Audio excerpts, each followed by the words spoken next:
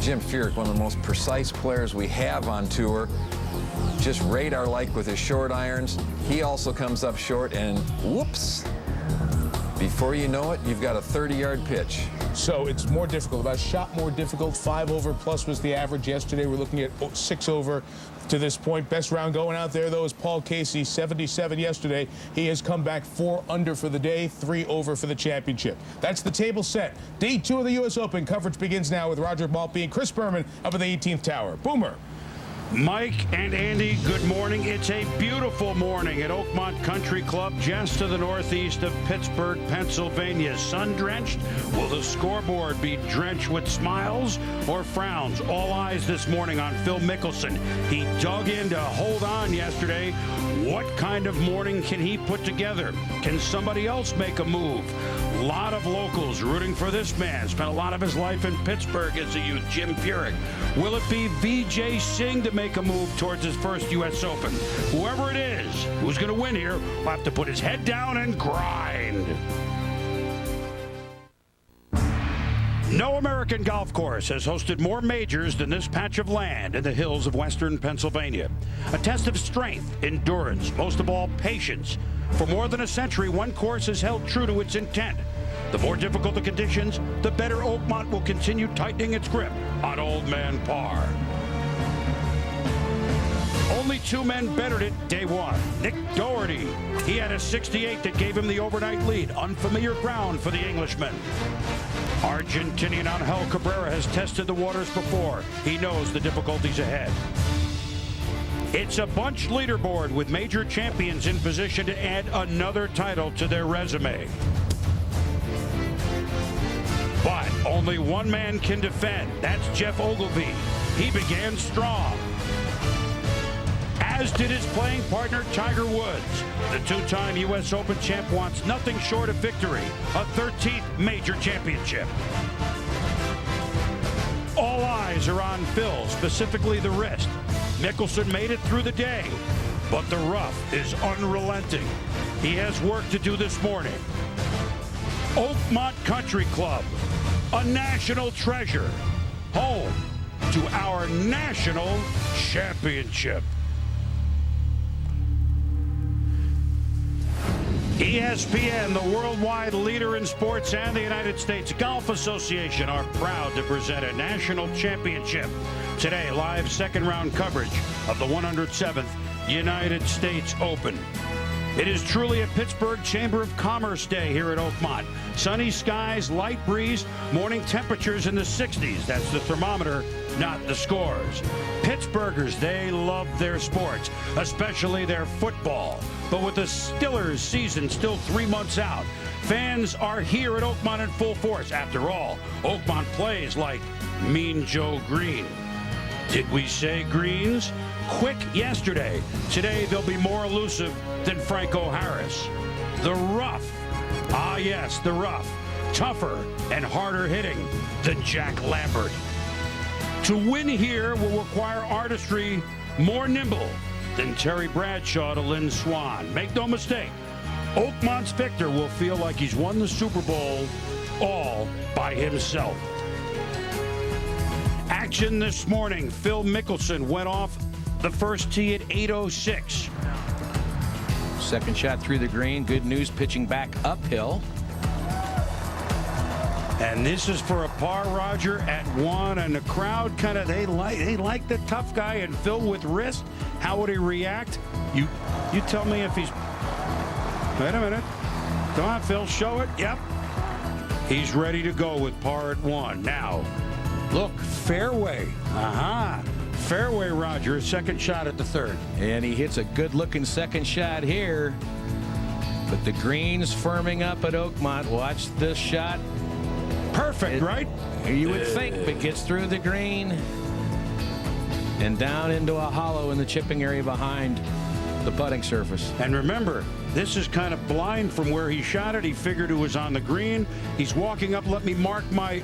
Oh, you got to be kidding me. That's right. But however, his short game wizardry right here. And he would save par at the 3rd. Now on the lone par 5 on the front. This for birdie at the 4th. Need to take advantage of the par 5s here. Only 2 of them here at Oakmont. The curlicue puts him under par for the morning. Meanwhile, the round of the day thus far, Paul Casey, 77 day 1. But Casey teeing off the 10th today, his second at 14. This one's all over it. Casey is playing 4 under golf this morning here at Oakmont. Bads is goods. Aaron Baddeley, the Aussie, birdie at 14. Baddeley had 72 yesterday. He's under par today. VJ Singh began going backwards with 3 bogeys, but he's made 1 birdie, and this birdie putt at 16. Trying to make a comeback. This one gets up on the edge and in. Meanwhile, Mickelson at 6. The par 3 6, the 6-iron, Raj. Beautifully struck shot here. Posing likes it all the way.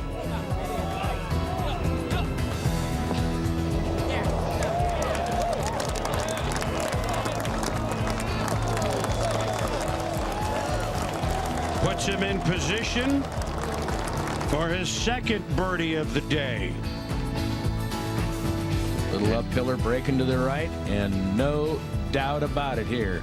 Barely touched the ball, didn't he? But Mickelson is 2 under, and a moment ago, his second shot at 7. The par 4 7th. This now from the primary rough on the left-hand side, trying to gouge a hybrid club out of there. So Mickelson out well, now work to do at 7, but he is fired up. And Bill Kratzert is on the course. Good morning, Bill. With Phil Mickelson, he had it rolling. However, now he's looking at something else.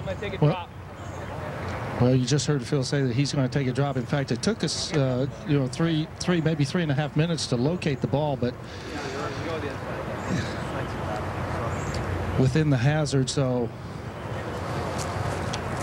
using the option that because it is a lateral, he can go on the other side of the hazard, no closer to the hole. I go back a little bit. One of those many drainage ditches. And let's take a look, though, Kratz, while he figures it out at our leaderboard, sponsored by American Express. The 25-year-old Englishman Nick Doherty tees off this afternoon, as does Argentina's Angel Cabrera. Baddeley, we told you, has picked up 2 strokes this morning. He is at even. Bubba Watson, the big hitter this afternoon, along with Olazabal, the Masters champ. Tiger goes this afternoon playing with Jeff Ogilvy. 71 seemed to be the score yesterday.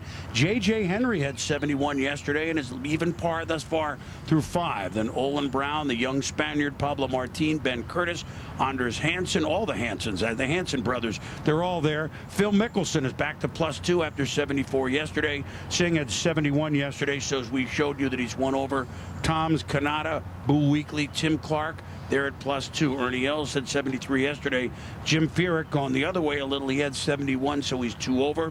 Harrington, Sabatini this afternoon. Paul Casey has made his case. Fred Funk, we showed you, and now to VJ Singh. Let's go out to 17. Dottie Pepper is at the hole. Good morning, Dottie. Good morning. VJ, after taking driver off the tee, the aggressive play, and it pays off. Back-to-back birdies at 16 and now 17. To 18. Where Casey is at the bat. Paul Casey putting for 31 for par here. Oh, maybe the shadows hurt, Raj. Who Maybe. knows? It's always awkward putting through shadows, but that putt struck too firmly. So Casey, who's been brilliant, now will have that for bogey. And now we go back to 7, where Phil Mickelson is still in discussion. And these are some of the many areas, Bill Kratzert, that are indigenous here to Oakmont. The executive director of the USGA, David Fay, our good friend, is with us this morning. Good morning, David, and explain exactly what Phil is going through now. Well, his ball was in a lateral water hazard, even though it has no water. So one of the options is that when it's lateral, you can find the equidistant point on the opposite margin of the hazard and drop within 2 club lengths. And that's what he's doing here, because Roger, you've got the graphic and you can sort of figure it out, but he was on the lower side. Right. He was on this side. Exactly. His ball crossed over in here. Exactly. So he's entitled to go to the opposite margin of the hazard and take relief from that point. No near the hole. Drop within near 2 the hole. club lengths. So his knowledge of the rules there, definitely a benefit, because he got to move the ball to shorter rough than he would have been in otherwise. That's right. And he checked it out with the official, Marty Jagers, and we have an official accompanying each group. But you're right. That's a case where knowledge of the rules works to your benefit. So while Mickelson tries to just save bogey there after the penalty stroke, here is Casey for bogey. But 3 under on the backside to begin for Paul Casey. Puts him certainly back in the hunt. A moment ago at 10, Dottie. And Brent Snedeker with this long uphill putt for par. Raj, this might be the only slow one on the whole golf course. This is up a steep slope and breaking to his right a little bit. Got it. How about that? Well, he made a few yesterday that saved his round. Have to do that at the Open. You just have to expect it. Over to 18. Where Vijay Singh has this second shot. Hole today cut in the rear left portion of the green. And leaning. This one might be a little left of where he'd like it. Oh, a fortunate hop, and here it'll come off that back slope. Ho, ho, ho. Let me tell you, had that ball hung up in that rough, his next play would have been really tough. Out of the shadows and into the light. So Vijay Singh gets a break. Can he convert there? And we say good morning to everybody. Again, it's a thrill and a privilege to cover the U.S. Open Championship here with you again here on ESPN. Chris Berman along with Roger Maltby. And you obviously got the memo. We have the same team shirts and team blazers. The memo went out last night for Phil Mickelson. Like, okay. And we saw it the last 5 or 6 or 7 holes, Raj. It was as if he said, okay, this is how it's going to be this week. Did you see him playing better at that time and understanding what he can do here, and he's applied it this morning? Is that what's going on out there? Well, I think that's part of the riddle, yes. He figured out that, well, it's not a sharp pain, not a stabbing pain, but it's a dull, consistent pain, and he's learned how to manage that, I think. Started making better swings on the backside and gutted it out. And I think, Curtis Strange said it best. U.S. Opens are won with guts and pars. And Phil displayed those guts, stacked up 14 pars yesterday, no birdies, but saved par a number of times, and that really could be a key to a great championship. And if it is inflamed as his well, now here's his bogey. Remember, he had to take the penalty stroke and drop. So this is bogey at 7. But should turn a little bit to his left, and it's just not doing it. A misread there, and that kind of derails the train. Off to a great start, and then all of a sudden a mistake, a missed fairway. Had been driving the ball beautifully. This golf course will make you pay. So he'll be back, if he makes that, back to even for the day and 4 for the championship. Now, look, it's not baking out here, but we had no rain. The sun was out in the afternoon. The sun was out. Well, do you think that these low scores are almost in? And last night, I got to say, they were working fast and furious, rolling and cutting the green. Do you think we're kidding? Look at how much they worked on green number 6. We got to get this going. The sun is going down. Let's get good. Actually, this was this morning. Now we're having fun. But I got to tell you this story, Raj. I ran into several of the groundskeepers, and they looked me in the face. The grounds crew had their game face on. They said, "Wait till they see it tomorrow. We're going to cut. We're going to mow." So do you think score is 68, 67 possible out here? Well, this morning we're seeing Paul Casey out with 3 under on his opening 9, but the golf course is only going to get harder as the day goes on. We have blue skies, we have some breeze, low humidity. it's going to dry out. That's all there is to it. They're going to get firmer and firmer as the day goes on, and I think under par scores this afternoon are going to be hard to come by. And remember, last year when Jeff Ogilvy won at +5, was the first over par win since our compatriot Andy North won in 1978. Will this be +5, +6, +4? Who knows? Carl Ravitch and Dottie Pepper in the other towers helping us figure it out today, along with Judy Rankin. So good to be with her and Bill Kratzert. They're on the course this morning walking, and Tom Rinaldi with the interviews as players come off, maybe go on, and you've already heard from our executive director of the USGA. That would be David B. Fay. So that's the cast of characters this morning as we go out to 17. At the 17th. Judy Rankin, you were there in Baddeley. I certainly am, and it's been a pretty good walk so far, playing extremely well. See if we can hear them for just a second, but he has not caught a great lie here, Dottie. He's up against actually just a very short collar, but a little tiny sand divot. That collar cut at just about 1.5 inches, very precisely, and this is a pretty precise hole location back there.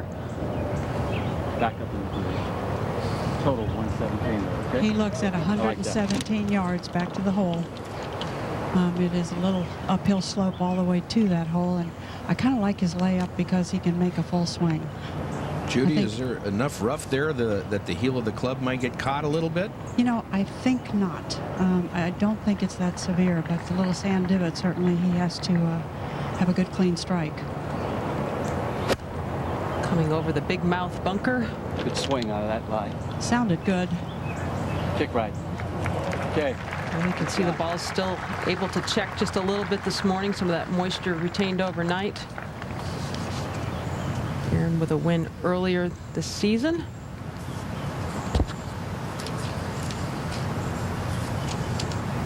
To the 18th.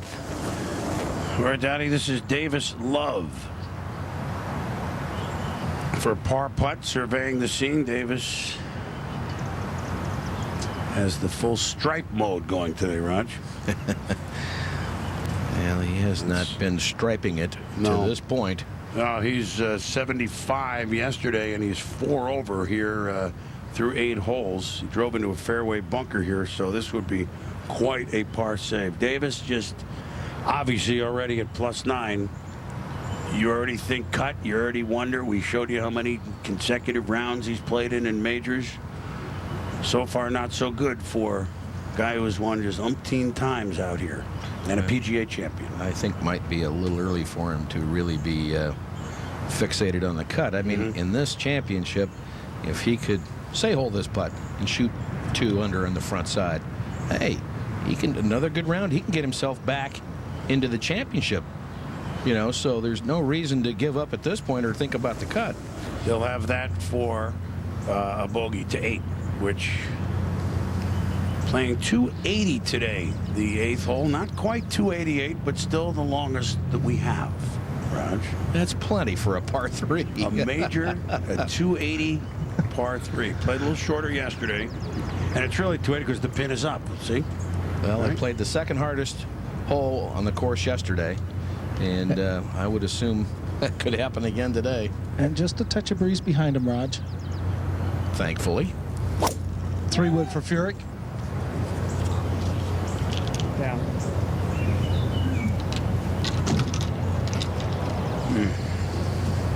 Yes, I'm very happy with that.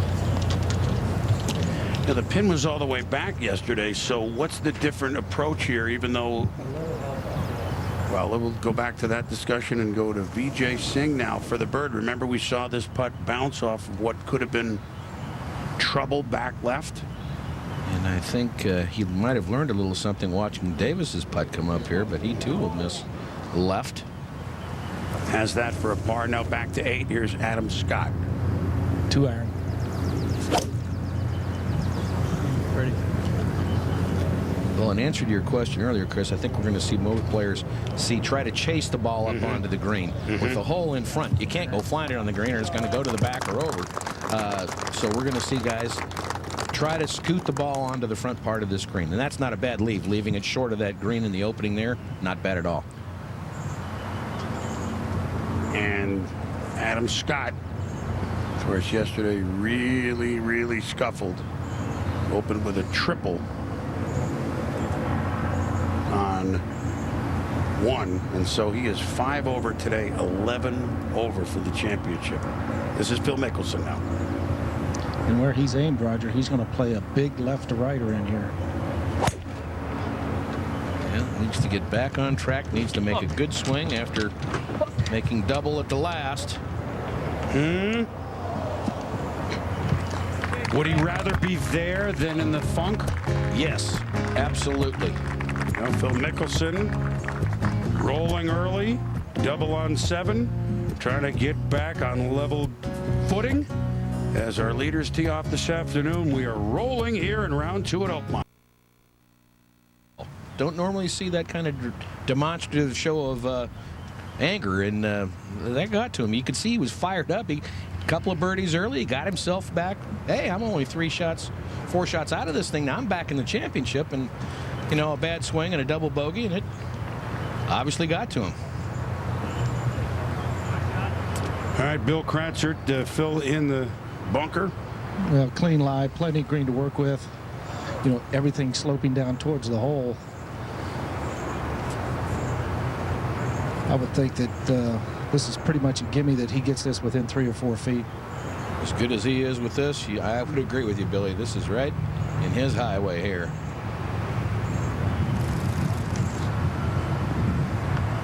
Oh, hit a little harder than he would have thought.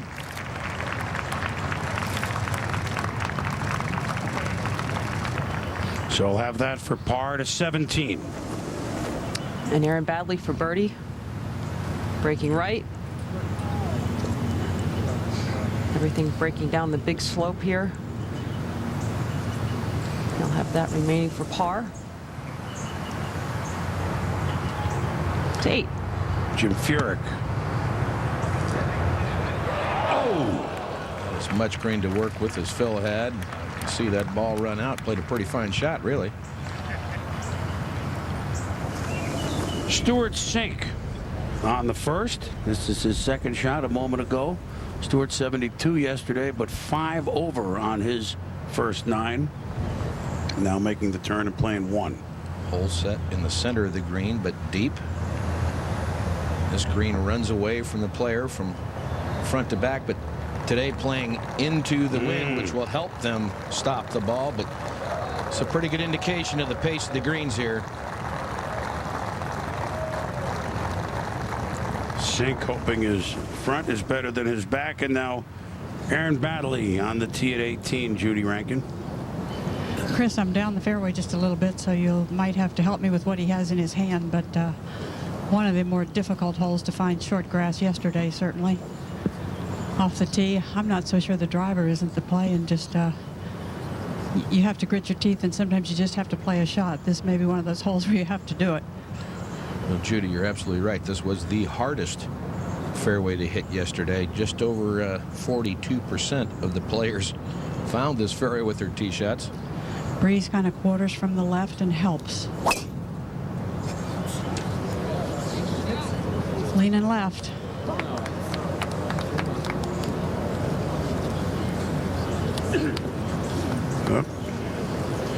This is one of those par 4s over 460 yards. The 5 of them here at Oakmont. We have 3 short ones. Again, if you weren't with us yesterday, 3 short ones that are drivable depending on the day, but he giveth, he taketh away. Now Mickelson for par at 8. Well, I think just a little bit of ridge, the brow that comes off that bunker. I think it's going to work this ball just a little bit to Phil's left and a little bit back down the hill.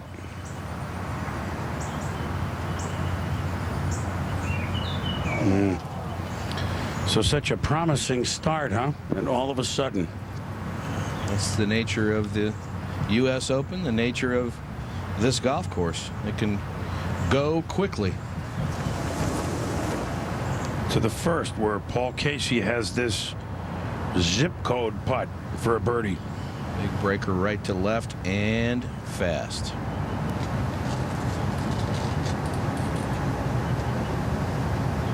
Oh, boy. Look at here. This has got promise. Oh, boy. Oh, my goodness. Now bite. Wow. Now bite. That one went all the way through the Fort Pitt Tunnel and still almost made it in there.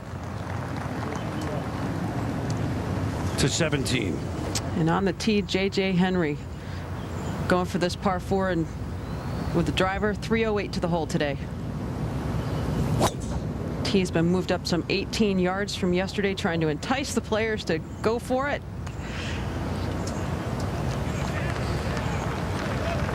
Needs to slow down. Oh, Roger. Oh, that's come up against the cut there against the primary rough. That's going to be a nasty lie. Over to 1. Casey now for par.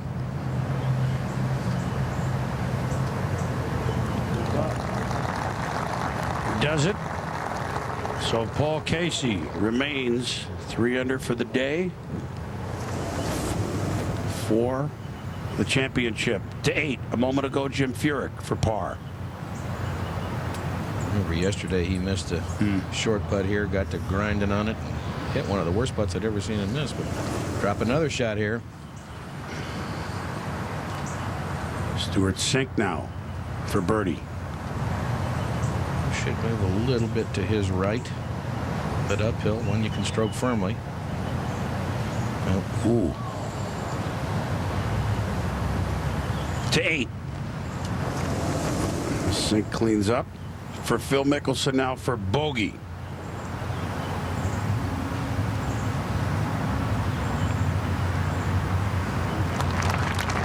Well, so 3 over the last 2 holes for Phil after a couple of birdies early. And so now it's back to the garage to re-tinker with the car. The leaders don't tee off till this afternoon. Aaron Baddeley making a move. You see all those players at 71 teeing off this afternoon. U.S. Open Championship here at Oakmont. We'll be back.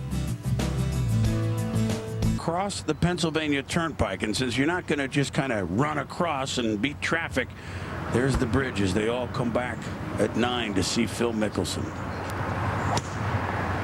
9th hole, Chris, straight up the hill, par 4, 477 yards. Yesterday, Phil striked one, and one of the problems here at Oakmont, you can hit a good tee shot and have it do that. Very few flat fairways.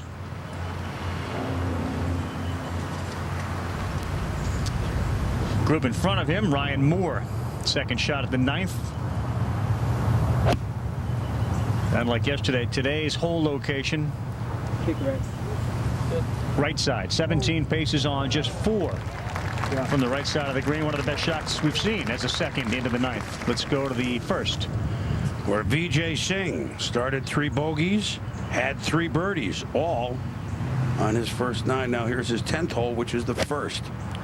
Down the hill, Raj. Downhill shot, but a blind shot. And they'll have a hard time hanging on. I would think that'll get through the green on the left. A fall off there. BJ with a little work.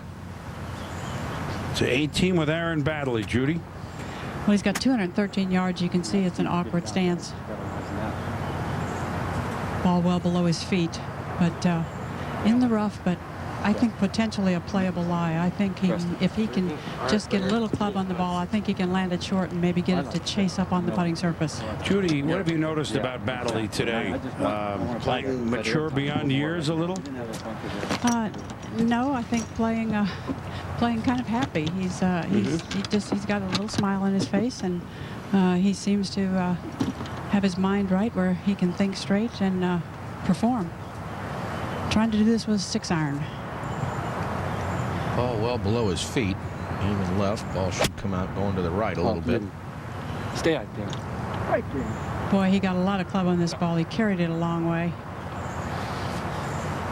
Sinks deep into that. Be a little less smile there, huh? And Baddeley playing so well going out this morning. To 17. Dottie? Well, we saw J.J. Henry's drive come up on the steep stuff. Uphill and breaking right. He didn't take as big a hack at it as I thought he would have to, Dottie. No, he certainly didn't. And he'll leave himself an uphill putt from there. Well done.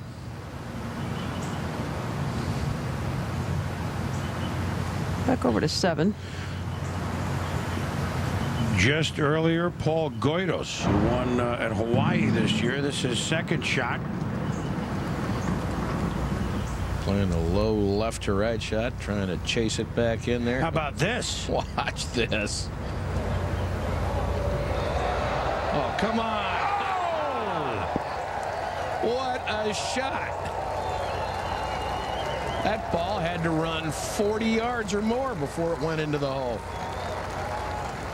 Even Goydos might smile a little. My goodness. We'd like to thank the MetLife Blimp Snoopy 1 for the great aerial shots of this U.S. Open Championship. Congrats to the MetLife Blimps. They celebrate their 20th anniversary this year. MetLife guarantees for the ifs in life.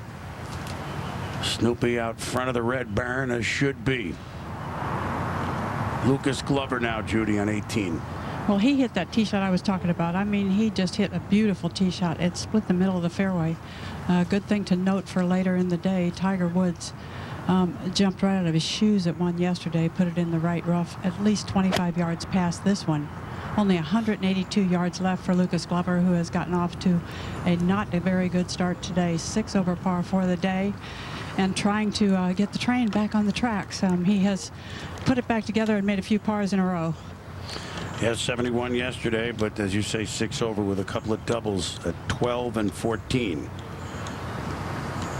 And here it is. Go out with bogey, then double, then bogey, then double. Boxcars, not good. Ouch. To 17. J.J. Henry for birdie. And as like yesterday, likely to make 4. He'll defend his first PGA Tour title next week in Hartford. Over to the first. We're anxious to see him there. VJ now at 1.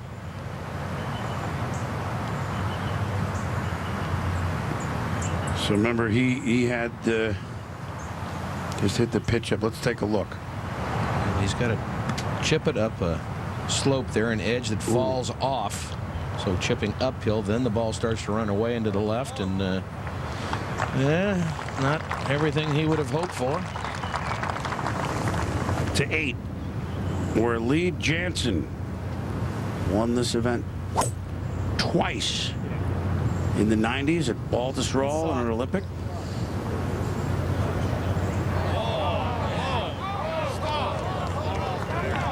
No, come on back.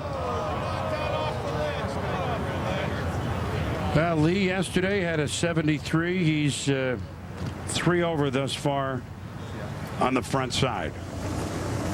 To 9. Carl? Ryan Moore's got a birdie putting. And still, it seems like so many, Chris. Roger, your second putt, 4 or 5 feet on average. This was Shingo Katayama for par. And this was a moment ago. And gets it to drop off the lip and in. Katayama going pink belt, pink hat today. Hats off. You have some of those in the closet, don't you, Ravi? I gave them all to Shingo. Thank you. Now Phil just off the fairway at the 9th. Intermediate cut of rough, 223 to the hole. 211 covers that right-hand bunker. Hole playing straight down breeze.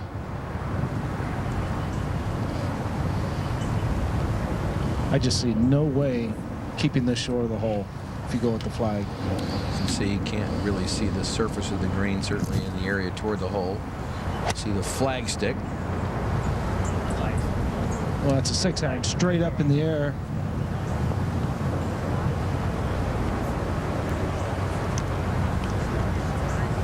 That'll be a fun putt. And for those who weren't with us yesterday, the area behind where Phil's ball is the practice putting green. During the course of the coverage, you'll see players practicing before they go out to play their round, and it'll meet up with many of the balls that we've seen, especially where the hole location is. Billy's right. We haven't seen any ball that's been aimed at the hole stay in front of it or even near it. It's all rolled back, and you can see if you extend out here, people are practicing their putting. Of course, the 9th hole, like so many before, you go back to the last time the Open was played here. Those trees were here in 1994. And both sides of the fairway lined with trees, and now there are none. And not until you get all the way up to the green. Some 4,000 or 5,000 trees have been removed, depending on who you ask and who's been here the longest to count them. But now you shoot right back up to the country club. And just opposite the 9th is the 18th. Where Aaron Baddeley has this delicate shot, Judy. Well, he can't play it delicately because it is very thick rough. Uphill all the way to the hole. He's got to hope this might come back, but if it catches the fringe, here we come. on, baby. Come on. Stop there, stop there, stop. You know, you root for it to come back, but I'm not sure everybody would try to take it off the fringe to get it a good bounce. It's like calling your shot on a billiards table, isn't it? Very much so. I don't think he intended that. I think he wanted to get it about 6 feet past the hole and just trickling back, but he was in deep, thick stuff. And now VJ Singh at 1 for par. Breaker to the left here. Nasty little putt. So how about in 10 holes, VJ now has what, 4 bogeys and 3 birdies to 2. And Paul Casey with his second to the short par 4. Already 3 under on his round today. Must carry the ball back up onto the level where the hole location is. False front here. And Roger, that's got action to go backwards. That's going to come back off the green. Watch this. False front. This ball could come back 20 yards off this green.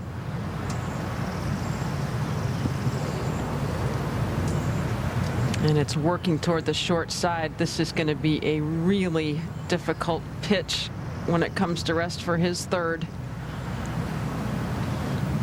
Over to the third. Yesterday, Steve Stricker drove his ball to the left into the church pews. Today, perfect in the middle of the fairway, currently at 5 over. We saw in the highlights earlier, Phil Mickelson landed right near the hole. And if you don't stick, you roll off the back. Good shot by Stricker, and that will stay on the surface. Great shot by Stricker, in fact. Hole location just 7 yards from the back. Once you take a peek over that hill, you're done. To the 8th. Where Lee Jansen now has just made par at the par 3/8. So that'll keep him at 3 over today, 6 over championship lead. Trying to go 1 more year on the 10-year. You win the U.S. Open, you get 10-year exemption in this event. Of course, his last win was 98-12. First look at the par 5 of 667 yards. Brent Snedeker for par gets that one to roll in. Well, you need to make those 8-9 footers, and Snedeker hanging right around 3 over. Now across the expressway, and we pick up the play at the 9th. Well, Carl, I said yesterday, or I said that'd be a fun putt earlier, and I was looking at the stats. This green, the field averaged over 2 putts per player. 2.01 putts per player. I don't know that I've ever seen a putting green average over 2 putts before. That gives you an idea of how many levels and how tough a putt this is. Well, one thing that Oakmont's greens allow you to see are all the undulations and hills. So many times players will tell you, did you see the hills in the green, or how difficult it was? Here you can see them as clear as day. Well, I don't think you can put much more in a putt than what he has right here, Roger. He's once he hits that ridge right there, coming up that ridge diagonally, he's going to have perfect speed to get this close to the hole. And if you mess it up much, you can miss by a lot. This is pretty good here, really. Slow down. Wait a minute. Roll right What'd off you the say? green. Well, that's got more speed on it than I thought it had. That's going to miss the green. Right off the green. And now he won't be able to putt that, probably.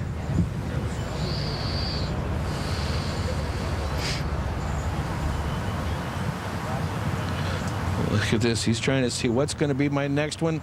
That's going to be the break. Oh, geez, what kind of lie am I going to have? Wow. Almost a sly smirk on his face, like, look, there's nothing I can do here. Aaron Baddeley for par now at 18.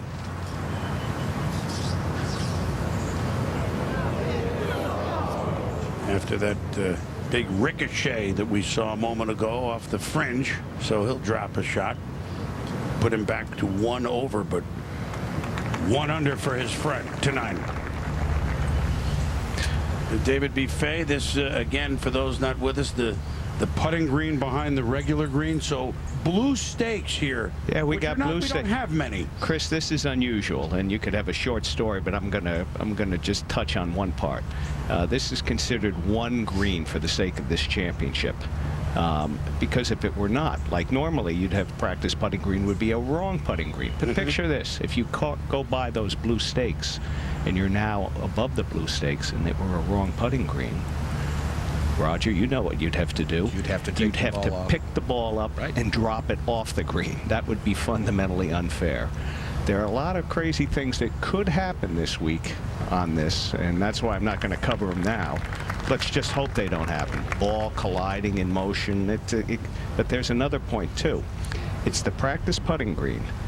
And before a round of golf or between a round of golf, you cannot practice on the competition course. So you're back there and you're practice putting. But when we've had many notices to the players, you can't wander over to the other side of the blue line before the round of golf or between rounds and practice putt on the lower part of the green. It's unusual, but you know what? That's one of the great things about Oakmont. They have some features in this golf course you're not going to find anywhere else, and this is one of them. Stay behind the blue stakes if you're warming up. To 2. Thank you, David. Saw Paul Casey's second come down that false front. Roger, he doesn't have a whole lot of green to work with from here. This is a very awkward angle. You can see, I think he's going to try to play a pitch and run here. He's got, looks like about a 7-iron or a 6-iron maybe, and going to just try to bump it along and see what he can do with it. I think that's the safe play, considering that the approaches are cut. That's going to loop around and come back. Wait a minute. Wait a minute. See how much it'll come back. More.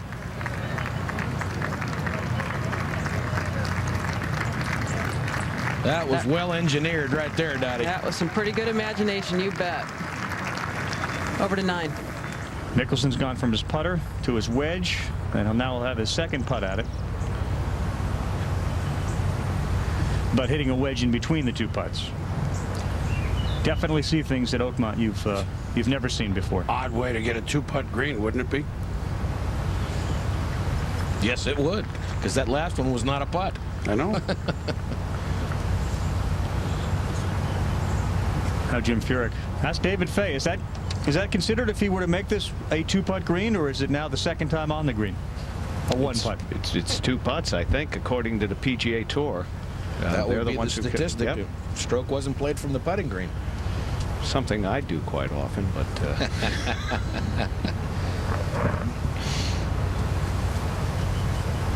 Jim Furyk certainly watched what Mickelson's first putt did, and he was cautious to leave this one on the putting surface. Hey, he gets his second putt at the 9 to drop. Good par save for Furyk.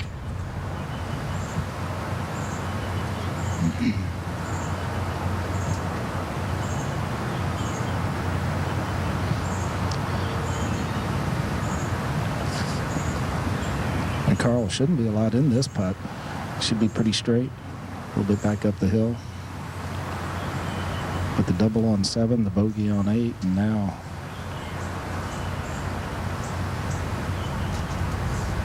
the bogey at 9, 4 over the last 3 holes on the front side. After such a promising finish to yesterday and start to today.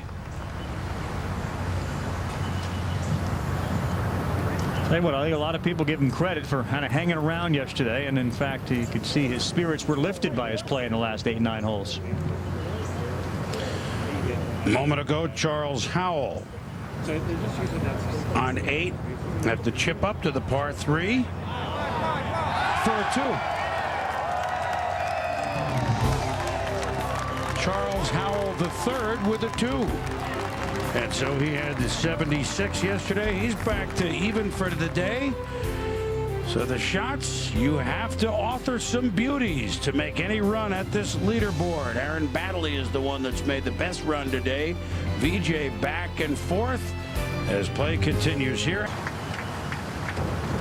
Back to Oakmont, Steve Elkington a moment ago. So excited about playing here. Thought everybody was complaining too much about rough. His second at the 9th, and David Fay had just talked about all the possibilities. Watch Elkington's second shot hit hard, and groups that are practicing their putting, look out. Nearly into a practice hole.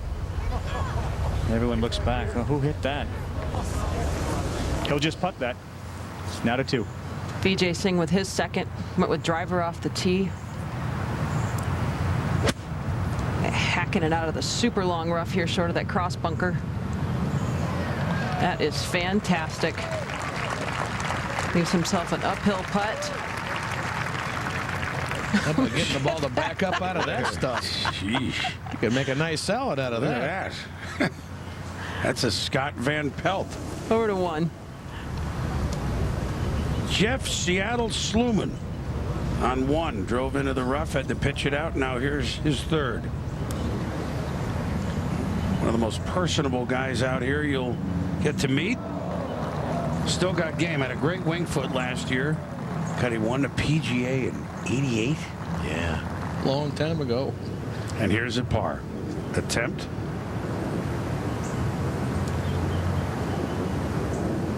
Bang. So Slew opened 74 yesterday. It's 2 over thus far today. It's 6 over for the championship. We're up around Rochester, and I think anybody who played the game is thankful, right? And he knew what he was doing because he built one here that will last the ages and has. Moment ago, this is George McNeil, first year. Oh! First year pro from Fort Myers, Florida. He's got game, Raj, this young man. Yes, he does. Very promising player. Aaron Baddeley at 1. In some trouble. Jump, baby. Trying to run this ball down the hill if he can, get it to chase down the fairway. Here it comes. Oh, it's not done yet. That'll still go some more.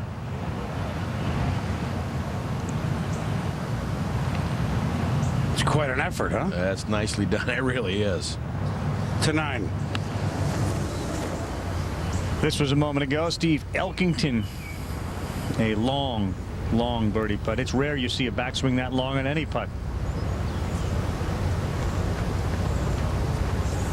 Roger, that'd be a good 100 some odd feet. Well, the good news is it was downhill. What can I tell you? Steve struggling, not having a good time here at Oakmont. 18 over at this point. Let's go to 2. And Vijay with this putt up the hill for birdie. Raj Anung, one of the walking wounded out here this week. Yeah, stepped in a rut of some kind earlier in the week and has a brace on his left ankle. It says it wasn't a factor yesterday. At times we've seen him limp a little bit, but he says it's not affecting his play. Also had trouble with his right ankle earlier this year at the Tampa event. Coming off bogey at 1.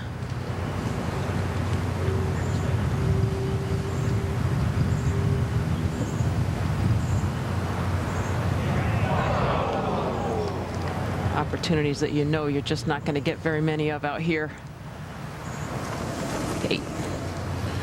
Anthony Kim on the 280-yard par 3.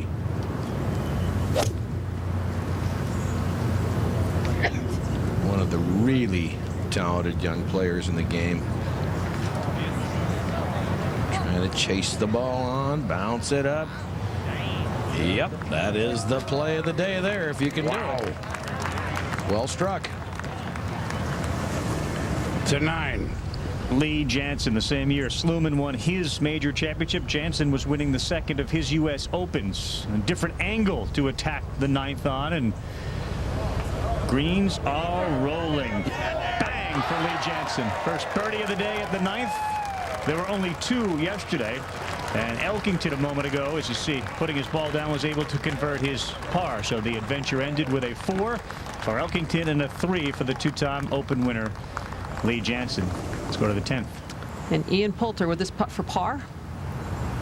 This is very slick. Beautifully done. Little tip of the cap. Nice shoes. Come on, Dottie. And he doesn't get the Rod Stewart thing? Come on. Of course he does.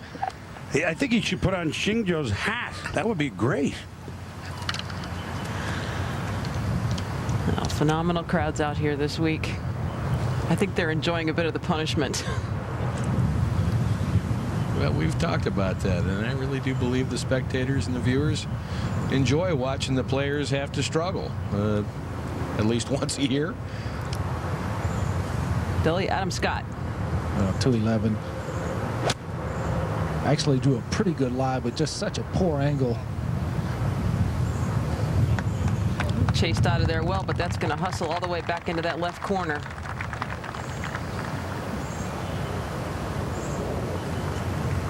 There's part of that punishment.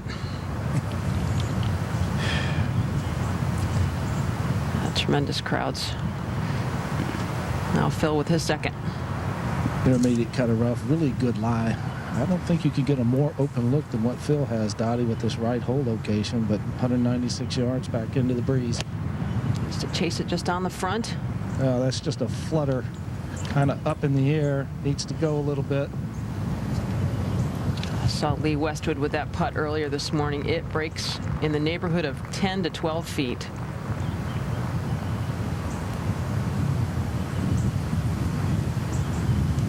Now Jim Furyk. Beautiful tee shot right in the dead center of the fairway, 174 yards. And the breeze has picked up considerably, Dottie. I mean, all of a sudden it is really back into the player's face. And I've got to believe it's blowing somewhere around 10 miles per hour right now. Pretty difficult hole location. Oh, Pretty difficult. Okay, off the charts. Okay. Anything to the right of the hole here, you've mishit it, but this is pulled well left. You have to hit a perfect shot to get the ball anywhere near the hole when it's cut on the right side of this green. You've got to hit a cut up against the slope, hope it lands soft. There's just not much room. We'll take a look at Golf Track here at the 10th. Very sloping fairway, kicks downward at 280. Just one birdie, 25 bogeys or worse. And look at the action here going into the back left corner. A little slope on the right. That right bunker is a total mistake. And as we've seen, some very thick, rough, long left as well. Not only that, Dottie, this hole had 19 double bogeys made on it yesterday, the most of any hole out here. 14th hole, Brent Snedeker. This is a 352-yard par 4. That has been the best shot so far, is to actually land it in the first cut and then have it settle up. He had the second shot from 185. Let's go to one. Aaron Baddeley now with birdie attempt, Judy. Really an amazing second shot from 247 yards. This could not be a faster putt. This is right down the escalator here.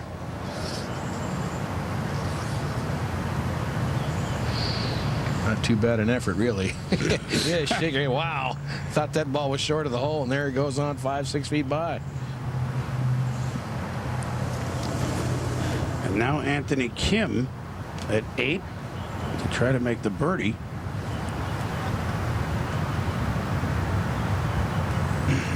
Got here by prevailing in an 11-man playoff in Columbus, Ohio. Also got in a junior amateur when he was a kid in an 11-man playoff. That's what we need here at Oakmont, an 11-man playoff on Monday. Talk about punishment. Monday, we wouldn't get home till Wednesday. I understand. Aaron Baddeley. We continue from Western PA, where the rivers meet just a few miles away. The three rivers, the Allegheny, the Monongahela, meet to form the Ohio. And the confluence of all golf roads this week. The U.S. Open here at Oakmont, our continuing coverage. As Bill Cratchit mentioned in the last segment, the breeze is starting to pick up. Usually about 10 miles or so of wind to get those flags moving. Phil Mickelson, remember, he made the birdies at 4 and 6, was at 2 over, and since dropped shots at 7 with the double, 8, 9. This a big swinger at 10. about a 50-50 chance of even two-putting this. Live look at Mickelson's long swinging birdie attempt. So he's going to have that for par. And to try to stop the bleeding here, this was a stretch that Mickelson played very well yesterday. And Andy, he spoke about it. You spoke about it while it was happening. Not so much here today, holes 7 through 10.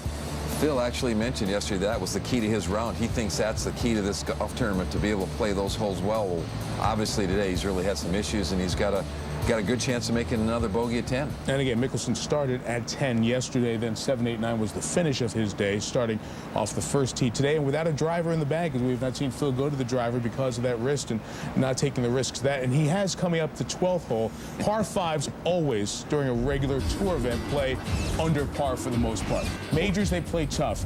12 is playing unbelievably tough today. I've said this before. This is the hardest par 5 I have ever played without out of bounds in water. Bunkering, it's hard to get the ball in that position. If you had to put it in the rough, then you're laying up short of that first bunker. You've got to fit the second shot in. Now today, you've got a whole location that's only 4 or 5 paces on the front of the green, and the green slopes dramatically away. The one thing you have to be careful here, and the experienced player will understand, you've got to land the ball on the green and then let it release past the hole and putt back. If you try to bounce it in and it stays short, you've got absolutely no chance. You'll end up making a sure bogey. These are some of the nitty-gritty numbers for the way the hole is playing yesterday to today. Let me give you some other numbers for this. 51 players have played this hole. 3 players made birdie. 32 players have lost a shot at this hole, including Steve Marino, who made a 9. So it has been so difficult to play the 12th hole, and that's ahead for Mickelson. He still has that putt at 10. We talked about the weather forecast for the day. It is sunny. Sunny and windy is very nice, except here, because it is drying out. It's getting harder. It's harder to hit the fairway. The average score is a shot higher to this point, and it's just beginning. Back up to the 18th tower. Roger and Chris. Boomer? Mike, Andy, thank you very much. This is Aaron Baddeley, who went out so well on the backside where he started, now has this for par at 1. Words you don't hear often here at Oakmont: straight uphill for par. You don't get many straight ones. Oh, that one pulled just a fraction.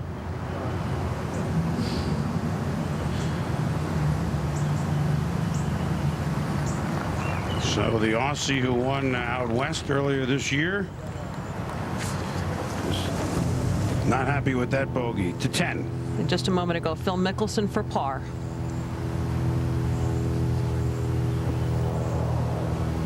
Wow, and that's not in yet. Now live for the bogey. Bill? Well, back up the hill, but certainly a time for Mickelson to kind of gather himself, Dottie.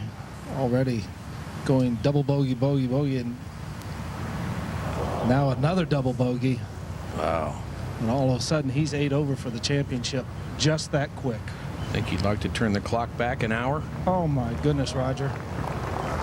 Played the first 6 holes 2 under, and 6 over from there.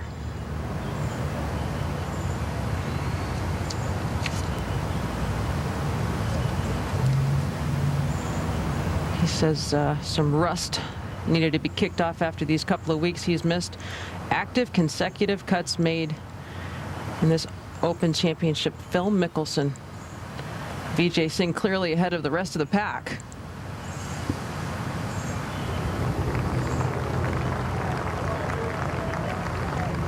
Furyk there tapping in for his bogey. See Phil's scorecard there with 2 birdies to start. And as Billy mentioned, then this trouble began with the ball in the hazard at the 7th. A double to start the back 9. That's Vijay Singh at the 3rd. He is past the grass part of the church pews here.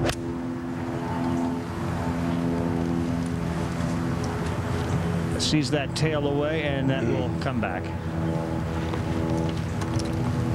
Tell you what, the last couple of holes, you've really gotten a good measurement of how strong Vijay Singh is. Really 2 church pews on this golf course. You can see some in the upper right-hand corner between holes 3 and 4. Big one is 100 and some odd yards long, 30 yards wide. They've added a few more pews. There weren't enough seats, so they've added a few more pews. And at the second tee, Aaron Baddeley going with an iron Hazard on the left comes in at 216 and bunkers to be avoided down the right. And that'll set up well. Reasonably close second shot to the uphill par 4.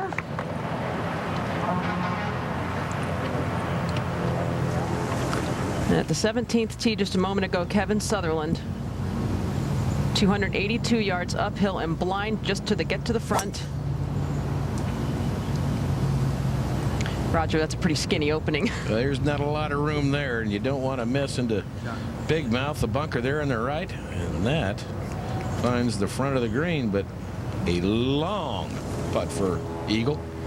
Over to the third. VJ's third at the 3. Currently VJ's 2 over for the event, shot a 1 over 71. So many of the notable players yesterday shooting a 1 over 71 in this par 70 layout. 2 par 5s and 1 on each side.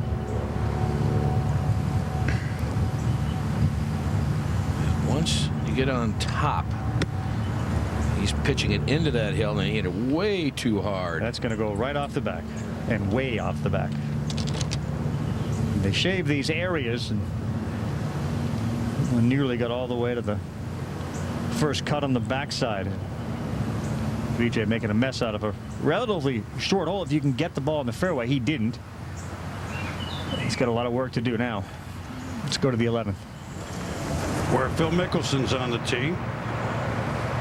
And should just try to toss it up the left-hand side, let it drift back a little to the right. Less than half the players hit this fairway yesterday, and really everybody's laying up here. I mean, this is not a driver hole. No, it's like a 3 or a 4 iron. Yeah, it's hard to hit. Slopes left to right.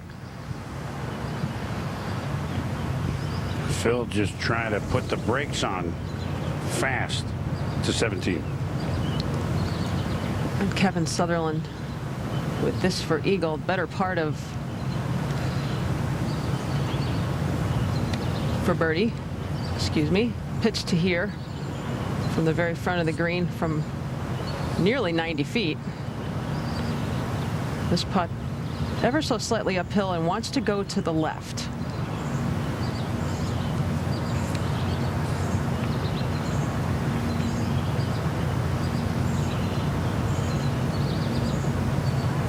Oh, well done there. Sneaks it in the side. Just going to have to make 8-footers here. And over to the second, Aaron Baddeley. Judy, update us on this situation. Well, he's just getting ready to play his second, Dottie. On the iron off the tee, 156 yards now up the hill, right back into the wind today. 7 iron in his hand, and the tricky part is how do you keep it below the hole and not take it back off the green? He'll be very lucky if that ball comes to rest. That's going to go right back down to the bottom. Oh, got lucky. Got very lucky. He just saved himself about 20 yards. Something caught that ball up. More often than not, that ball's going to be 20 yards short of the green. Over to 11. Oh, boy. In Poulter under the bridge. Oh, boy. Nowhere to run, nowhere to hide there, Raj. I don't know what he was trying to accomplish with that shot. Poulter was geist. Now VJ from way in the back. Yeah, he's going to try to do what we saw Phil Mickelson do earlier today, hit it into the hill and have it die, and it just doesn't. That was his 4th, so he'll have that left for a 5. Just to expand on Tom Rinaldi's story about Henry Clay Phones, after he had built the course, prior to that he was actually working as a torchman. Hurt his eyes. They told him he was going to go blind and die in 3 years. They found out later he wasn't, and then he built this place. In the 3rd hole, this for bogey. After hitting it into the pews and sculling it over to the back of the green, left himself with this. That's going to be a double for VJ Singh.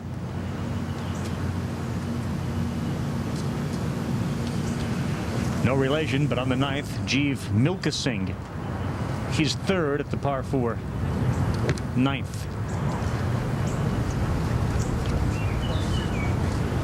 It's a few inches, and he knocked it back to where they're practicing their putting, and it's going to come back, but not nearly what he'd like it to come back. Wrong hole for those of you just tuning in. That's one of the holes on the practice part of this putting green.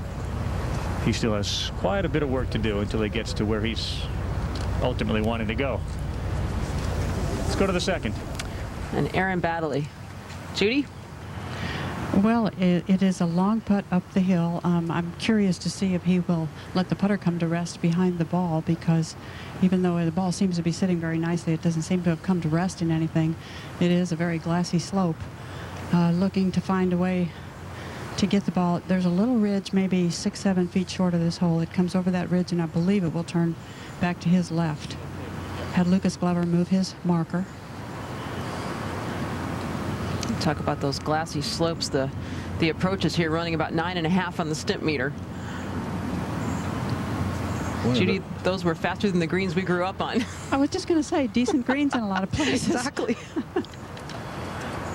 One of those occasions where good fortune can really help. I mean, most of the time this ball would have been gone down the slope. Very lucky that it stayed here. And now very slow. Go back. Go back. Yeah, it's beautiful speed there. Over to 11. Where Phil Mickelson second on the par 4. 124 yards, Boomer, straight downwind. Needs to go. Oh, that was a friendly little hop. Could use a good break at this point. No question. Well, still looking. By the way, Poulter, we saw ahead in the group ahead of Mickelson, made double bogey. We saw him down there by the stone wall and the very deep stuff, made double bogey at 11 up ahead of Phil. So Poulter is 6 over. To 9, your buddy, Ravi. Long putt for Jeev Mickelson. Now resides in Norwood, New Jersey, by way of Chandigarh, India. It's felt like he was putting across continents. Pretty good lag here, though.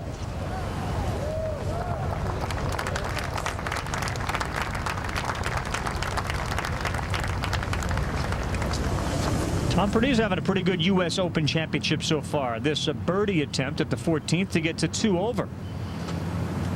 We saw him make a bomber yesterday on number 8 for birdie. Everyone moves, excuse me, in the hole for Tom Pernice. So he is sitting there at 2 over with 9 more to go in round 2. And looking at the MetLife blimp, Snoopy 1. Helping us with today's aerial coverage of the 2007 U.S. Open Championship. The blimp travels over 60,000 miles a year, covering sporting events and television specials throughout the United States. Look for the MetLife blimp Snoopy 1 and Snoopy 2 as they team up with NBC again soon and ESPN. Let's go to 2. And Camilla Bajegas with this putt. Having a rough go of it, 4 over already today. Went out in 38, bogeyed the first as he made the turn. This very touchy putt moves hard to the right. First good birdie opportunity he's had in a while, Dottie. 4 times already today he's had to pitch out, could not play to the green. Well, yesterday you only hit 3 fairways, so you can't play with smoke and mirrors around here. Just can't do it. It's going to catch up with you at some point. Rumor has it that there's a little bit of a finger or a hand injury from a window incident, but I don't see any bandages or any evidence of it.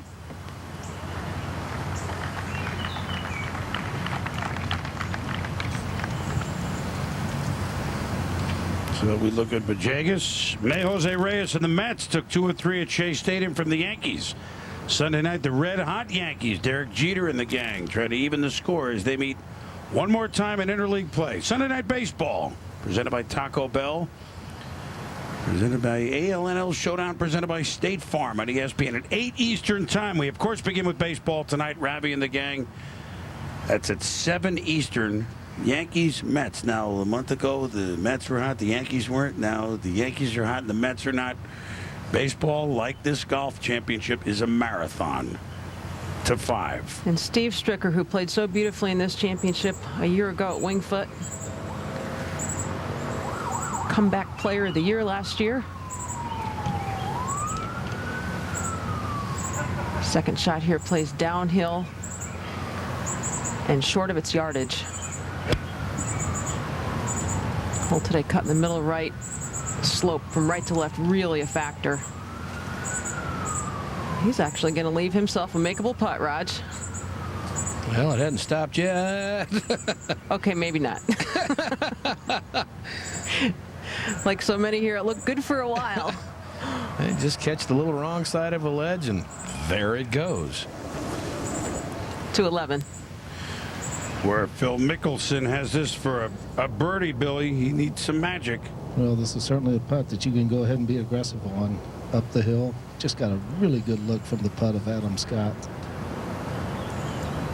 Up the hill, once it starts losing its speed, we'll go a little bit to Phil's right. One of the hard things about a U.S. Open, Billy, I mean, the golf course is just currently beating him up. But you can't give up. You know, if you make a couple of birdies, you get yourself right back to where, you know, you've got a chance. Exactly. You know, all of a sudden, you know, you dunk this one, you birdie 12, and then you birdie 17. All of a sudden, you're back to 5 over for the championship. Almost. And who knows what might be the lead at the end of play today. I'm starting to think nobody might be under par when all is said and done today. Well, I think to expand on that point, Roger, here's a great example of where Oakmont is right now. Jeff Sluman hit a shot to the green, rolled all the way back to where he is. This looks like a perfect shot. Perfect shot. And you got to be kidding. Good luck anyone coming out to play in the afternoon. That was his 4th shot. Well, I repeat, the grounds crew at 8:30 last night had their game faces on, guys, saying wait till they see what they're going to see tomorrow. To 10. Sean O'Hare with his second. I think that is his 3rd. And a beauty it is. But he is still going to have a putt with some speed and a lot of break in it. To the 4th. Par 5 4th, Paul Casey has a chance for an eagle here. Admittedly, not a high percentage shot, but a chance nevertheless. Just across the expanse of green, downhill. Notice he didn't hit that too hard. Here it comes.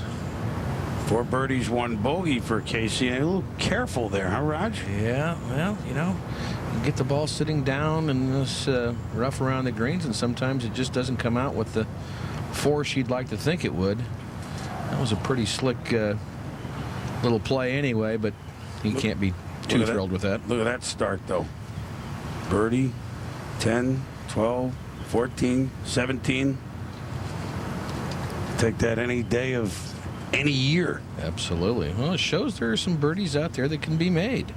You know, there are 5 short par 4s that average about 360 yards in length, and you know there are birdies that can be had. But you know, you better make some birdies on those holes, or you're really going to have a hard time around here, because you're going to make some bogeys. You're going to drop some shots. Paul Casey raised the hackles a couple of years ago, right? A little Ryder Cup talk. Yeah, I think more was made out of that than I should agree. have been. Paul Casey's a delightful guy. I He really know. is. I think a lot of that was certainly misunderstood. Very fair.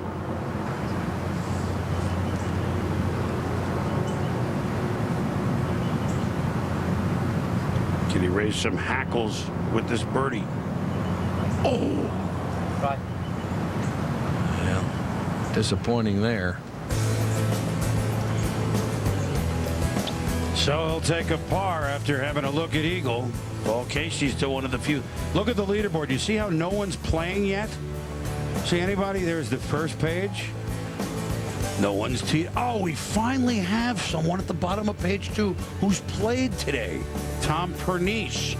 with that bomb we showed you. Baddeley moving Peterson a little. Kevin Sutherland's had a nice championship, but Reveille is going to blow for the afternoon group here in a little while. And I don't think it'll exactly be the charge of the light brigade. We'll see what happens. Vijay Singh had bogeys, then birdies, now bogeys again.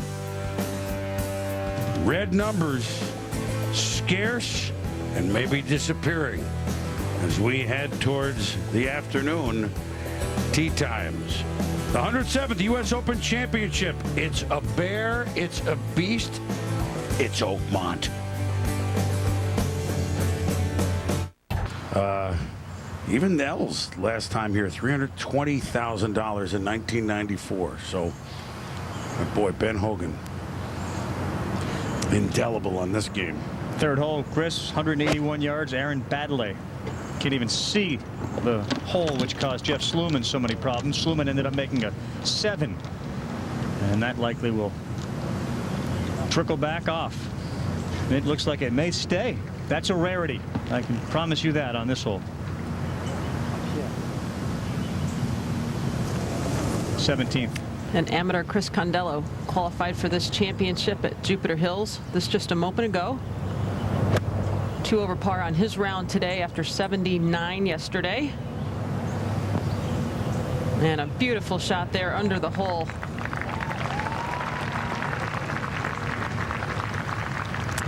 And now his putt for birdie.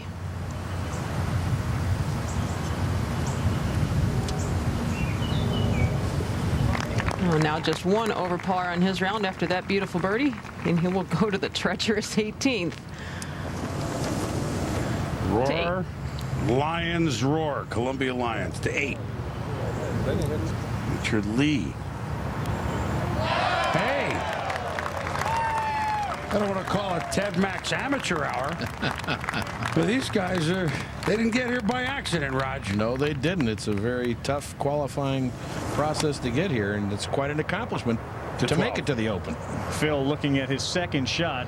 He obviously didn't hit a very good tee shot way back, and that one looks like it's going to crawl into the rough. So after a promising start for Mickelson, and it appears as if the wrist, which he's still flexing now, had calmed to the point where he was swinging as well as we had seen him swing all day yesterday. Really good form earlier today, but those scores don't reflect it. 15th hole.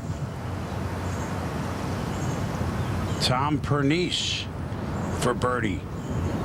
Seagoer here.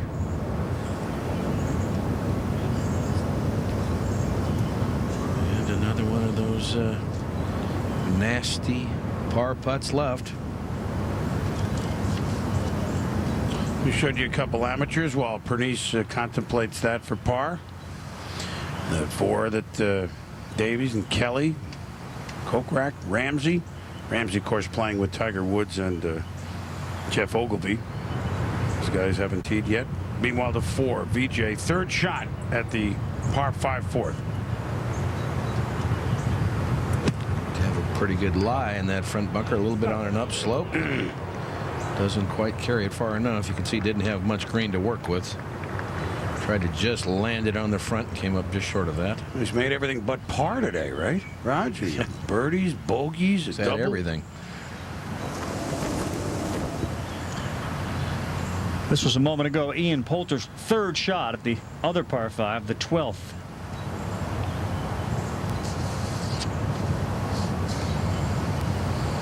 Hole located just 5 paces on. Oh, it comes through the first cut and rolls onto the green by the hole. One of the better third shots we've seen. We'll see what Mickelson has in store. Poulter did go on and make the birdie here at the 12th, a rare birdie. 15th.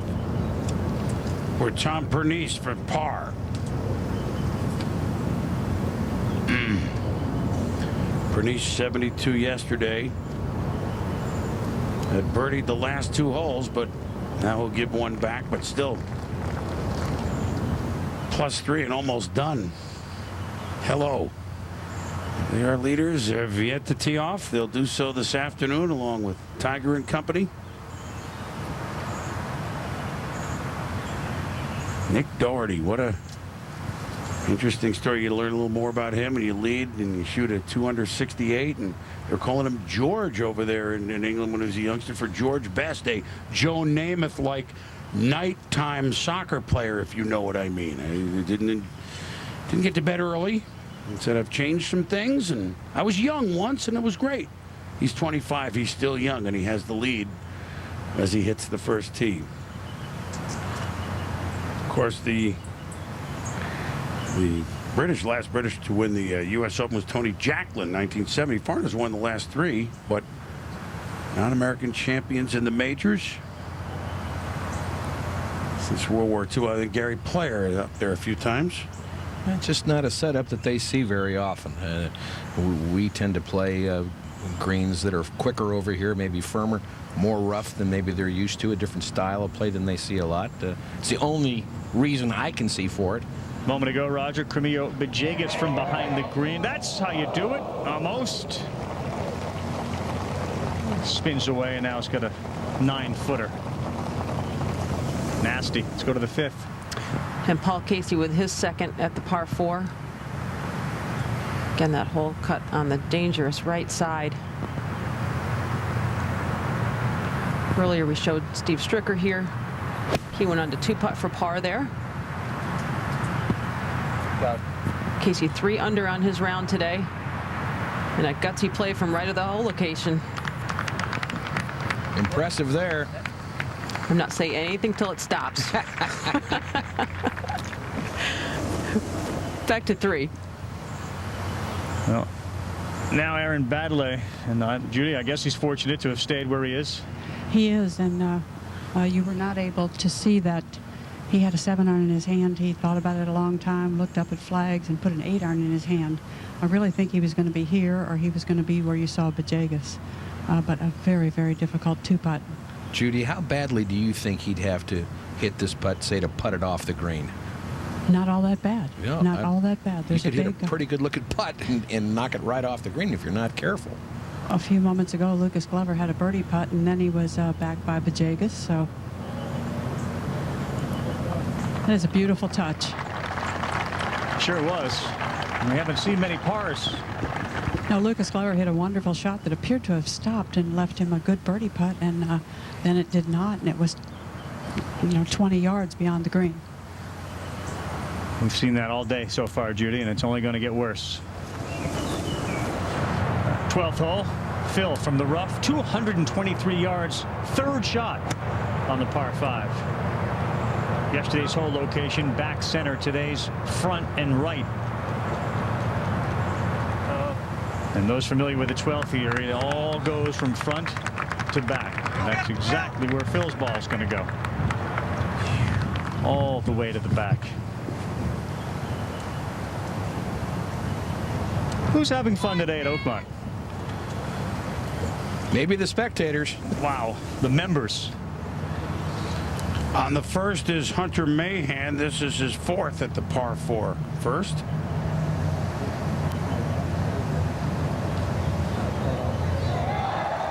Went hunting there.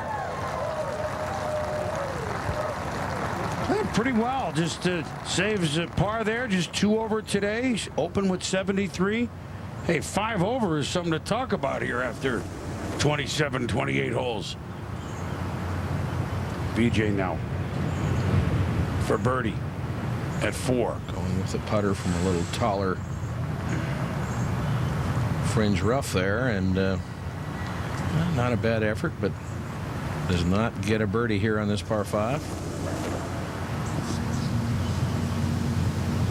Villegas. Third shot, right? He's got it. He is a very frustrated player. That's what the test is here, because I don't know who's not frustrated out here. All you got to do is watch body language and shoulders slumped. A lot of thinking going on. 16th. And Tom Pernice. First that was a 5 when you realized. Listening with the conversation.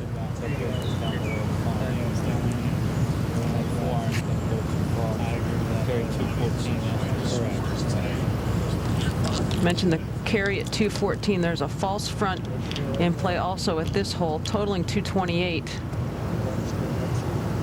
But it's actually 222 to get it all the way up on the level. Tom coming off bogey at the 15th.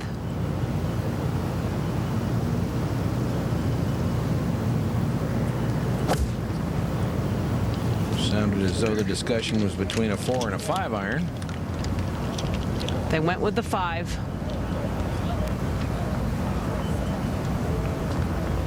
And there's the slope. Roger, maybe what, 4 feet from perfect? Didn't have to get up too much more, did it? My goodness.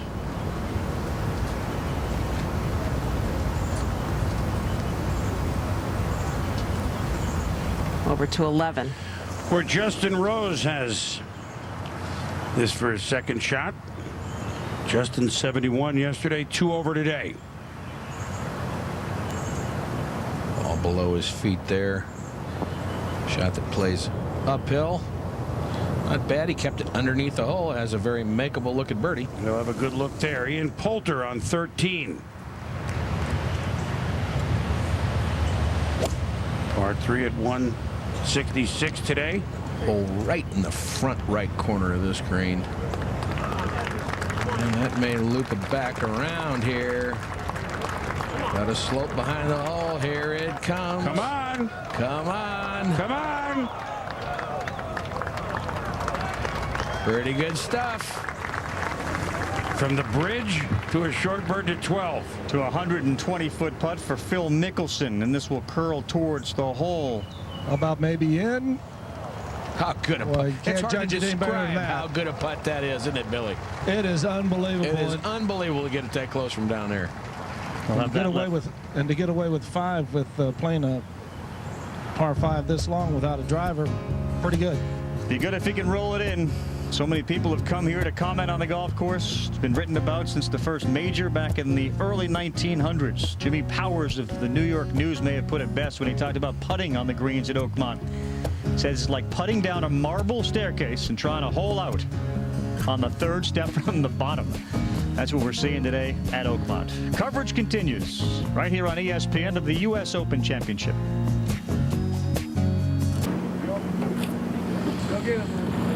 The afternoon combatants are arriving, and there is Nick Doherty. Name you didn't know much about, unless you really knew your golf 24 hours ago. Now many eyes on him as he goes across the bridge to the practice range, to almost like you're wondering if you're going into the Roman Colosseum a little bit. Like the gladiators. They did the Lions. Well, this would be a great 5 for Phil Mickelson after just a whole adventure out here, Billy. Well, it really has been, and as I was saying, you know, he doesn't carry a driver, so playing this par 5 back into the breeze. Pretty good work by Phil after missing it left off the fairway. Let's go up 1 to the 13th. After Ian Poulter's brilliant tee shot, Raj. For birdie. Much left for birdie here. Oh, no. Yeah, he's got one just about as long for par. Oh, boy. Justin Rose for a birdie at 11.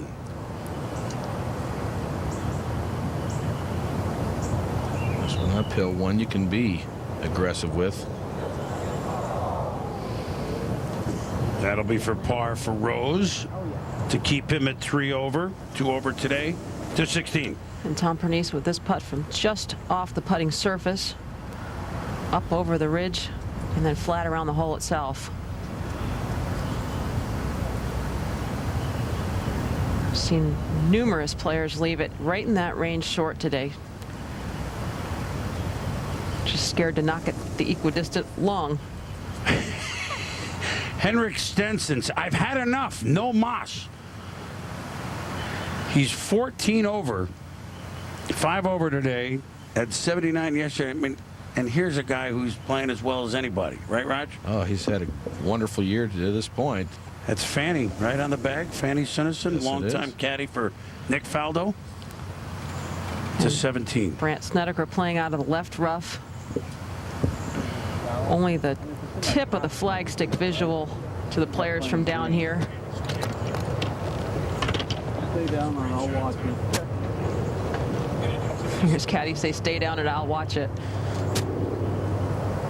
Roger, I think he'd have to, depending on what the lie lets him do, would ideally take it left of this hole. It wasn't far from here yesterday. We saw Jose Maria Olazabal advance it maybe 5-6 yards with a wedge. I mean, that's thick stuff over there. That is wicked. And he'll find the big mouth bunker. But he, at the 5th, Paul Casey with this putt for birdie. A slow one up the hill, breaking left. Left it in the right spot, but didn't hit it. No. That would have been his 5th birdie today. Back to 4. Aaron Baddeley on the tee. Aaron is a rarity today. He's even. Working to cut off the tee here, and well executed. You know what, though? You get to the point, Roger, even the shots around the green and everything, you're almost afraid to look. Yeah, maybe you're better off not seeing. Trying to be funny. 13, where you know who, right? By that, back off, walk up, yeah. Back off, and walk out. Jim Furyk. Billy? Playing a little down breeze, Roger. 166 yards. I can't help but think with this front hole location, this is nothing more than an 8-iron. You saw earlier, if you get the ball a little bit behind the hole and to the right, it will loop around and come back to it. That'll be a tough little putt left there.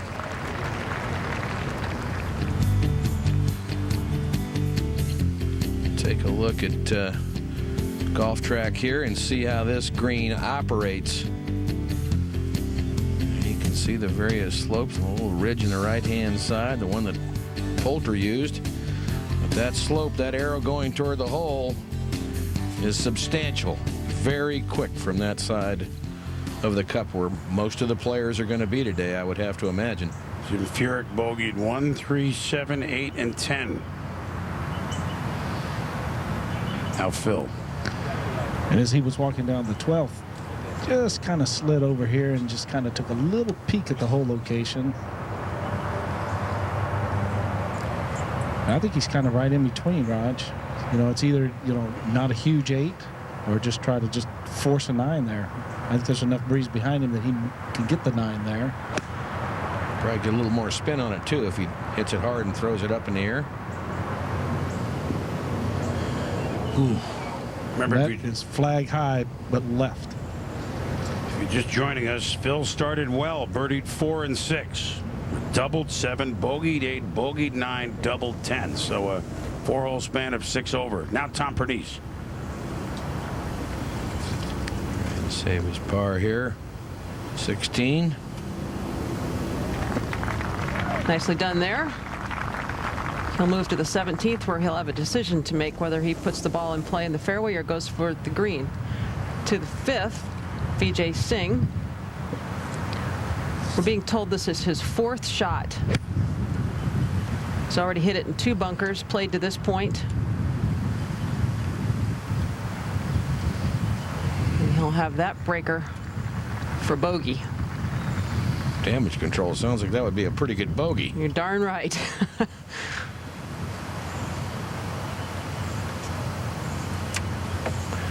Going to work for bogeys out here, where some weeks you're going backwards. Sometimes they don't do you a whole lot of damage here. Well, Dottie, you got to be wondering what the players that are coming out for the afternoon today are thinking after being, you know, home earlier in the day, in hotel rooms, whatever. You know they're watching the telecast. You know they're watching how the golf course is playing. You know they're setting up a game plan, trying to get the sand off him from being in the bunkers. Nothing worse than playing bunker shots into the wind. Believe me. Well, in case you wondered, Paul Casey is under par. There are 3 thus far this morning at even. The other 73 are over. Our average, which is going to just, you know, climb like summer temperatures, is almost 77. Oh, it's going to be, that average is going to be 78, 79, Something. Well, yeah, it's going to be 77, somewhere up in there. But, you know, Casey, had he made that putt at 5, you know, it's not far from his stretch. He could have gone from 77 and easily played himself into the top 10 at the end of today's play. It still can, maybe. That Brandt Snedeker with his bunker shot at the 17th. He's reeled off 10 straight pars up to this point. 2 over on his round after 71 yesterday. Over to 4. For Aaron Baddeley. I tell you, he rode the wind with the big high cutting tee shot. He needs to do that again.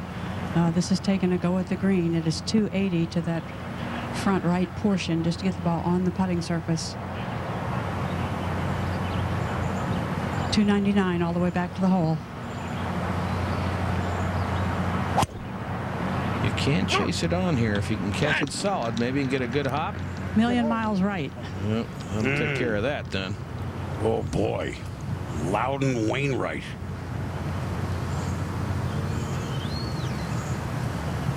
To 17. Brandt Snedeker with this par putt. Begging. They seem to hurt a little more on drivable par 4s.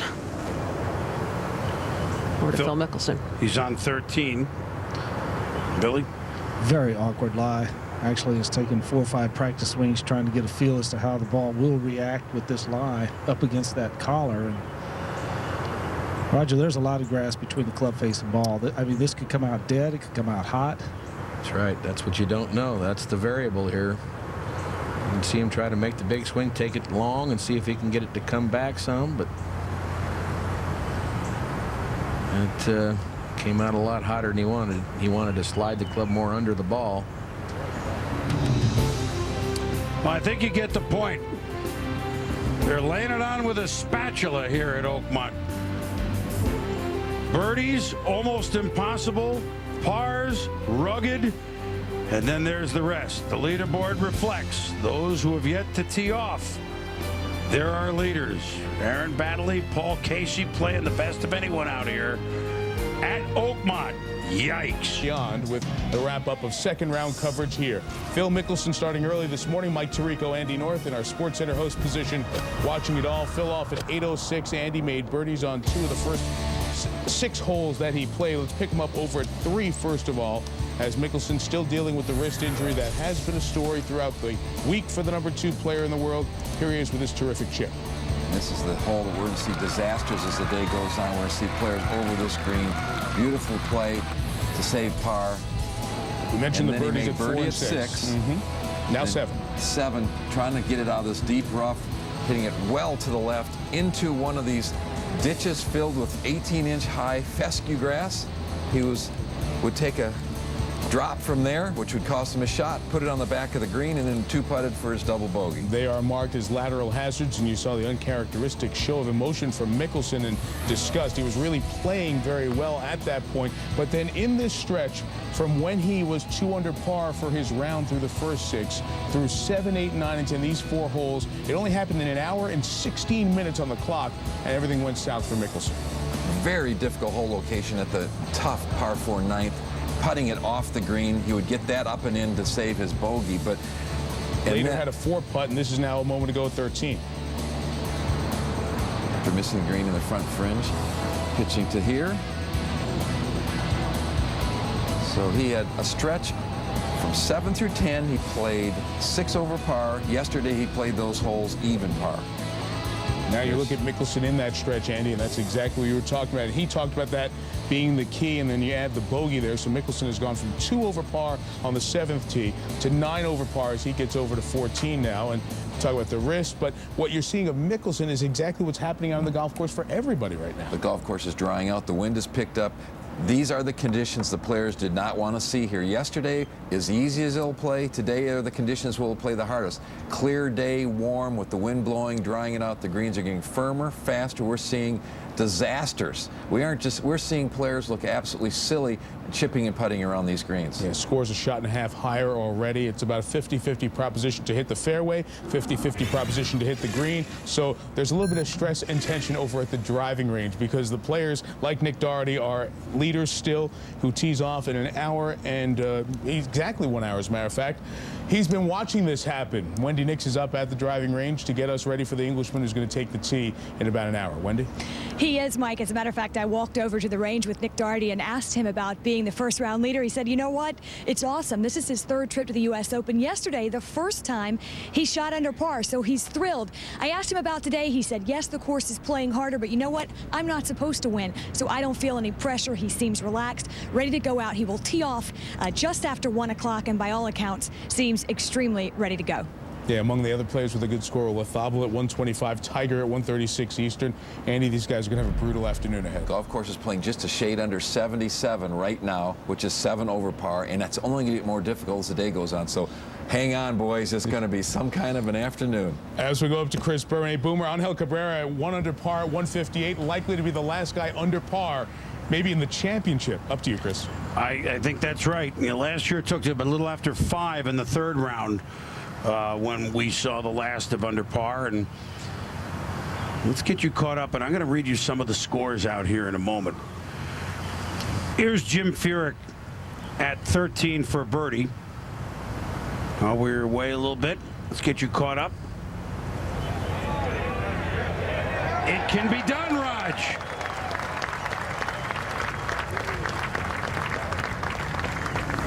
Paul Casey had this for par at 6. Par 3 6th. Got it. He's played brilliantly. Aaron Baddeley had this at 4.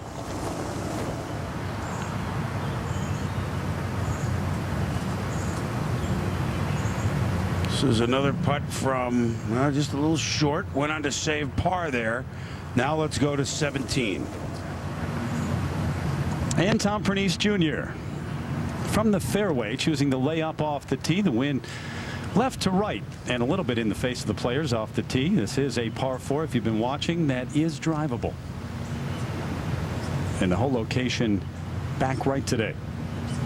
And Pernice not pleased with the effort, but he is on the shelf. Gorgeous day here at Oakmont if you're a member of the gallery. Not so pretty if you're a member of the field. Greens drying out, fairways the same, little bit of wind picking up under blue skies. Temperature when we started just about, it was 53 degrees, getting warmer than that, but it's very comfortable here on day 2 at the U.S. Open as we send it to the 6th. All right, Terry Gannon, we welcome you, and Vijay Singh is on the par 3 6th. Coming off a double at 5. Hole cut in the front of this green, and he's kind of leaning as though this one might be going a little left. Catches that deep bunker. Long time ago, he had 3 birdies. Just for a couple notes here, well, we'll get it to 7. Joe Durant, a moment ago for birdie. The collar affecting his backstroke a little bit, but not negatively, that's for sure.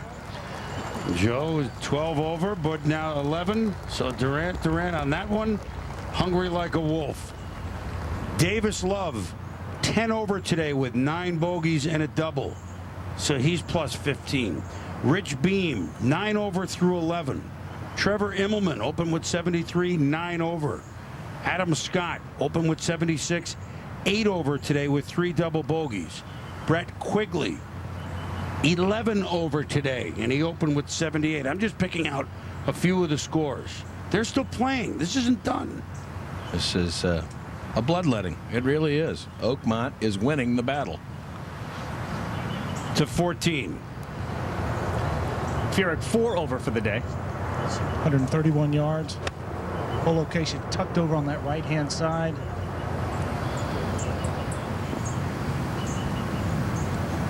Pretty good. Checked up a little quicker than he thought it might have, but still very well executed. Well, Mickelson put it right in the center of the fairway, Billy.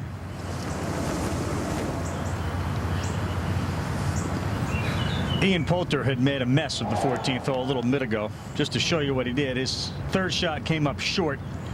Fourth one on the green, missed the putt, missed 2 more, made a triple bogey 7 on the 14th.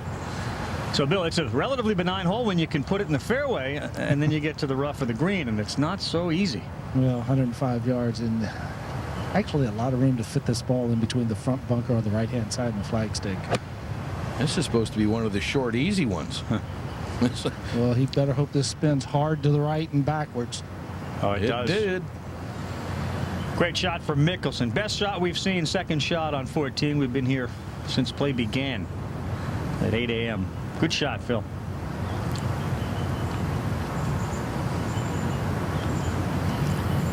Guess who's arrived?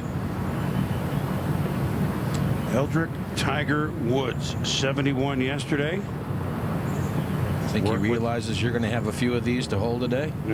Well, he knows that anyway. You see his tee time is at 1:36 off the back, along with the amateur champ Richard Ramsey and the defending champ Jeff Ogilvy.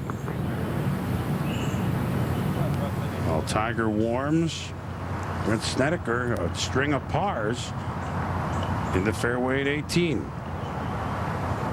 Good tee shot here. The way he's played, Raj, both days. He's made a bunch of putts, that's for sure, and that is a well-struck shot.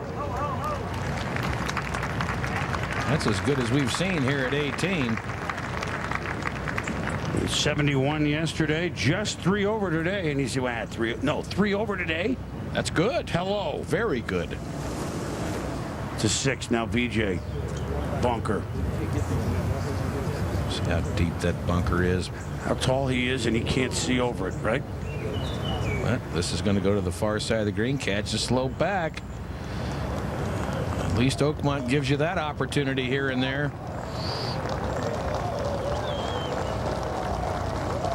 Nicely thought out, nicely played. 17, Terry Gannon.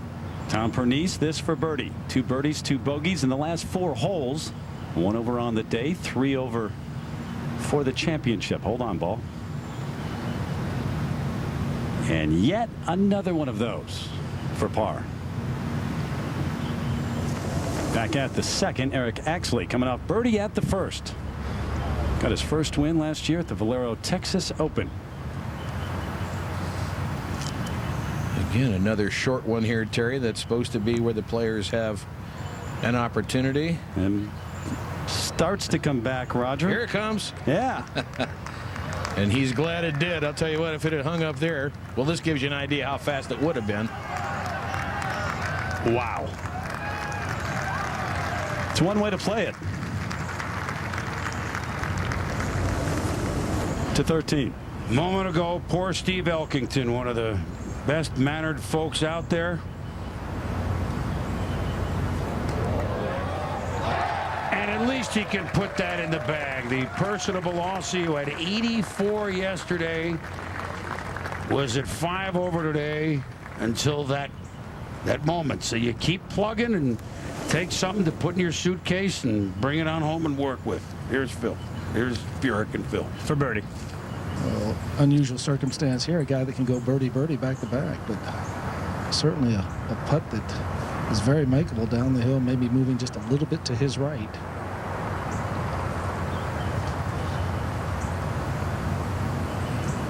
Yes, Jim Furyk rolls in a rare birdie at the 14th. Boy, any birdies has put you in bonus territory. Furyk back to 4 over for the event. Take a look at Jim's scorecard. Squares usually aren't good. Out here, a lot better than the doubles. 39 on the front side. Settling in, last 2 holes, birdie. It may be the only man that's gone birdie today. Maybe, we'll check, through the entire event.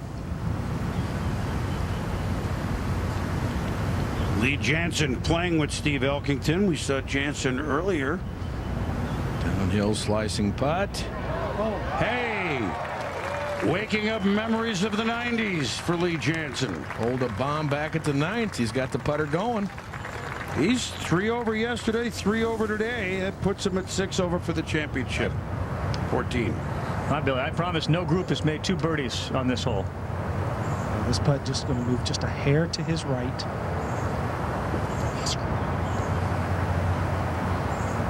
Got it. Saw Poulter make triple. Next group through, Furyk birdie, Mickelson birdie. Just kind of hang on to this roller coaster, see where it all takes us. Afternoon groups, got to be anticipating one of the wildest 18 holes they're going to play all year. Get a chance in our coverage to see Tiger Woods, Nick Doherty, the Hugh Grant lookalike. 107th U.S. Open Championship. Focused. Tiger Woods probably looks at this as an opportunity. Everyone else is falling by the wayside. Big chance. ESPN's presentation of the U.S. Open Golf Championship, brought to you by Amstel Light, official beer of the PGA of America.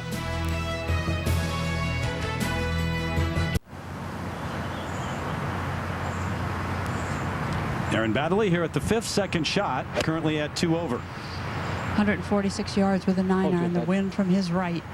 Hold your head. All right. And that is why he's saying hold your head. And the play's about 10 feet, 12 feet to the right of this whole location. So we send it to 18. Brandt Snedeker has this for birdie.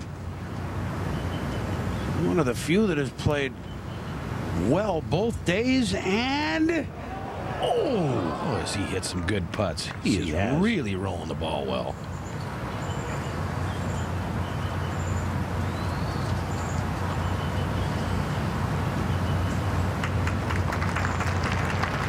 way to go. 71-73, 4 over will put you way up on the board to 3. A rare birdie binge for Eric, actually. 4 in his last 5 holes. He's gone from 13 over to 8 over. He's made a few club switches. Here's his second to the crown green here at the 3rd. Can he land it on top, and can he hold it? Well, he doesn't get it on top. But the rough will hold it there. So it can happen. 4 birdies, 5 holes. Meanwhile, at the 17th, Tom Pernice has this left for par.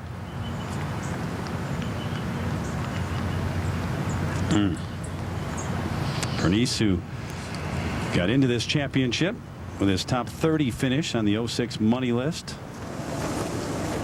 Back 1 to 16. Kenneth Ferry, Chris. Well, last year he came from nowhere and was so impressive at Wingfoot. And the par 3 16th, ferrying it right up. Wow. And now, a moment ago, he has this for birdie. Can he ferry across the Mersey? I was just thinking that. I knew you used that one now. last year. Staten Island Ferry, you had it all going last year. Let's see. Bang.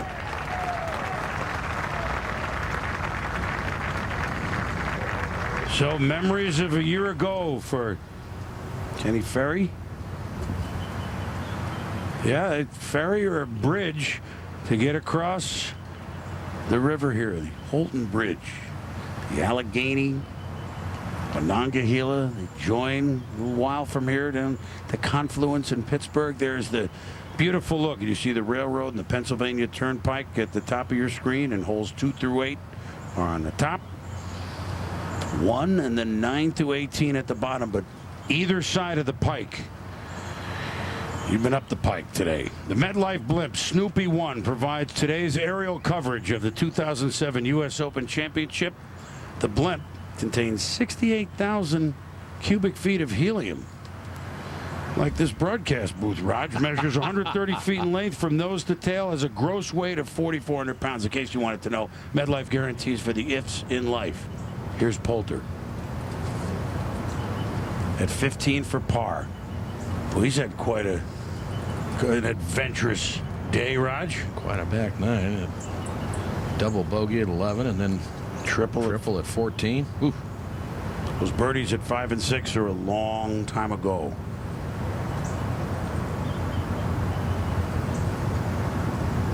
Not a lot of breaking this.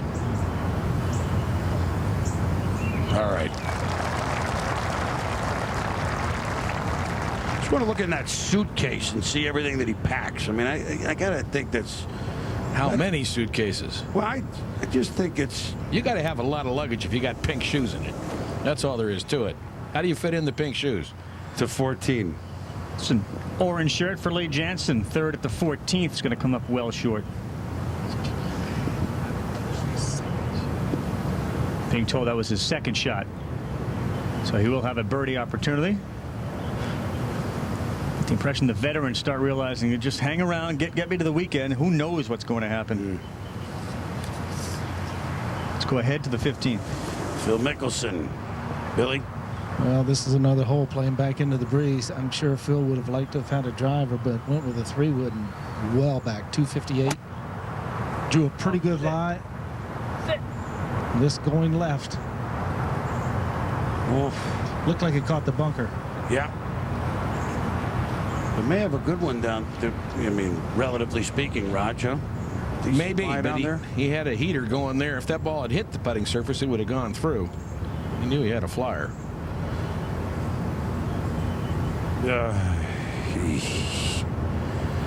Now Jim Furyk. Correct side of the fairway. I mean, certainly from this side of the fairway, you have the best angle, Roger, but 237 left of the hole. Perfectly. A lot left in front of you. Perfectly placed, as you say. Ball a little bit below your feet, and it really does help set up the shot, which ideally would be played a little left to right, land it somewhere near the front of the green, and chase it on back to the hole. Easily said, not easily done. Well, I would certainly think that the yardage that he's kind of looking at right now is, 237 to the hole, and I really don't think he's going to try to fly this much more than 220, Roger. Oh, I wouldn't think so. Yeah, you'd want to land this somewhere near the front of the green. Well, he's set up for a big cut.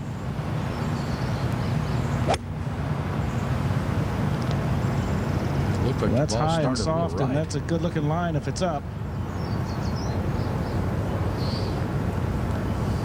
Landed very softly. Yeah, there's a difference today. Yesterday for Furyk, only 6 greens hit. That's Paul Casey at 7, just made birdie. So Casey, let's see. We started out so well, and 4 birdies in a row. This would be birdie number 5 for Paul today. This is some comeback. When did he start today in 104th? Yep. T104. Now just about page 1, almost. He's 4 under today, 3 over for the championship. At the 5th, Aaron Baddeley. This for birdie. Uphill out of a low area.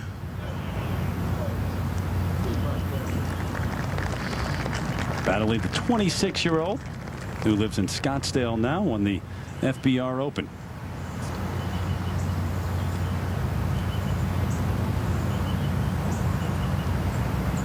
And Tiger still focused.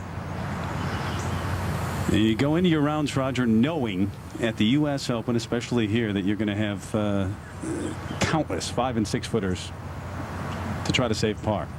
A lot more than you'd like to have, that's for sure. They get old after a while. Got an indication early, too. Phil Mickelson's round following him. 2 of the first 3 holes, landing his approaches short and running them through the greens. And, they say the NBA playoffs, they're games of adjustments between games.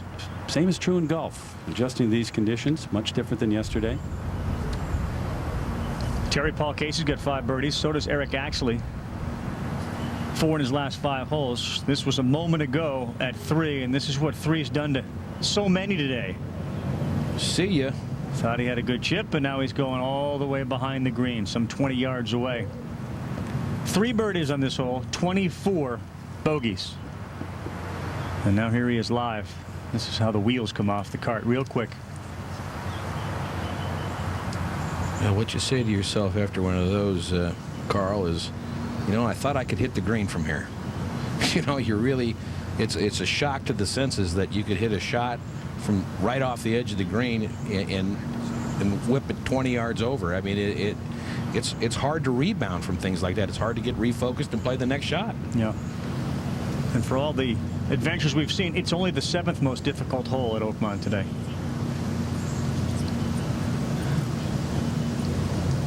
Pretty good shot from down there. Yeah, really well done there. He'll have that left for a bogey. How often do you say? Hanging around at +8. Lee Jansen birdie opportunity. 2 better at 6 over.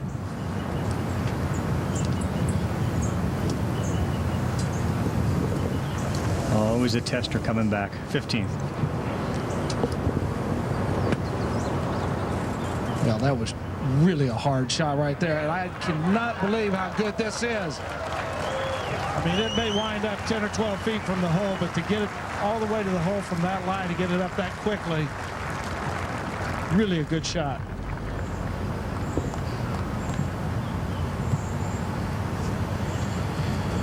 Phil just looking for a little bit here at the end, Raj, huh? Billy? Yeah, he's just, you know, if he can just stay where he is right now, certainly, you know, I don't think even par is going to be leading the championship at day's end. Well, I would agree with you there, Bill. I mean, you know, if you could make a birdie, maybe 2 on the way in. Exactly, Raj. He's got the short par 4 17th, and if he can just kind of maintain where he is right now, he's right in it. Big time. I'm sure the players have to be saying to themselves, and I mean a lot of players right now saying, anything could happen. Anything could happen in this championship. Just keep the determination, and there's only about 25 players in the field that are mentally equipped to handle what's going on right now. That's a good point right there. I mean, as Mickelson contemplates 15, I mean, as we thought, I'm telling you, when I saw these guys last night at 8:30 leaving the course, they had that look in their eye like Jason in a Halloween movie. The fellas working on the course. And that's what we're seeing, Roger. I mean, this is... You're just holding on for dear life, aren't you? There's no question. I really didn't think it was quite as hard as it seems like it is, and as it's playing today. The conditions, we're not talking about a lot of wind here. Temperature's very comfortable. I haven't seen anything that looks really goofy. I mean, there's nothing unfair that's happening out there. Some breeze, but not enough to really make things super complicated. And yet the scores are just horrible. I mean, this is Oakmont is just taking its toll on the players. It's wearing you down already by lunchtime on Friday. I mean, it's not really the 4-day trudge yet for some of the players. What can anyone playing this afternoon? I mean, Tiger Woods is different than anybody else, but what can anybody playing this afternoon take away from what they're watching and not so much adjust their game, but what little things do they have to keep in mind now that they've watched this? Well, just how hard it's playing. You have to readjust what your expectations are going out to the golf course. You know that if you shoot a 73, 74, it's not that bad. It's not that bad a score. Now the setup, the conditions, I mean, you couldn't have a more beautiful day. It's not too hot. It's not too windy. David Buffet, the executive director of the USGA. Are you a little surprised that it's been this severe so far? Not really, Chris. You know, just to clarify, the golf course conditions, now that's irrespective of the wind, the pressure. What we can say today is that the conditions are back to where they were on the practice days. Yesterday you had a dip because of the rain on Wednesday. That's where it is right now. That's the setting. When you hear, and I understand when the guys who work on the crew says we're gonna, I think you said it before, we're gonna ramp it up. They're proud of their course, but everything that's done is done under tight controls. John Zimmers is right on top of it. Mike Davis right on top of it. This is a very tough golf course, obviously. It's always been a tough golf course. You go back to the history, but in terms of how it's playing, yeah, it's playing very tough. But we're just going to have to see how it all plays out. But it's the setup. It's a tough golf course, but it's set up right now the way we want it. Well, wasn't implying they were trying to trick it. I was just implying that this was coming. Here's Casey at 8. And this guy's playing it today. Paul Yes, he Casey, is. 4 under on the day, so it's out there. You can do it. But I just got to feel big picture. I mean, we've covered these Opens. You played in them, Raj. David, been a long time. Wing foot to Oakmont, stepping in with Frazier, then getting Ali. I mean, that's what it just seems like. Mickelson there missing the par attempt at 15. Anthony Kim tee shot a moment ago on 13.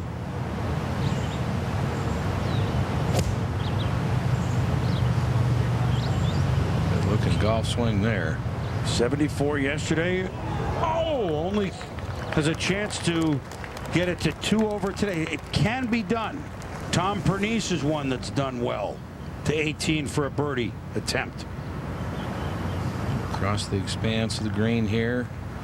Uphill, moving right to left. Okay, left it underneath the hole. Not a bad leave at all. And so the plot is apparent for this afternoon as Tiger and all the boys, Nick Doherty and Cabrera, the leaders, tee off. Andy North won this thing twice. He'll be along with Mike Tirico to take you through the next stretch. We'll see at happy hour from 5 to 7. For Roger Mulpey and all of us, continue to watch here on ESPN as the 107th U.S. Open. Wow. Continuing coverage, 26th consecutive year of ESPN's coverage of the U.S. Open with you until 3 Eastern. Then NBC picks up the coverage for 2 hours. And by that time, nobody will be left under par in all likelihood. Just a couple of scores under par. But not many out on the golf course here this afternoon, as the guys we're talking about, with two-time U.S. Open champion Andy North. And this is, what, 33 in a row for you? 32nd. 32nd, whether playing or commentating. Is it fair? It's definitely fair. Okay. I think anytime you have a player play like Paul Casey has played, he's played a very clean round. He's given himself a lot of birdie opportunities. He's made some putts because he's had the ball on the proper side of the hole. You can shoot some scores, but if you're a little bit off or a little bit on the wrong side of the hole, it's so difficult. It's terrific U.S. Open golf. That's what it is. Well, let's talk about Casey. Get right back to him. His second shot at the long par 3/8.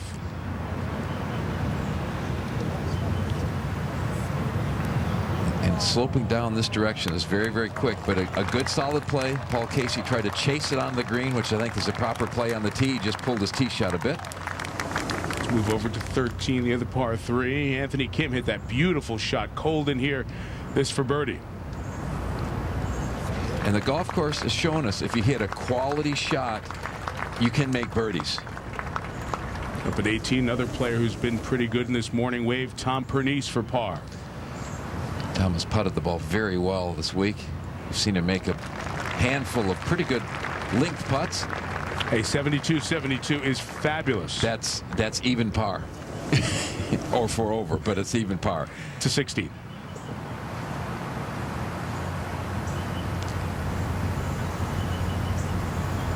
And Phil Mickelson on this par 3. Playing a little bit easier today with this whole location. Already 5 birdies, just 10 in all yesterday. And that shelf up front, that ball will not roll up. In fact, just about 10 feet in front of that hole location. If you don't land it past that, that ball is going right back down the shelf. Continuing to keep an eye on the amateurs. What an experience this is for them at 11, the par 4. This is Mark Harrell, his second shot. What a thrill to get a chance to play in the U.S. Open as an amateur on the hardest golf course we play in America. Just a moment ago for the Savannah-born Georgian. Oh, yes. He will take a lot of great shots away from here that he'll remember the rest of his playing life. 21 years old, just finished his second season at Alabama. Back to Casey at 8 for 3. Rock solid. Great up and in. Nice par. A strong save for Casey, who continues to move up the leaderboard, as Roger talked about a moment ago. Tied for 100th, might be top 15 before everything's done. Now, the afternoon, guys, would you have been watching on TV to get a sense of how nasty it is, or would you have said, oh, I'd rather not get that bad thought in my mind for 2 hours? I definitely had been watching. You've got to kill the time somehow. I think it's very important that you get a sense. You can learn a lot watching the television, understand how certain greens are reacting. If you've been watching the third hole, for example, you know you can't throw it up onto the middle part of that green because it's going to go right over the green. So there's some things you definitely can learn. You just have to keep it all sort of in context and not let the whole telecast get you down before you even start. It's an experience at the British Open and at this championship. These two championships where you really get so much TV coverage you can watch to see what's happening on the course before coming out for your afternoon coverage or your afternoon round, like Woods, who tees off at 1:36 Eastern Time in 59 minutes. And I'll guarantee you, Tiger watched this morning. He loves to have all the information he possibly can have, and then he's able to process what he needs and then goes from there. Let's move back to Terry Gannon at 16. All right, here's Phil Mickelson just in front of the green. Bill Kratzert out there watching. Billy? And in reference to the slope that you were talking about, Terry, it's, as you said, about 10, all the way up to about 10 feet short of the hole. So pace, very important at the beginning of the putt. Once it gets up to the top to where it almost levels out. And then we'll run away from the hole if you get it too far up there. So Mickelson curling it back behind the hole. We'll have that left for par. As we go back to 6. And the first of the short holes, the par 3, Aaron Baddeley playing his second 9 of the day for birdie. As the day goes on, any quality shot at this par 3 will be past the hole, putting back the same direction that Baddeley just putted. We saw some players early this morning able to stop the ball around the hole. That won't be the case this afternoon. He's even for the day, back to 16. Furyk has birdied 2 of his last 3. This another birdie try. And coming across the green, Terry, talked about the tilt in this green, playing this ball to break 2 or 3 feet to his left. And more work. You know, Nick Doherty raised some eyebrows with his quotes yesterday about how easy Oakmont played. But we now know what he was talking about.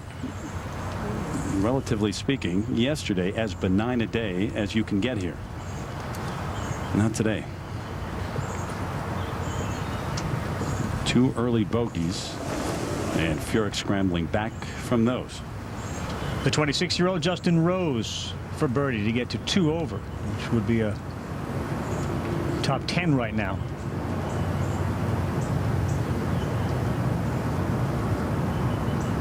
Slow. Tough. Rose best finish in the U.S. Open, tied for 5th in 2003. Then has finished on tour this year. 3 top 5s, including a 3rd to start things off at the Bob Hope Chrysler Classic. Getting set for Tiger Woods just about 1 hour from now, as he will be teeing off. 107th U.S. Open Championship continues. Back at 16, Mickelson, who's at 9 over. He had it as low as 2 over after the 6th hole. This for par, Bill.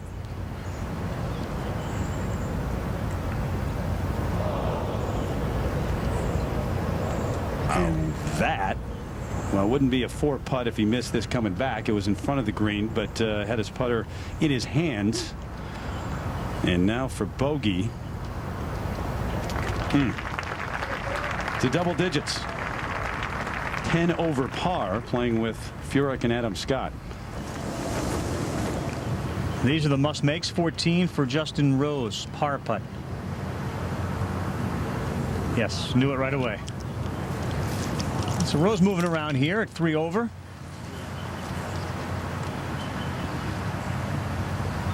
Let's go to the 8th.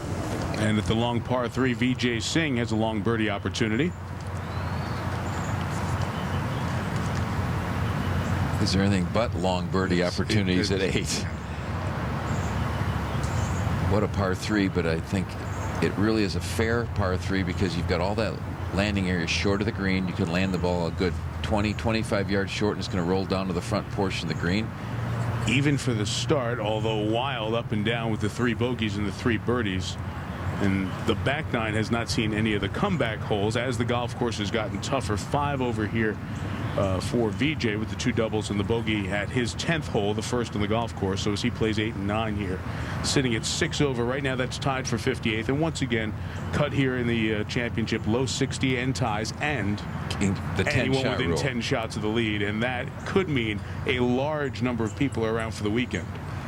A lot depends on what the leader does. If Nick Doherty can go out and shoot 70 and get 138, which would be an unbelievable score, that would eliminate a ton of guys. If he goes out and shoots 73 or 4 and our leader is at possibly 2 over par, that brings in a ton of players. So it's going to be a very interesting next 4 or 5 hours. Yeah. Talk so much, you get so many putts this length on this golf course. Speed is your first thought. Just trying to get it down there within 2 or 3 feet, and that is not easy to do.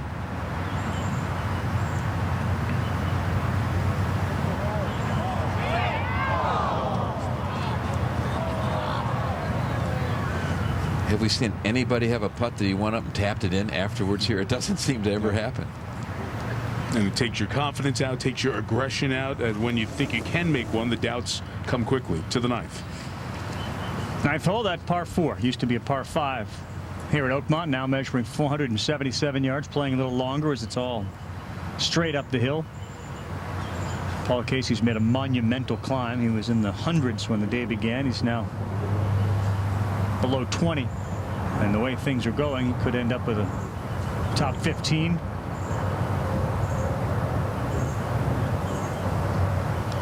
Caddy relationship, Andy, I assume on a day like this is calming. Good man. He's your only friend out there. He better be on your side. Yeah, because good old Uncle Parr's left. 4 under for Paul Casey today. 6 hours from now, we'll see what 4 under will do for you.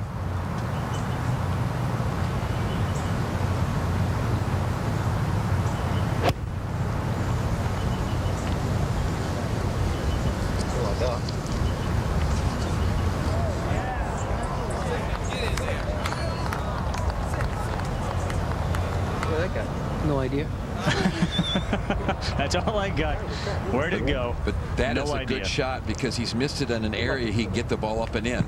You lay out into the middle part of the screen, you can putt it right off the green because you have to putt up over a ridge. So that was a wonderful play. But you'd played it. You've won these. That's a perfect sort of summation of what a U.S. Open. I just hit my best shot.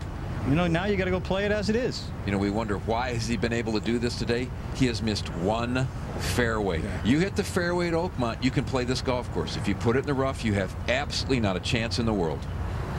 Well, his ascension in the golf world has been great. You just look at his U.S. Open history. Cut the first 2 times he tried in 03 and 04, withdrew in 05, and was a 15th finisher in 2006. To Mickelson. On the tee at 17, he's hit only 10 fairways in 2 days now, Billy. Well, and this hole back into the breeze and not carrying a driver this round, has to lay up, and ooh, another mistake. That is in the primary rough, and that looked like it went straight down. And back at 8, VJ for par. The one good thing on a lot of these greens, you learn to break when your first putt goes 5 or 6 feet by. Another 3-putt. You see so many players 3-putting. You go back to 1962, the difference between Arnold Palmer and Jack Nicklaus in that U.S. Open. Arnold Palmer 11 3-putts, Jack Nicklaus 1 in 90 holes. So VJ's 6 over for the day in this group. Davis Love is 10 over for the day. Henrik Stenson is 6 over. All these numbers around, and the last 2 red numbers standing are Nick Doherty, who tees off at 103, and Angel Cabrera, who tees off with Luke Donald and Retief Goosen at 1:58 Eastern Time. Now, is there a pool when the last player is under par, what time it will be? 2:41 Eastern Time. It's our little pool here with you and I. As he will go off the 10th tee and play that second 9 first. And Nick Doherty, who is getting closer to his starting time, he will be over on the first tee in 2 groups at 1:03 Eastern with Trip Keeney and Ricky Barnes. Yeah, we talked earlier today that sometimes it's almost a disadvantage to make a birdie because you start thinking you can make birdies out here. The perfect way to play this golf course, if you can, is to hit a bunch of fairways and greens and make pars and sort of get in that par mode that you're not going back and forth and up and down, because if you get going like that at Oakmont, you're really in trouble. Doherty teeing off at 10T at 103. I believe I said 1. I beg your pardon. Doherty, Olafable, Woods, Cabrera, players who had good rounds yesterday, all going off 10, as is this man, the holder, the defender, Jeff Ogilvy. He's in that group with Woods and the amateur champ Richard Ramsey at 1:36 Eastern Time. Lessons learned. Chris and Roger, before they stepped out, were talking about Winged Foot and the survival mode there that needed to survive and exist. That's what Jeff Ogilvy did successfully. So that mindset has to take him over. Back to 17. And Adam Scott with the driver in his hands at 17. And why not? Yeah, 18 over. Par, 12 over for the day. Oh, just a touch to the right, and that would have been on the putting surface. Billy, he's not been sharp from the get-go. No, and he's hit a lot of quality shots that his distance control has certainly been off today, Terry. Back over to 7. Camille Villegas will play first, and Judy's with him. 177 yards into this par 4. The hole is on the upper tier. It's a soft little tier at the back of this green. breeze at the player's back from the left. 67, right? Yeah, there's a lot of left to right. Yeah, 4 o'clock. Yeah, 63. Andy, I've been trying to gauge the wind, and you guys know I'm not really good at this, but I'm going to say it hasn't blown any harder than 10 miles per hour. But I just think it is so magnified with the condition of the golf course and the fast slopes on the greens, around the greens, and if you're playing from the rough, it might as well be blowing 20 somewhere else. Judy, I think you're right on with the number. And all you need is just a little breeze when the sun's out to really dry this golf course out. And the more it dries out, the more difficult it becomes. Camilo with an 8-iron.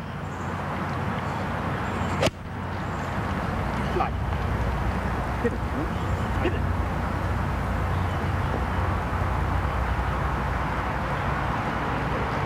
Up at the proper level.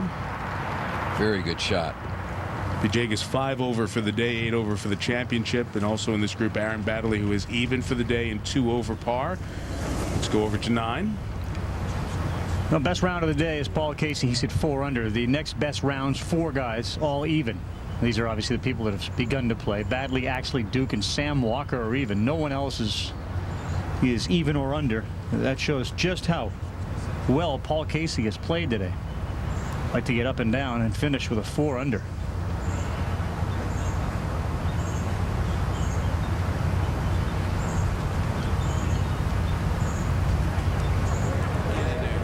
Wow, great touch. Shown it all day. Good distance control. Certainly elegant touch around the greens, and he's made the 6-footers that he's need to make.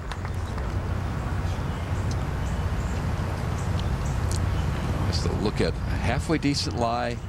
Just got to make sure you get all ball first, which he does beautifully. And the results are exactly what he wanted. Let's go to the 7th. And the 16th hole for Aaron Baddeley. Another player who's had a good round going with 2 birdies, 11 pars, and 2 bogeys. His second. Really a solid round of golf, considering he hasn't driven it in all the fairways as we saw Paul Casey do. But what a play here. Get all the way up. And may start going back the other direction. But still a good play, good shot. This will stay on the putting surface, so it'll be the 11th green he's hit today, and he has 25 putts through 15 holes, so he's making the most of it. Well, we know Aaron Baddeley is one of the best putters on tour. 17. Second shot for Phil Mickelson from the deep rough. No such thing as a good lie in that. Just a moment ago, and again we see the left hand come off the club, and from trouble to trouble. Let's take a look at anytime Phil's had to go at a shot very hard out of the rough. See that swing a little bit longer than we've seen. Lets go of it with his left wrist, left hand. And now Jim Furyk, Bill. 113 yards in the intermediate cut of rough, so much better lie, but just no way to control the ball out of the rough. And it disappears. Furyk, though, a pretty typical Jim Furyk day and U.S. Open round today. Battling back after some early trouble and just staying in the hunt. That's the problem with 17, though. Guys stand on that tee and try to make a decision. And, Andy, you can take the driver and take a shot, but you've got the deep rough just short and left and the bunkers. But so many players, because of the slope of the fairway, take the iron and end up in the rough anyway.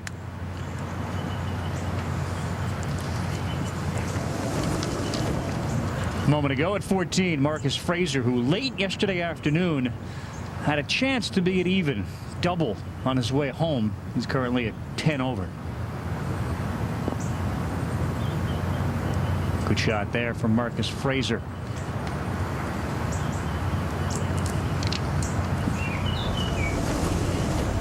Well, for those that have yet to come out to the 9th, if you're practicing your putting, don't watch. Stewart Cink a moment ago for birdie. Up 2 hills. Carl, that's a problem with the 9th hole. If you lay out to the middle part of the green and play a safer second shot, you've got to come up over that last ridge, and it's so fast coming over the ridge. There's a good chance of putting it off the green. And guys, we saw Mickelson do that earlier today. Now to Phil, third shot here at 17. Bill. Yeah, the line not nearly as bad as what we just saw, but still sitting down. It's going to have to go up in the air with it, which he can do. 64-degree wedge certainly helps, and that's a beautiful shot. Still work left to try to save par.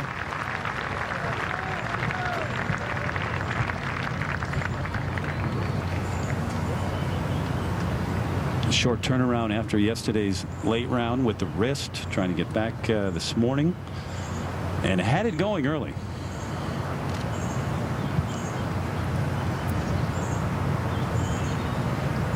You can see the awkwardness of the lie that Furyk has, ball well above his feet.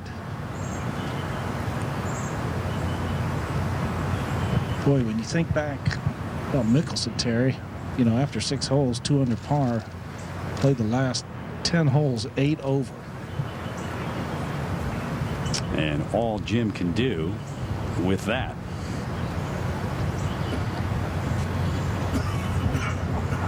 See some shots here that you, especially those in the gallery walking around and beyond the TV coverage around the course, that you don't normally see every week on the PGA Tour.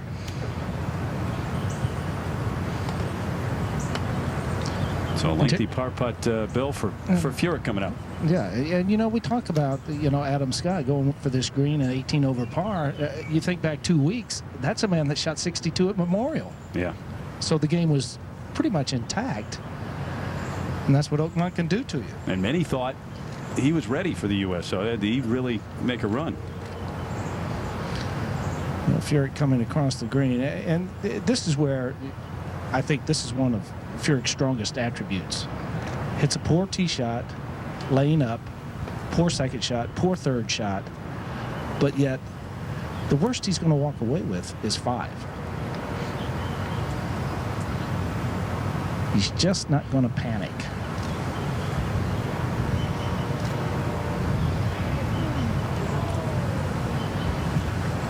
Okay, so that left for his 5.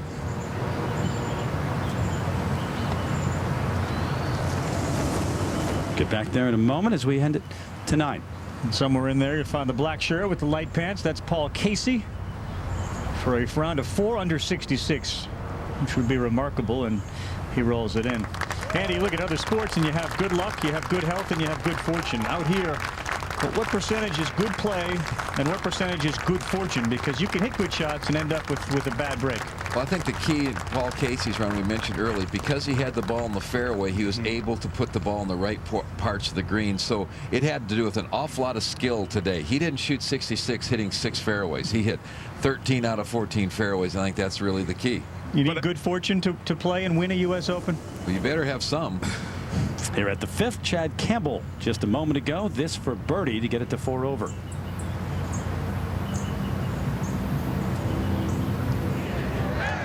Read perfectly.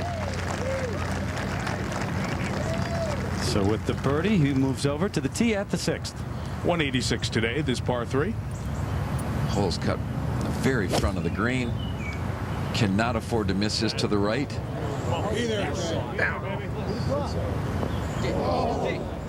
Beautiful play, but that's the type of release we're going to see on that green the rest of the day. A good shot's going to be 20 feet by the hole. Again, good ball striking. He's only missed 3 fairways. It's the 11th green he's hit. Up at 7, 16th hole for Baddeley for birdie.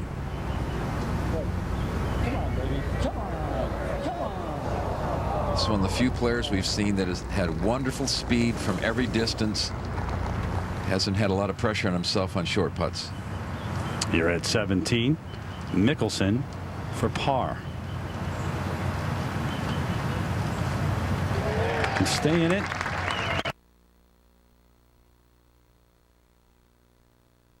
Cut might be. Low 60 in ties, and anyone within 10 shots making the cut. Number 1, 482-yard par for Bubba Watson, who shot even par 70 to open, has this for an opening birdie.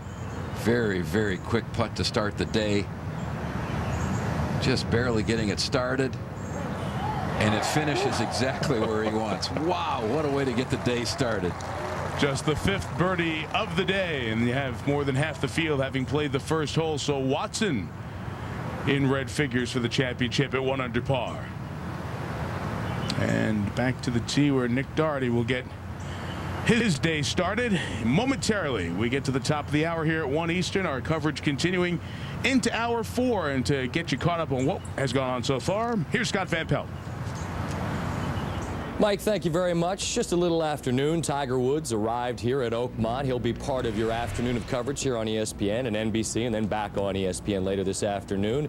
107th United States Open Championship. Tiger Woods sitting on 1 over par. You wonder how many red numbers might be left at the end of this day. Remarkable to consider the 66 Casey shot given the struggles that so many have encountered. Ian Poulter on 11. He would double this hole. He would also triple 14. Vijay Singh, his 3rd on 4. These bunkers so difficult, and he's not able to reach the green. He had a stretch of 2 doubles, rapid stretch on the front 9 as it all went wrong. Adam Scott shot 62 at Memorial, finished in the top.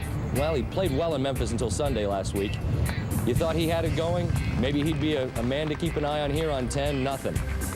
Playing in this group of 2, 3, 4 in the world, Mickelson, Furyk, and Scott. And this group, the stretch from 7, 8, 9, 10, just ate them alive. Mickelson, 7 through 10, he was even yesterday. Said this is where someone's going to lose the tournament. It might have been him today. That was for bogey. No, it goes begging for double.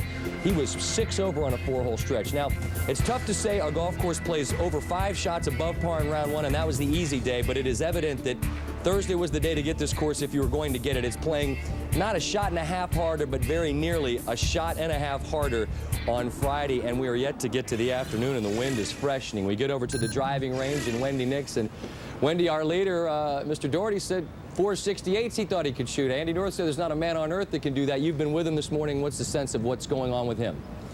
Well, Scott, you're right. It's been an eventful 24 hours for Nick Doherty. His first under par round at a U.S. Open yesterday, good enough to be your first round leader. So what does he do? He spent last night at a Pittsburgh Pirates game. He told me he was recognized in the States for the first time. It happens all the time in Europe.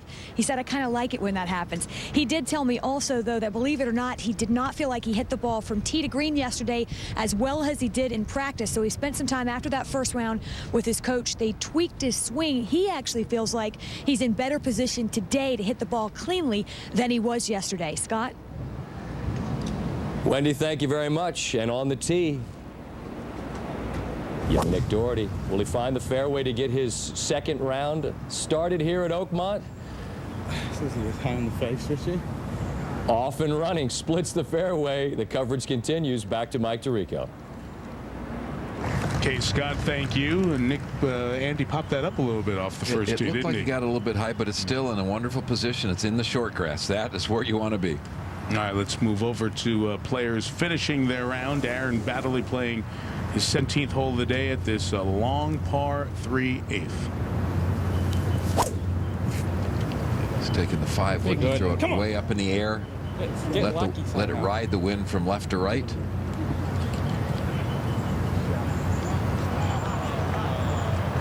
Even though it's the fringe, that's a terrific play, and that's a birdie opportunity. Even on his round today, the 16th. The par 3 16th. Justin Rose on the tee.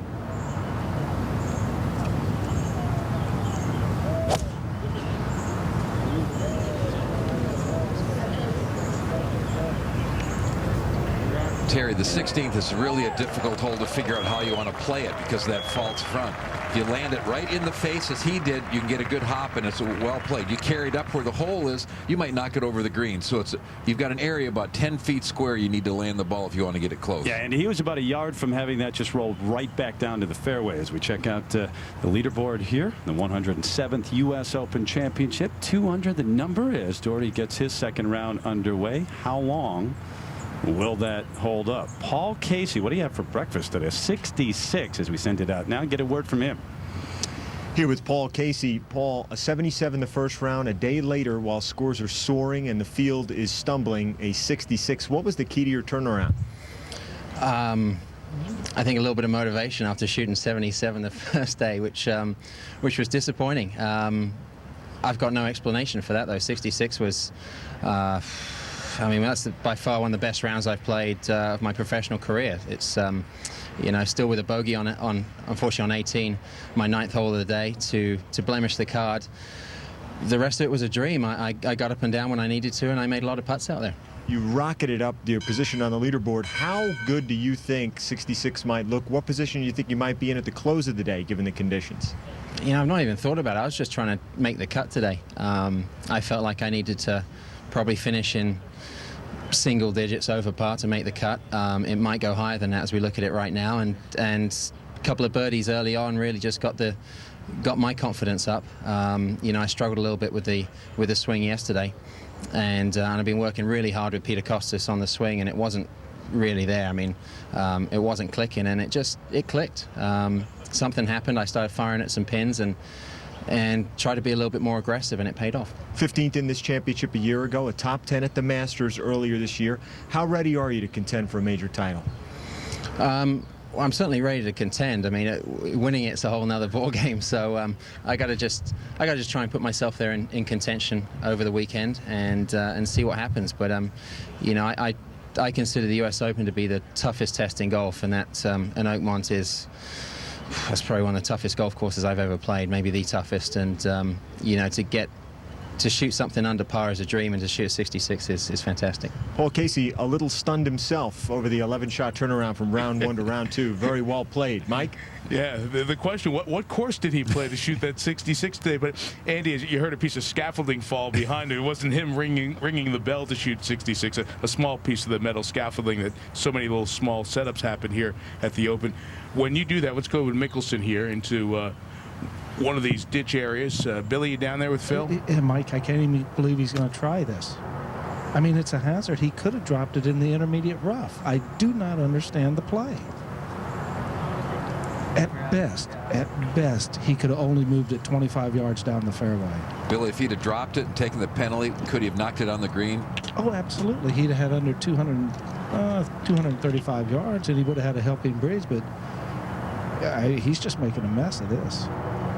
This is happening at 18. Oh, and that went way right. That's over by the scoreboard in the primary rough to the right side. I do not understand the decision he made to hit that second shot.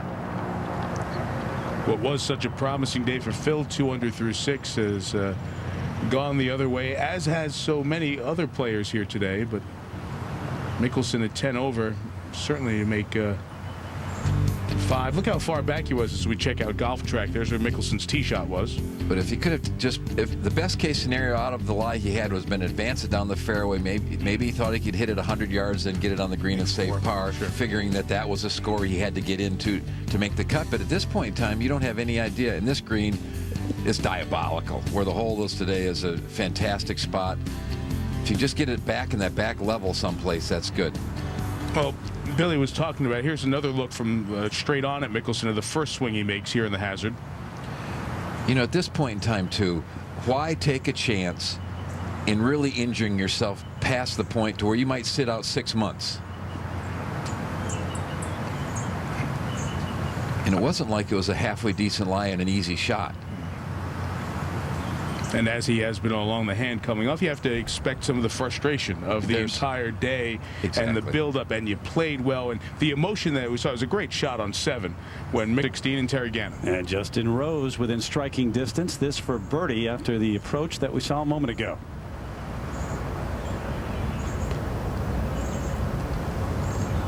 As close as we've seen at 16. So Rose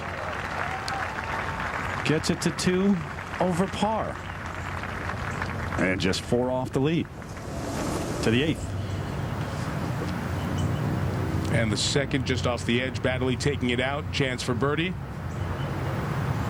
Just started out scooting off to the left. Baddeley 2 over for the championship. And let's go back to our championship leader, Nick Doherty, playing his second. In the fairway here at the 10th. The most difficult hole today, playing more than half a shot over par. It's all because of that hole location, Terry. It's in that right edge of the green. You just can't try to hit it at this flag. Hit at the green, let the green take the ball over in the left part of the green, then 2-putt from 30 or 40 feet back up the hill. That's what you'd like to do.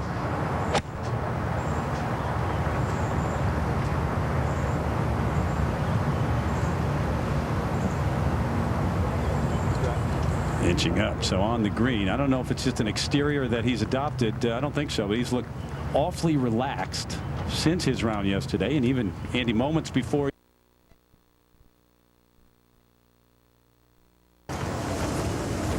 Ninth hole, Vijay Singh, par putt, about 6 feet.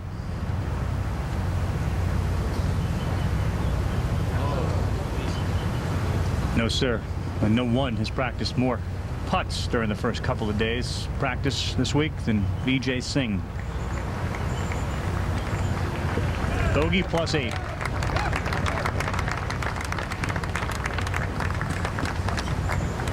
And to 18, the travails of Mickelson. Billy? Well, fourth for Mickelson out of a thick lie, Mike. It needs to go. It needs to get up on the top shelf and go forward.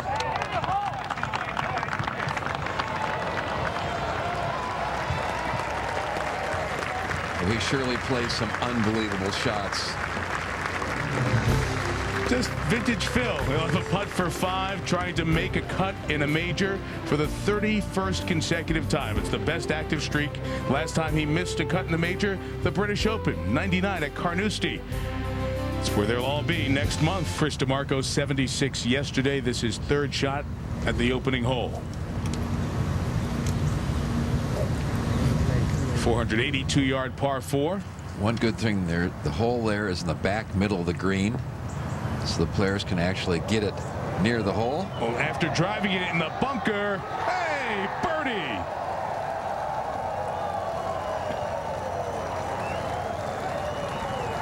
It seems to be easier to make birdie from the fairway at number 1 than it is the green. We saw Duke do that yesterday in the very first group. Let's move up to Jim Furyk now for par. Straight up the hill. Certainly after the messy bogey at 17. Be nice to make this one. And actually, I can't see a lot in this one, Andy. Well, it's definitely going back up the hill, so he can be reasonably aggressive with it. You saw Paul Casey hit this putt earlier, and it slid a little bit to the right at the end. Yeah, I would think maybe coming off that left back corner of the green, it may push it a little bit to the right.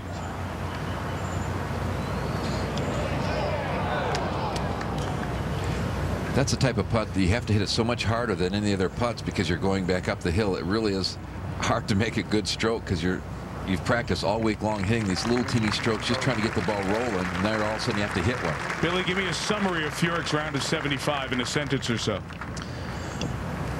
Determined. And I would say that, you know, just getting off to the start that he got off to, that, you know, he was mentally strong for the whole day. And 146 is not a bad spot. Yeah, and the 2 key birdies at 13 and 14 were huge. And now we have Mickelson here for bogey. And guys, I think if he makes this, he makes the cut. It'll depend what happens in the afternoon. This for a 7-over round of 77.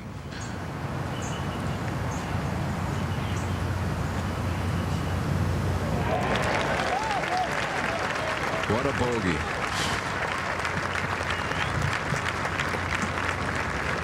.74-77. So Mickelson, as we talked about a moment ago, 30 consecutive cuts made in major championships since Carnoustie 99, the British Open. And you see how impressive that is when you look at the next best on the list, which is Adam Scott with 11. So Mickelson will watch to see if he's within 10 shots of the lead or low 60 in ties. Right now he's 97th. Adam Scott, the third man in this group, as we saw last hole, is 18 over par. Anything else strange happened at that British Open at Carnoustie last time? No. I don't remember. Bubba Watson coming off the birdie at 1. This the approach from 115 yards at the second. Got to be very careful not to overspin this. Boy, what a shot. Seen a lot of players spin it right off the front of that green today. That just a moment ago. So Watson a chance to go 2 under on the day. Long hitting Watson, who just used the driver 4 times yesterday. Terry, I would think playing practice rounds with Tiger Woods Monday and Tuesday did a lot for his confidence and maybe helped him understand this golf course.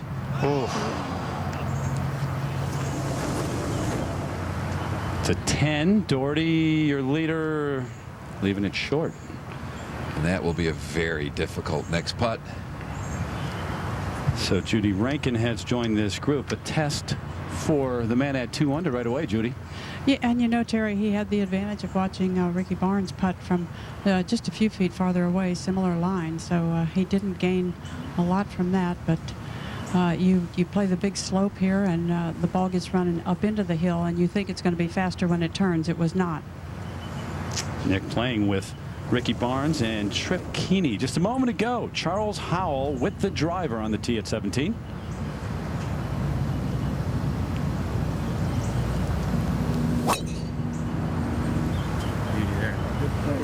They like it. Yeah, I guess. Watch this. Can you say ace?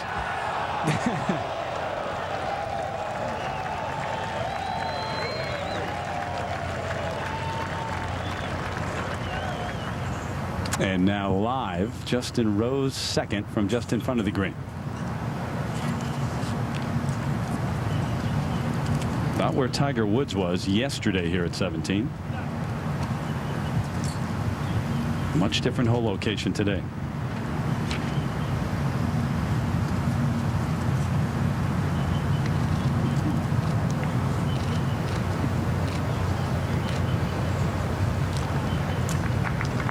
All right. See that wind as you stand back on the tee, blowing in your face just a bit, and left to right as we send it back to the 10th, and Doherty now, Judy, for par. Well, this is, I think it's always a key putt because you want to get off in a solid way, particularly on such a hard golf course when you've driven the ball perfectly, put it right in the center of the fairway.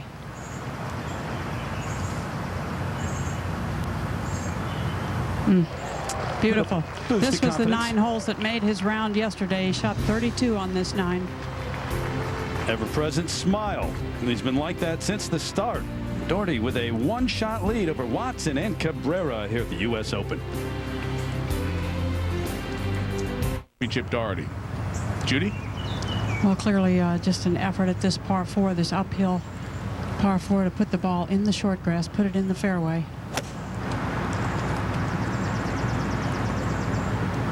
I don't believe that will find the fairway. Look out to the right. It is not only to the right, but it is short. He may be blind to the green.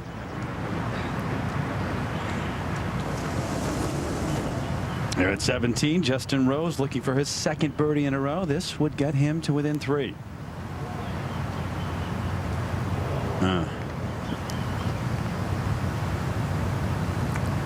So Rose will remain with that tap in at 2 over.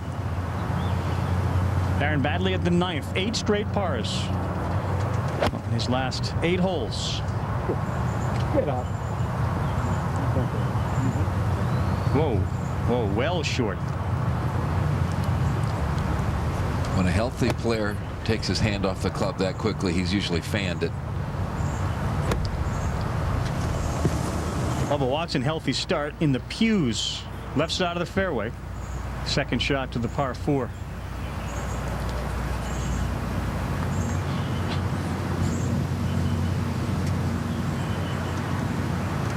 Come up short. Stay right there, so you see what he's got left. Flying high above us, the MetLife blimp. Snoopy 1 teamed up with ESPN, NBC Sports to give you coverage with this bird's eye view of the golf down below. Since the program began in 1987, the MetLife blimps Snoopy 1 and Snoopy 2 have flown over 1 million miles to provide aerial coverage of sporting events and TV specials throughout the United States. Be here all weekend, and we'll go to the 17th. And Charles Howell, after driving it past the hole, eyeing a birdie or an eagle opportunity here.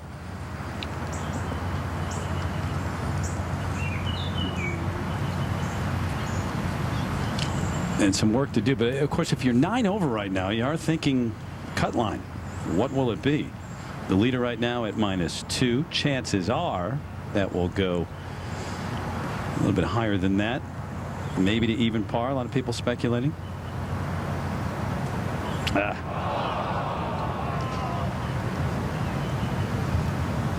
So A birdie, but had a great chance. 8 over par for Charles Howell. The lead still 2 under. Nick Doherty, but Watson's there. Cabrera's there on an absolutely perfect day for the fans here. Tough scoring conditions, though. Players don't like it much. It was Wood's reaction to his first victory after the death of his father that defined the tournament forever.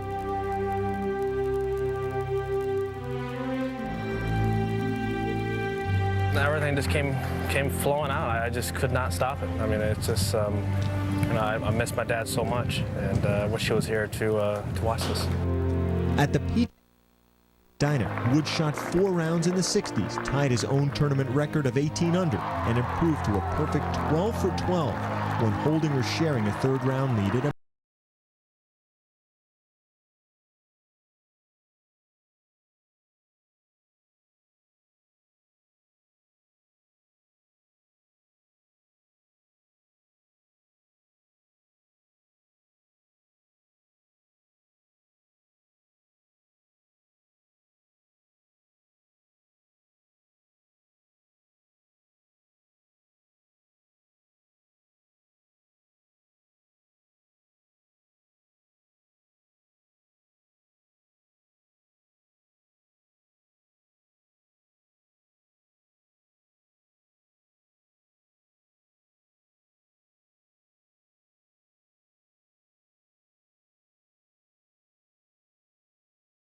changed. He not only stands as the player to beat, but serves as the one who defines the game. A complete 180 from a year ago. That's how Wood summed up himself overall versus a year ago at Winged Foot. Excited about playing, excited about his impending fatherhood. And remember, it was another impending father who won this championship a year ago, Jeff Ogilvy, and they play together in the first round and again today. And Tiger waits to get started on the 10th tee for his second round, so we'll get to that in a second. First, let's go back to the man who held the overnight lead, still alone in the lead. Nick Doherty's 3rd at the par 4. Nice flat bottom bunker. One of the few that you actually feel fairly confident you get the ball around the hole. We'll have a decent par attempt. 9. After a tough second shot left him in the bunker, his 3rd to here. Aaron Baddeley for his 9th consecutive par. Hey, good job by Aaron Baddeley. So he's in the house. Even par round today of 70, 2 over. And probably, let alone in the thick of it, near the top of it when it's all said and done. Bubba Watson for par at the 3rd. After his second shot out of the pews, came up well short. Putt came up short. Second putt came up short. Bubba would tap in for bogey. And at 11, Judy, it's Doherty for par. Putt is 8 or 9 feet. And even though it could have been closer, he has kept it underneath the hole.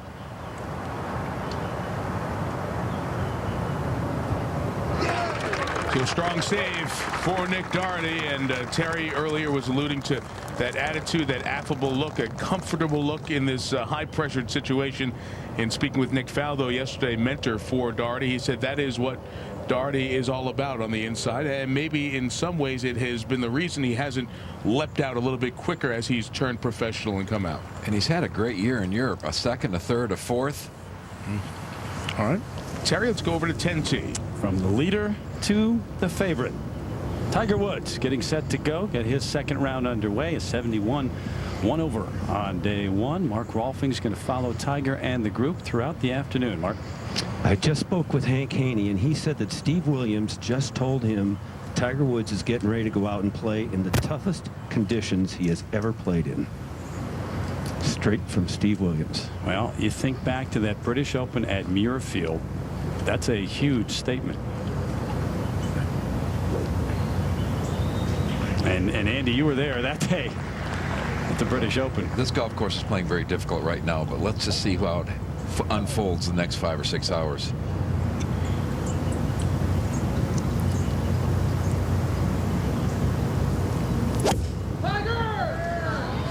Started this one down the right-hand side of the fairway, trying to draw it back a little.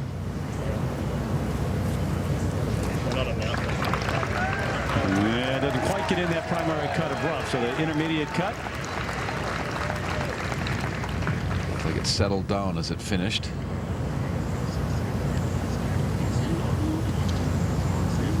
There are no announcements on this tee announcing the start of the second round as you normally hear, because the proximity, the greens and the tees very close together. Traditional layout here at Oakmont. The players walking over to the 12th tee have now waited on the men's tee and haven't even gone back to their tee. They're just going to watch these fellas tee off. Richard Ramsey, the amateur.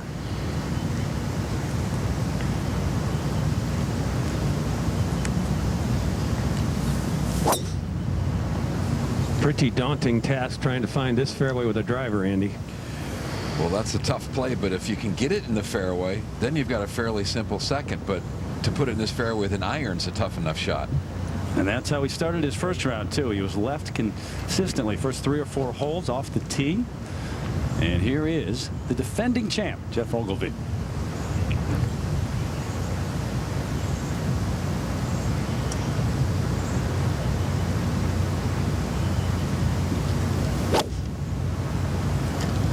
This one's headed up the right-hand side, and I don't think it's going to come back.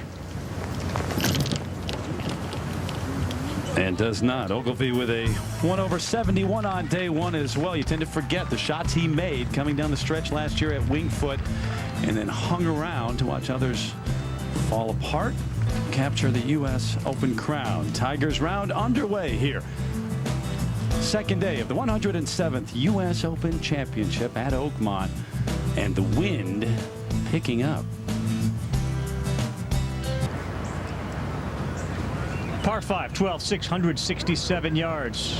Doherty's gotten away so far with less than sharp play because of his putter. 2 good par saves at 10 and 11. Fairway at 12. That's a win. A 3-shotter here. There's no such luck to get here in 2. Haven't seen anyone even try.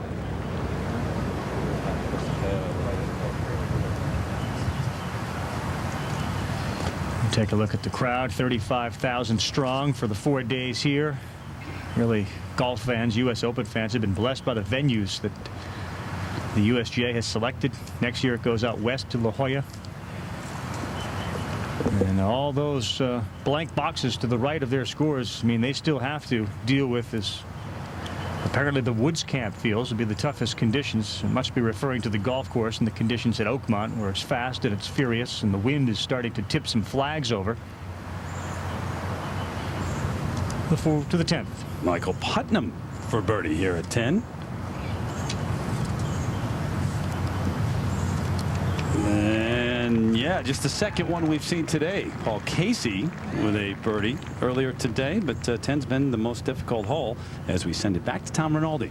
Here with Aaron Baddeley. Aaron, there are guys up in the clubhouse, in the locker room right now, banging their lockers and throwing things. You tell me, how difficult a test was this course today? It's tough because, I mean, you got to put the ball in the fairway, and then once you get the ball in the fairway, then the greens are so undulating that you really got to hit precise iron shots. I mean, we talked about today, like there's some hole locations where you've only got like a 3 foot by 3 foot landing area to keep the ball sort of near the hole. So that's why it's so tough to play on this golf course. And I mean, it's a good test. I mean, it's something that it's a U.S. Open. It's got to be hard. Andy North has said he thinks that 2 over has an excellent chance of leading this championship going into Saturday. How do you assess the position considering the conditions right now? I mean, the breeze is getting up a little bit. Sort of a little bit like yesterday. But like later in the day, I found yesterday that the breeze died down at like towards the end. So, I mean, the greens are going to get a little bit firmer out there. So, I mean, I'm pretty happy where I'm at. Greatest test to your patience out there for you today, what was it? Really, it's sort of my front nine, which was the back nine. Even though I was scoring well, I wasn't driving the ball too straight, so it was just a matter of being patient and getting the ball back in play and like trying to chip and putt for my par, and I made a couple of par saves there, which was great. And Baddeley's 3rd U.S. Open Championship is going to be around for the weekend, no question. Probably going to vault up the leaderboard. Mike? Hey, Tom Rinaldi, stay there a second. Do you sense the players are more frustrated after their rounds today compared to yesterday? I don't think there's any question about that, Mike. No doubt. Yeah, when you say guys are banging stuff and all that, that's different from yesterday when guys were walking off saying, hey, it's fair. It's been a tough test. Thanks. To 10 and Terry. Except for Casey, who shot a 66 and, as you said, played some different course. Now, here's Tiger's second at the 10th. 201 yards down the hill. Jeff Ogilvy is laid up out of the fairway bunker on the right. Bye. Bye. Bye. And that's what you're going to see all afternoon. Looked like a pretty good shot, but coming out of the rough really had no chance to stop it. Yeah, no commentary needed as Tiger talked to it the entire way, and it never listened. Doherty still at 2 under. Cabrera at 1 under, the only 2 under par.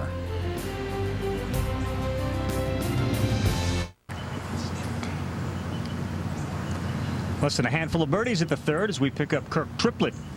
3 over 73 yesterday. 46 years young.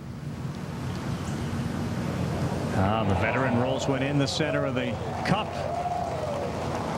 Joins a shrinking group at 2 over. We go back to the first.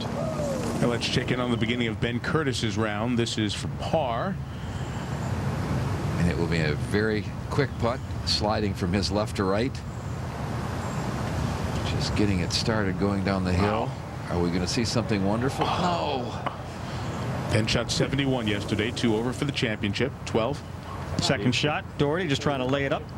Started down the left side, trying to let it slide back to the right. I can't quite see the finish, but it might have found short grass. No, it sure did. Center cut. Once you clear that second bunker, I think that's one of the reasons we've seen a lot of balls go into roughs here, because the bunker sets you up to hit it left, and a lot of people have brought it into the ditch. Ravi, you mentioned next year Torrey Pines. It'll be great in La Jolla. For ticket information there, visit www.usga.org/tickets or call 800-698-0661. Starting and continuing a fabulous run of venues for our national championship after Torrey Pines, Bethpage Black, Pebble, Congressional, Olympic, Marion, Pinehurst to 10. Jeff Ogilvy's third after laying up.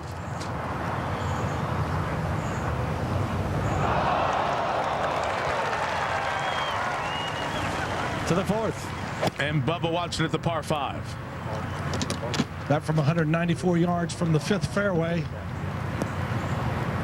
Drove it in the fairway bunker on number 5 off the tee and just had to lay up down the 5th fairway. So Watson at even, trying to work his way back over here to the 4th.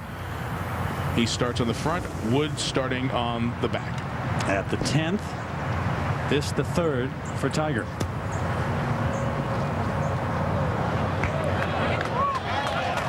Well done. So he and Jeff Ogilvy with that left for par. You mentioned the sellouts, the tickets at the U.S. Open, Michael, and not only does it sell out every year, it normally sells out on the Monday following the U.S. Open. So not saying if you don't get your tickets by Monday, don't call, don't try, but you better hurry. 21st straight year, roughly 35,000 tickets each day, and the fans are so excited to see it travel around the country and back here in Western Pennsylvania. Record 8th United States Open held here. All right, Terry, take it back at the short par 4 second. Man who won the U.S. Open the last time it was held here. Ernie Els, third shot at the second. Ernie very much in the thick of things, 3 over. 0 for 2 yesterday in terms of sand saves. That's going to change. Yes, what a it beautiful is. Play. Sometimes you don't get a sense of how difficult these bunkers are. That from the camera angle, he was basically totally underneath the level of the green when he played that shot. And Andy, they've made them more difficult, steeper, and they're deeper, sand a little softer as we send it back to 10, and Tiger Woods with a par putt. He's got it in the place here, Andy. You would like to have it on a par putt of this length. It is below the hole. It's going to have a little right break to it. Third shot really was masterful, though. It was not a good lie at all.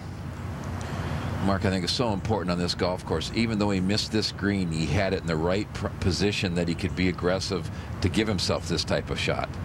It's interesting watching him warm up. The last shots he hit before he got to the putting green were just that very same shot as that third. So he must have thought it was pretty likely he might have a shot like that here. So just inside the hole and he can be reasonably aggressive with it? Absolutely.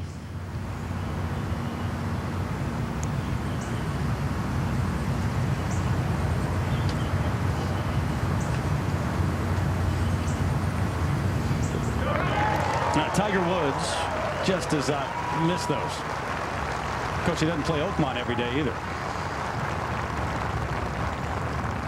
Good par save at his first hole of the day. Hole that he bogeyed yesterday. All right, let's come back to big hitting Bubba Watson. This is fourth at the par 5 fourth. Not a lot of green to work with. Oh. That's amazing how much spin he put on that one. Don't hurt yourself, Bubba. Chance to save par. He's even through his first 3 and even for the championship. Only Nick Doherty and Angel Cabrera in red figures. And we come back to the 10th. And just like Tiger, Jeff Ogilvy now with a short putt, relatively speaking, for par. Well, he just watched Richard Ramsey ahead of him miss one from not much longer. Ramsey opening with a double bogey 6. Tough start for the U.S. amateur champ, who is celebrating a birthday today, turning 24.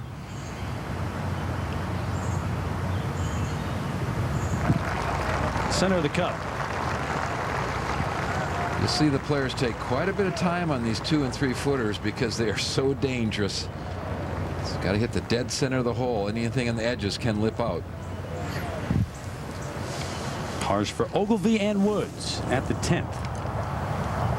Good ball striker here, Chad Campbell. Second shot, the 9th. 6 over.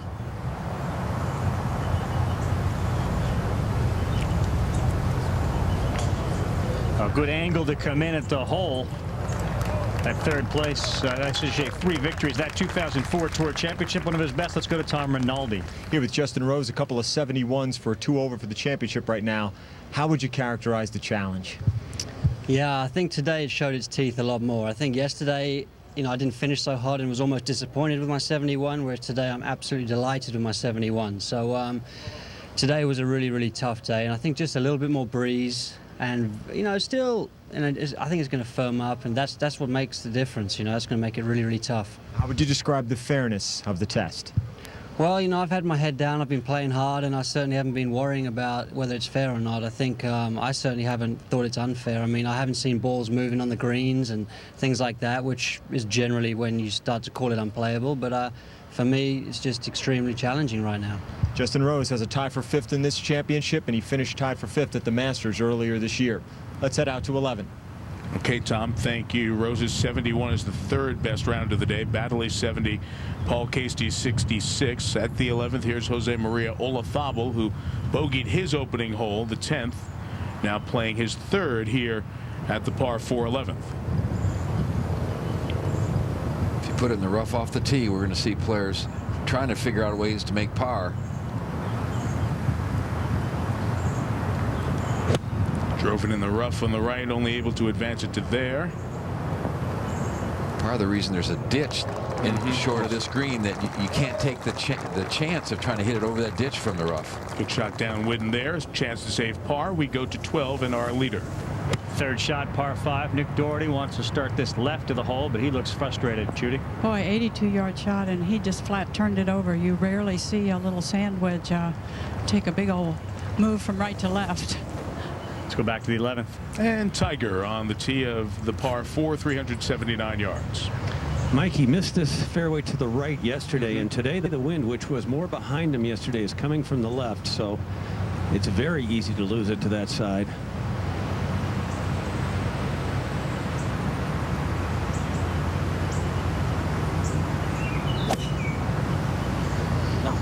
This one's a bullet, but he's pulled it.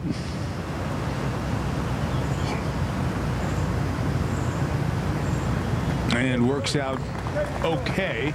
And Mark talked about watching Tiger practice. He hit many of those, and usually we rarely see him hit one of those stinging 2-iron shots off the tee, but we did yesterday as well, Andy.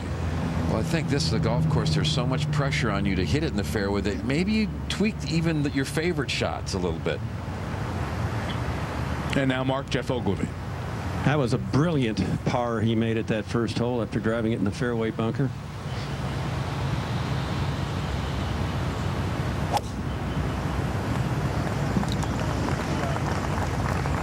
This one should be good here.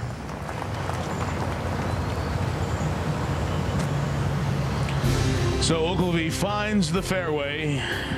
and avoids the divots. That'll be in so many of these areas where balls do collect. Something to watch as the weekend goes on.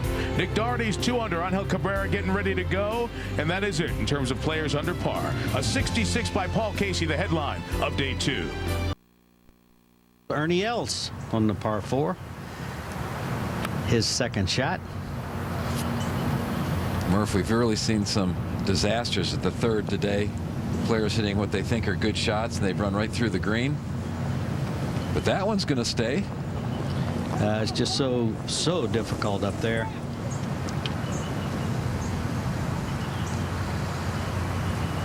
Over at 12 now. Nick Doherty has a birdie putt.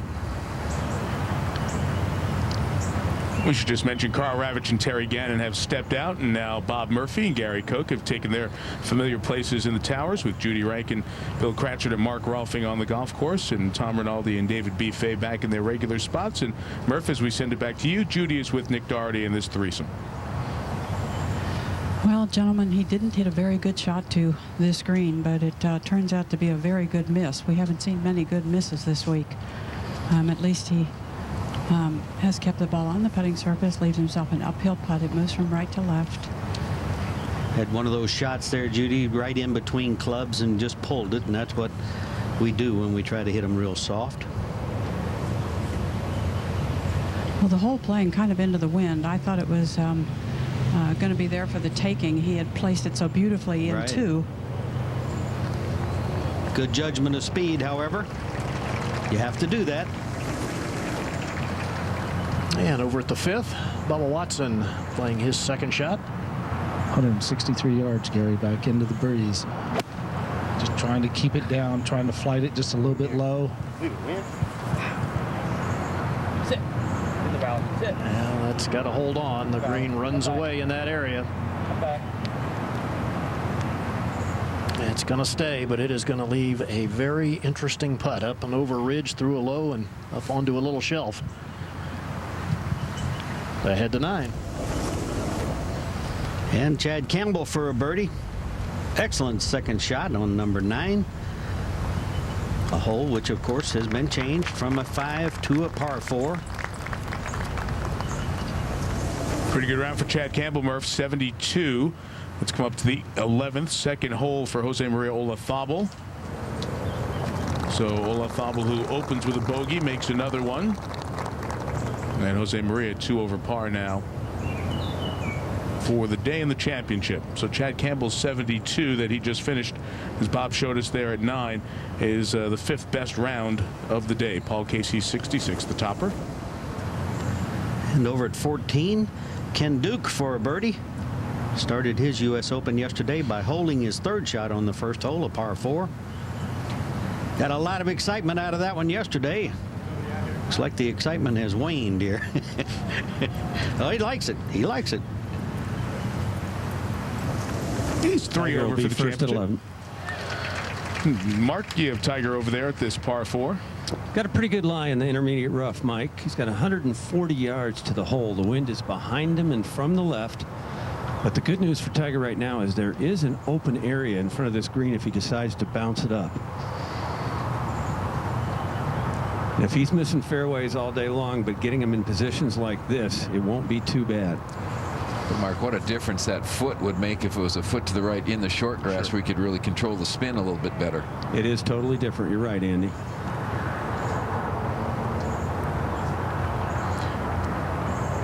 Andy, back on 10 a moment ago, the guys were talking about Tiger being so proficient at those par-saving putts.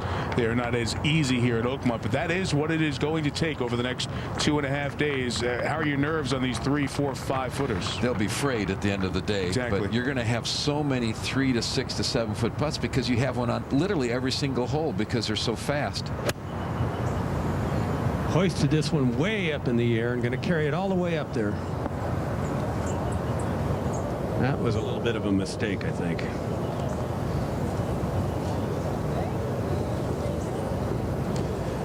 So Woods long of the green at 2. That is interesting as the conditions get so hard. There aren't places where you can necessarily put it and roll it on into the putting surface like you'd see at the British Open.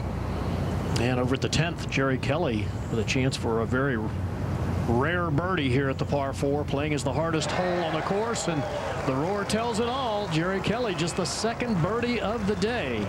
At number 10, moves him to 3 over par. Good way to get your round started. They head to 11. Giving birdies away here. There are a whole 12 birdies made at the 11th today through the morning wave of players. Mark, what does Ogilvy have? Well, he's got a good angle. It's a fairly easy hole location here today at 11. Richard Ramsey just hit it in there about 5 feet to the right of the hole. It's from just over 100 yards. And that's the difference, Andy, you were talking about. You can see how much that ball spun coming out of the fairway. You won't see many spin even from the fairway. I mean, that one hit into just a little bit of a hill, but that's why you have to put it in the fairway so you can control what's going to happen. And over at the 10th, Angel Cabrera missed the fairway with an iron and just trying to chop the ball back out of the primary rough. Get the ball back in play. And it just, every hole, Andy, you miss the fairway, you pay the price. And it puts so much pressure on the player standing on the tee because you know that on the tee. I'm convinced that you have to come up with a club you can put in the fairway. I don't care if it's a 3-iron. You just have to get the ball in the fairway. Well, it was interesting. Earlier in the week, Bob Ford, the host professional here for some 25-plus years at Oakmont, was saying it's the longest course that plays the shortest that these guys will ever see. And a lot of the fairways roll out, you know, and it is easy to play something less than a driver, even a 3-iron, as you say. David Toms second at the short par 4 second. There's a chance to make a birdie. Yeah, if you can hit a good shot and get it on that little shelf, but David very conservative into the center of the green. Ahead to 13. And Nick Doherty, even for the day, is at the tee of this par 3. Judy? 166 yards at this par 3. The flagstick just barely on the green, right on the very front. Breeze is helping.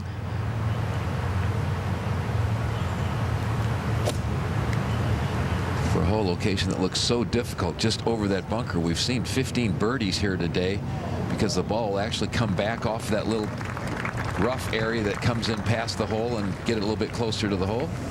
Let's return to 11 now, and Tiger's third from behind the green. And it is not in a good spot, Mike. It's sitting in the intermediate rough, but there are 5 inches of primary rough right behind his ball.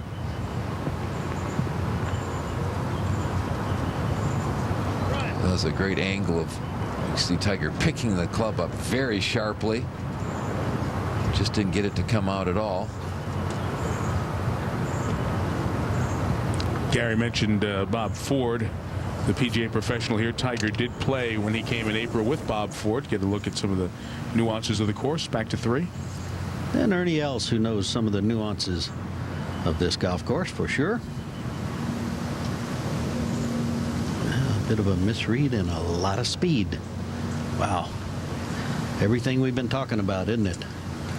Constantly, constantly. Well, there's Snoopy 1 up there, showing us these fantastic views from up above. Snoopy 1 and Snoopy 2 are with us all the time. Back to 5. And Bubba Watson with this lengthy putt for birdie. And Bill, this is rather typical of what you get here at Oakmont when you're a long way from the hole. Absolutely, Gary, and you were right on the mark. This is a very difficult putt. You can see that he's on the back left-hand corner, and as he goes about the first 10 feet up the hill, then it's going to go down through a little low area right there, then back up through, breaking to his right. This is pretty well judged. Not bad. Yeah. Over to 11. And Woods from a considerable distance for par.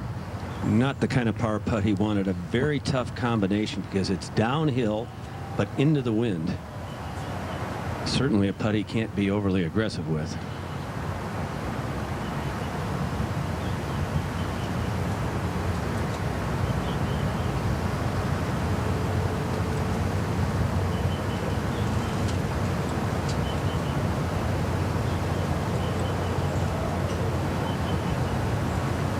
So Tiger will have that for bogey after par at the opening hole.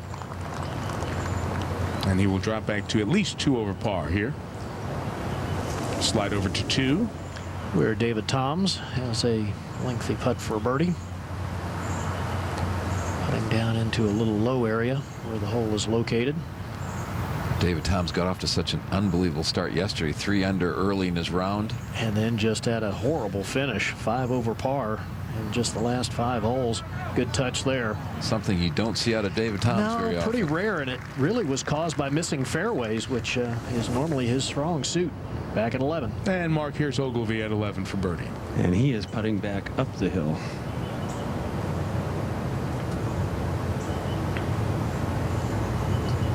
Mark, you've come up with the secret. Put it in the fairway and then putt up the hill. You can beat this golf course. That's all. 10.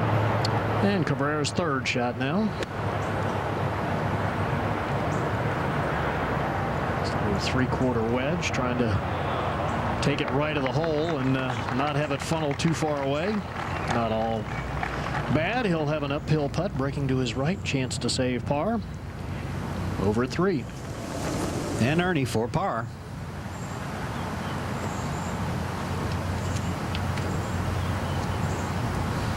Wow. Well, that's kind of strange. He had it left of the hole going by and left of the hole going back. This reads.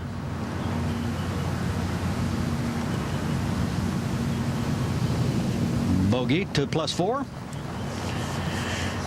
That beeping you hear is everybody in reverse. Everybody's coming back. Leaderboard gravity is happening because of the difficulty of Oakmont. To reset the table for us, to SportsCenter and Scott Van Pelt. It just takes 3 in the fairway. You miss any one of these in the rough, and you're in trouble. Jeff Ogilvy ahead of him, Murph, I believe, put it in the short right fairway bunker, which is no bargain either. Nope.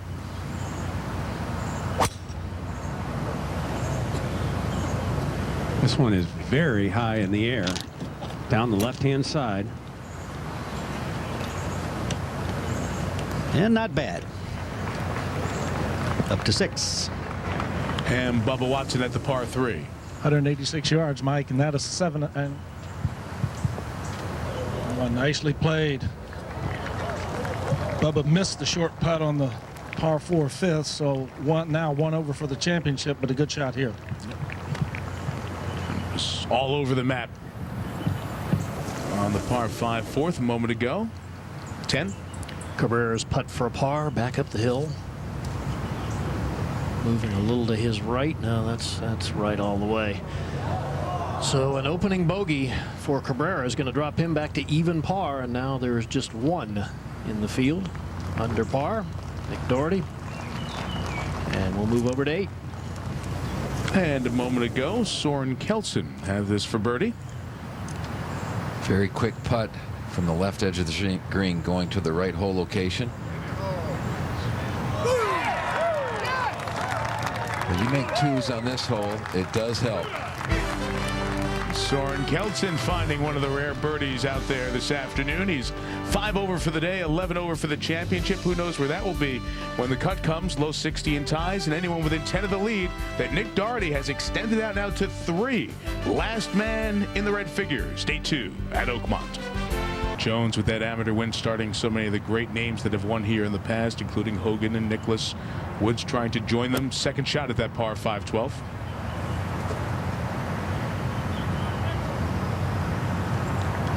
He's laid well back.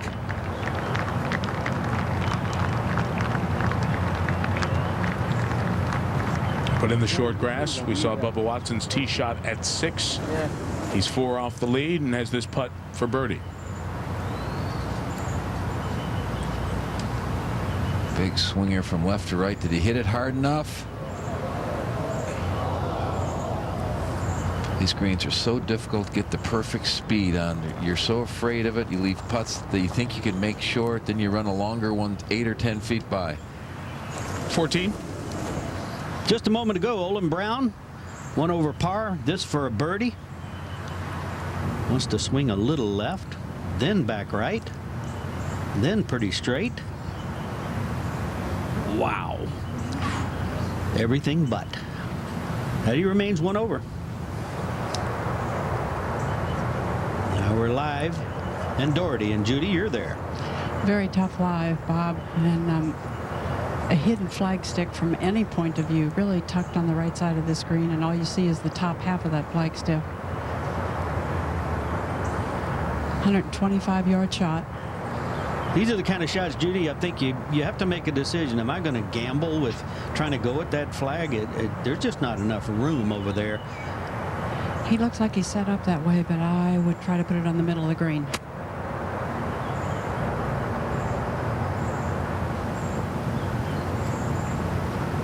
Yeah, pretty safe play.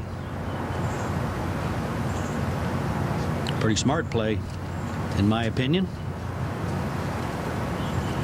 You just can't be braggadocio around this place. And over at the second, Scott Verplank. Chance for a birdie. Putt very similar to what we just saw David Toms hit. So off the high point, down into the low, moving to the right. That's got a lot of speed. Oh, thank goodness that hole got in the way. That maybe could have gone right off the green. Scott Verplank to 2 over par. And Andy North, the type of player you would expect to do well in a U.S. Open. Absolutely. He has experience. He understands how to put the ball in the fairway, and that's very important. And he can make short putts. To number 12. And Sergio's 5th now at the par 5. Hit it way left over the green. So Sergio struggling with the rough. Some nice green on. That should be good luck. So difficult. We don't see many grins, do we?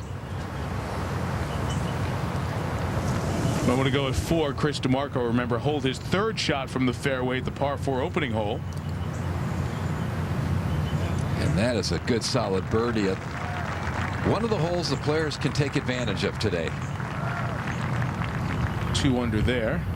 Through his day, 4 over for the championship. Now Ernie Els at 4. Chase the ball up the right side of this fairway, but it's hard to do because the wind is from the left to right, which is throwing it toward that right-hand rough. 609 yards of par 5.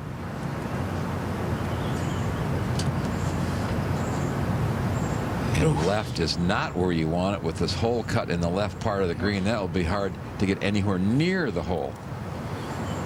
It's a great view where that hole's cut just about 4 or 5 paces in the line. Ernie's going to have to come over that bunker. Now to 11, the second hole for Angel Cabrera, his 2nd shot at the par 4. Golf course is drying out a little bit. A little sand coming up, but a good solid play. Again, from the fairway, you can spin those short clubs and control the ball. Back to 12. And Sergio for a bogey. Murphy, I really thought that this might be a decent week for Sergio because he's such a good ball striker, but he has definitely struggled the last couple of years in the Open.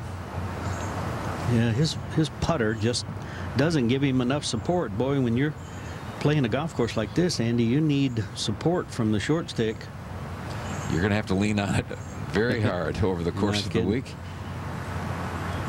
It should be a good cane to carry with you.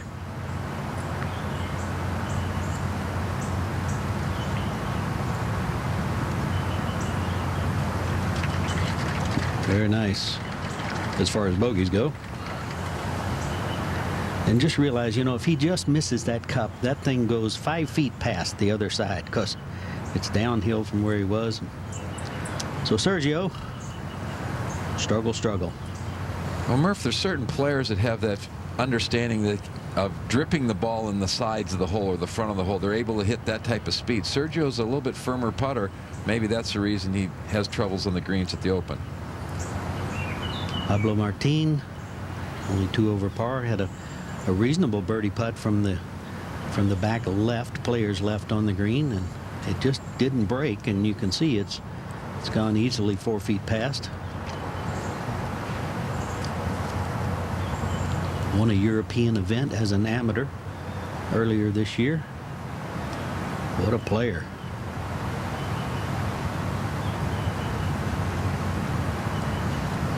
Yeah, it's okay to be firm from down there is what Andy North is saying, and And yet on the other side, downhill, boy, you really have to back off.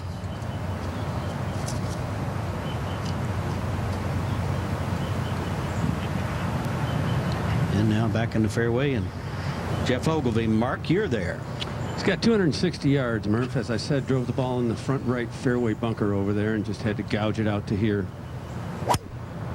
And that was that one missed shot that you talk about. It's hard to catch up. Yeah, you just miss one, then you leave yourself 260 on your third, and now you've missed two, and you're chipping downhill. We'll go up to 14 and Doherty. And Judy, you have a read for us?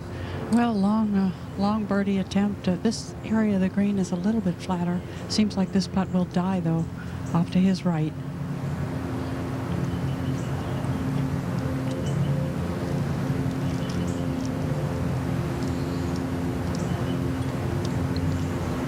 Well short. And back to 12. And Tiger set for his third. Good layup there, Mark. Well, it is, Murph. It just shows you so much about this hole. He's hit two real quality shots, a good drive, a nice layup, and still he's got 156 yards for his third to a tight hole location. The number one figure you put in your mind is what is the front edge. And then I think I'll just leave it 2 or 3 yards short of front edge and see if it bounces up just a little.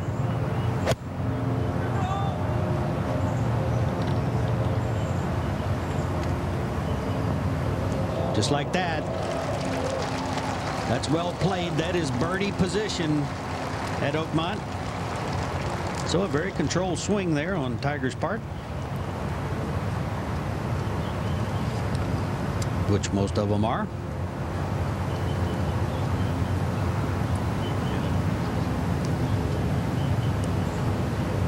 And let's go back to 14 now. Watch Doherty.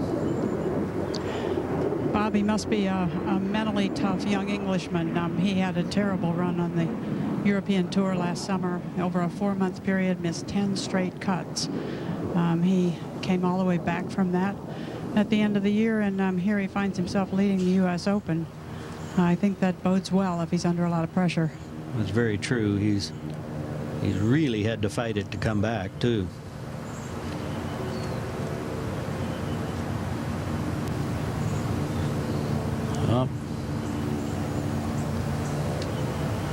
Well, 3 putts are in abundance at Oakmont. He also missed making the Ryder Cup in that same stretch, Judy, and that really was a mind-setter there. Well, he missed this one, but I'm telling you, he's got a pretty putting stroke. We know that. He's 2 under. First bogey since the 8th hole yesterday. Seems very affable. Been a good interview, that's for sure. And he's had to do a lot of them. He may have more ahead, Murph. Hey, if you heard that plane go by, I was watching the morning local newscast this morning about 6 a.m. and they talked about an air show in town. Well, they came to just advertise, I guess, just to give us a little bit of a show. Pilot's a golfer. He just wanted to check it out. He's looking down and laughing. Oh, gosh. Let's go over to 11, and Angel Cabrera alone in second here in the championship. He's just playing his second hole of the day. This for birdie. Definitely a type of putt you can make. Is it going to get there? Oh, it looked like it was turning in and straightened out the last 2 feet. But beautiful speed, and that's the key. If they go in or not, if you can keep that speed, you're going to have a good week. Take the stress out of the tap-ins, right? Okay, Ernie Els, this is his third. Very difficult here at the par 5 fourth. Ernie's really good with these, but he'll have to be. Couldn't have landed it any closer to the edge of the green, and still he's going to have a 35-footer. 7, the long par 4. Bubba Watson second. Billy Cratchit on board. Well, good drive, 169 yards. Actually, just trying to hit a little late iron, trying to work it with the wind. And working it down the slope. Long and in the fairway. What an advantage. You can take a shorter club into some of these very difficult to hold greens. And, you know, he's an interesting player. He plays a lot of shots. He hits the ball, curves it quite a bit. I think that's a big advantage on this golf course. Murph at 12. And Jeff Ogilvy looking over his fourth shot. Mark, the only way he can get on the green here is to go way back left, I think. Well, he's going to wait till the players walk off the 13th tee before he decides what to do, Murph, but it's a very thick lie. It's so much downhill and so fast. Murph, if he goes at the hole here, does he have a chance to actually run it through the rough into that bunker that's just to the right of the hole location today? Not unless he really misses it. I feel pretty good about it. I'll ask Mark. I think he can pitch it right in the first cut there, maybe just on the green, but it won't stay on the green. I think maybe the fringe on the other side of that intermediate cut, Andy, would stop it unless it's really racing. He's going right at it. That's too hard. Way long. Now that has a great possibility of getting in the bunker unless it got caught up in the heavy stuff. That's the way it is. You got some of it on his shirt there. It's been harder to keep it in the fairway and on the greens today statistically because of it drying out. 12. Ogilvy's fifth. Very, very good bunker player, this young man. Remember last year in the U.S. Open, he had a spectacular shot from the bunker on Sunday. Masters champ Zach Johnson for birdie at 4. Should slide a little left at the end. Did he do it? That away, Zach. All right, after opening up 2 over his first 3 with bogeys at 1 and 3, Zach gets one back.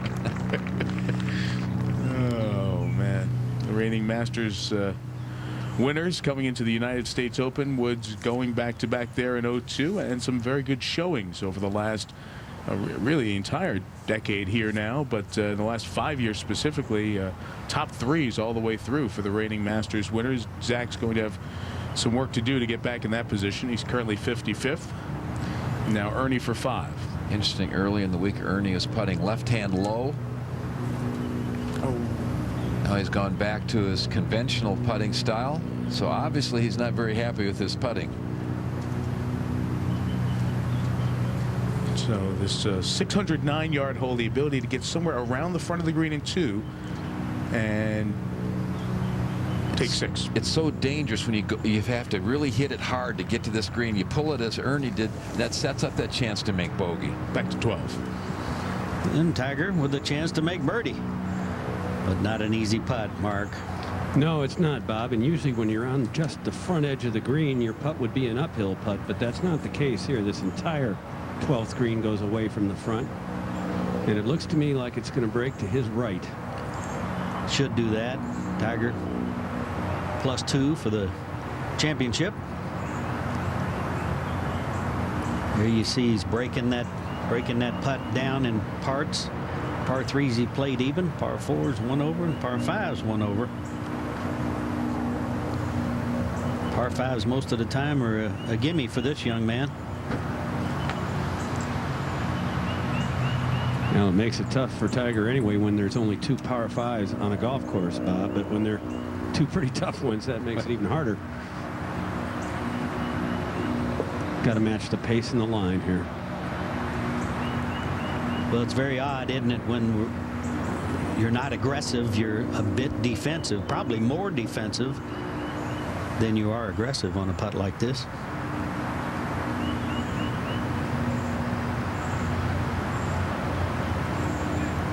Can you imagine how easily he struck that putt?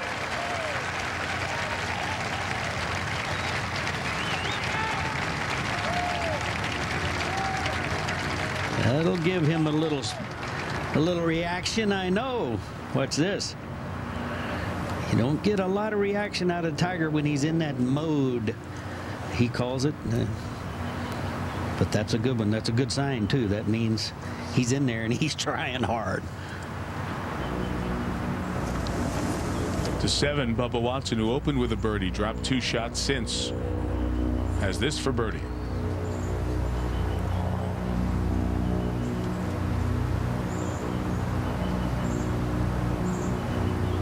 Speed going to stop there. Andy, the green stimping in the 13 range. That's assuming you find a flat spot you can do it on. 14. Just a moment ago, Vaughn Taylor's second at the par 4. Today playing 352 yards. Good hole location and well done.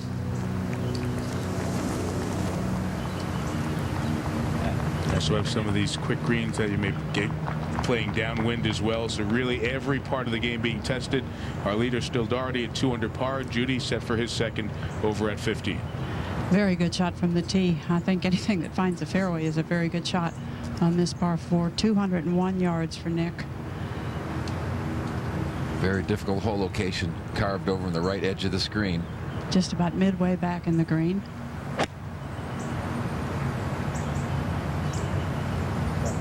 Little help from the breeze. Probably been better off if that would have gotten all the way into the bunker. And it's just getting worse as it settles down. Judy, you mentioned hitting the fairway is good. It's a 50-50 proposition right now to hit the fairway and less than 50% hitting the greens in regulation today. 16.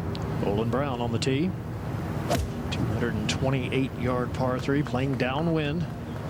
Most of the players trying to land the ball into the false front and chase it up onto the level where the hole is cut.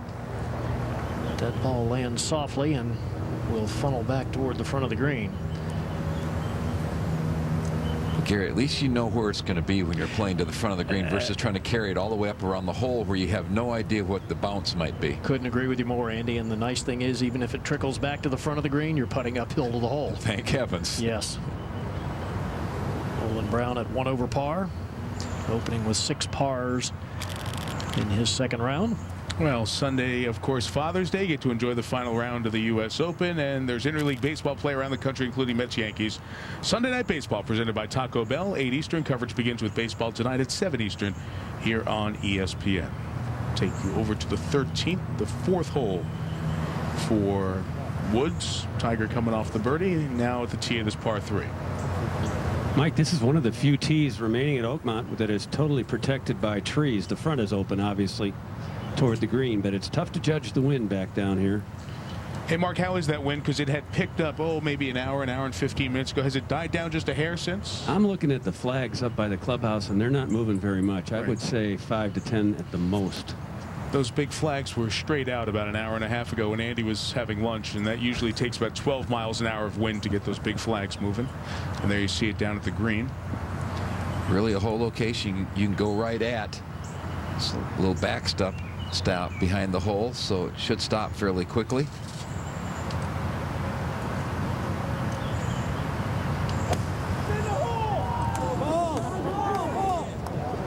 It's a good looking shot here.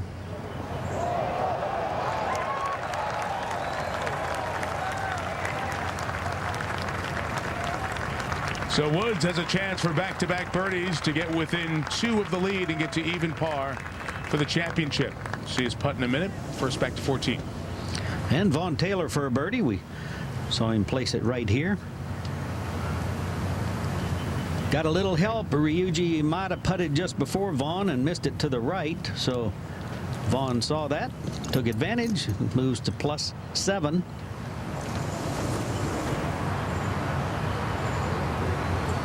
We had Jeff Ogilvy back there with all of his troubles on that hole. He missed the bogey putt coming back, so Ogilvy is coming off a 7, a double.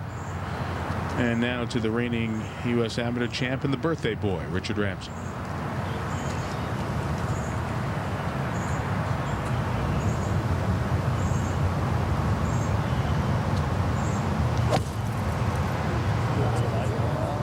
This one is a little bit of a pull, trying to cut back.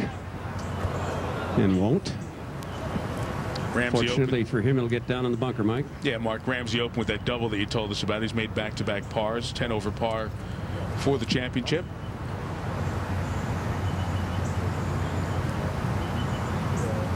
Well, Andy, I've heard you say it a number of times this week. You have to miss it in the right place here at Oakmont. Now, had Ogilvy missed that 12th green to the right with his 3rd shot, he would have, I'm sure, made 6 at the worst and probably a 5. But he misses it left where you can't and ends up with 7. Well, I think that's why you get confused sometimes. Players talk, well, I hit a pretty good shot there. Well, no, if you missed it on the wrong side of the hole, you haven't hit a pretty good shot. You have to miss it on the proper side. And sometimes 50, 60 feet away from the hole versus 10 or 12 would be much better off. You used to walk this open courses backwards, right? I used to do that. I used to start out sometimes if I went early to look at a golf course, start at the green and work my way backwards without hitting shots, just trying to figure out how I wanted to approach hitting the shot onto the green. That helped you find the area you wanted to drive your ball in the fairway a little bit easier. It's all about you and your game plan, accepting par, accepting the adversity. Tiger Woods off to an early start today. Bogey the 11th, comes right back. As Murph said, a perfectly placed third shot. Birdie at the 12th, in position for birdie at 13 to try to get within 2 of the lead.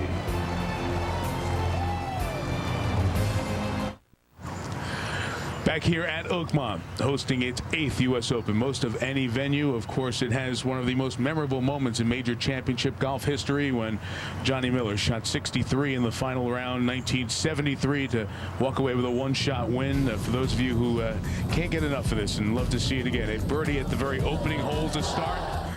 Then at the third, or his third shot, I should say, the 4th from out of the bunker.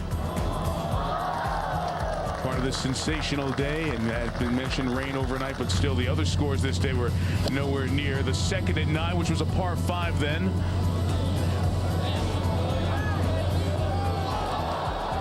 Home in 2 putts from there to make birdie. One of those patented and still referred to by many people today. It was Johnny Miller type of runs where everything was going. A birdie miss there at 17 could have been even better. A par putt at 18 to finish with 63. One of the great closing rounds in major championship history. Yes, I don't think they colorized the video. They did have color at that point. But I told you when I saw you here, is Johnny, of course, will be on NBC with Dan Hicks at the top of the hour and all throughout the weekend. I told you I had not been to Oakmont and was lucky enough to come here in April, walked around and said, where's the course that Johnny shot 63 on? What has been the most joy of this week and so many people bringing you back to that unbelievable moment? I think the people in this area have finally embraced the round, and they've embraced me as almost like a city monument or something. When I'm out there, I've never felt anything like it in my life. The guys just love it, and they, I'm just sort of part of the history here, and I've never felt that anywhere else. People are very friendly to me normally, but here it's sort of like a happening. It's like people like, well, okay, you did hit every green, and okay, we love that 63 finally. Well, would you say that's maybe one of the finest ball striking rounds you've ever had under the pressure of a Sunday at a U.S. Open? Yeah, I mean, to do it on the last run, I always say, I only hit away from 3 flag sticks all day. I hit it away from number 3. They had the way right hole location, and then 9, you saw that pin way over where it is today. Pin, yeah. And then also on 16, they had it way over on the right. So the rest of the time, I was flag hunting the whole day. Like you say, it had rained. It was no gimme. I mean, it's just, you know how tough this place is, but I was sticking my irons. Well, we're going to get caught up here and keep Johnny here for a couple of seconds and watch Nick Doherty try to save par. He's at 2 under par as he plays his 6th hole, the 15th, the 500-yard par 4. Johnny, give me your thoughts on how you think it's playing today. Well, it's just going to get just a little harder every day. The golf course, believe it or not, if you were just hitting it perfectly, still scoreable, but it's getting to where you can get to most every flag still today. Yesterday for sure, still today. If you hit a perfect shot, if you hit a high iron, sort of like your kind of irons, Andy, when I played with you and you won at Cherry Hills, remember we played the first 2 days? You could stop it on a dime, but in Tiger Woods, right here, no problem. He hit a good shot, and he's got a putt inside 10 feet. So it's doable. It's not impossible. You just have to play great golf. That's all. And you got it. The foundation for this golf course is hitting it in the short grass, which you've said, Andy, and it's totally true. If you're in the rough, I don't think there's any course in the world that if you hit it in the rough that you're in more trouble than Oakmont. And here's Tiger for back-to-back birdies to get to even for the championship.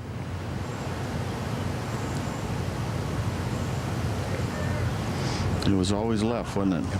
Sort of a short little stroke for him. Some of those putts like he had there that do go back down the hill, you have to hit so easily you can't even get the ball to turn over that first inch on the line you want. Exactly, yeah. Dive over to 4, and Ben Curtis, this putt for birdie. And he can putt, I can tell you that.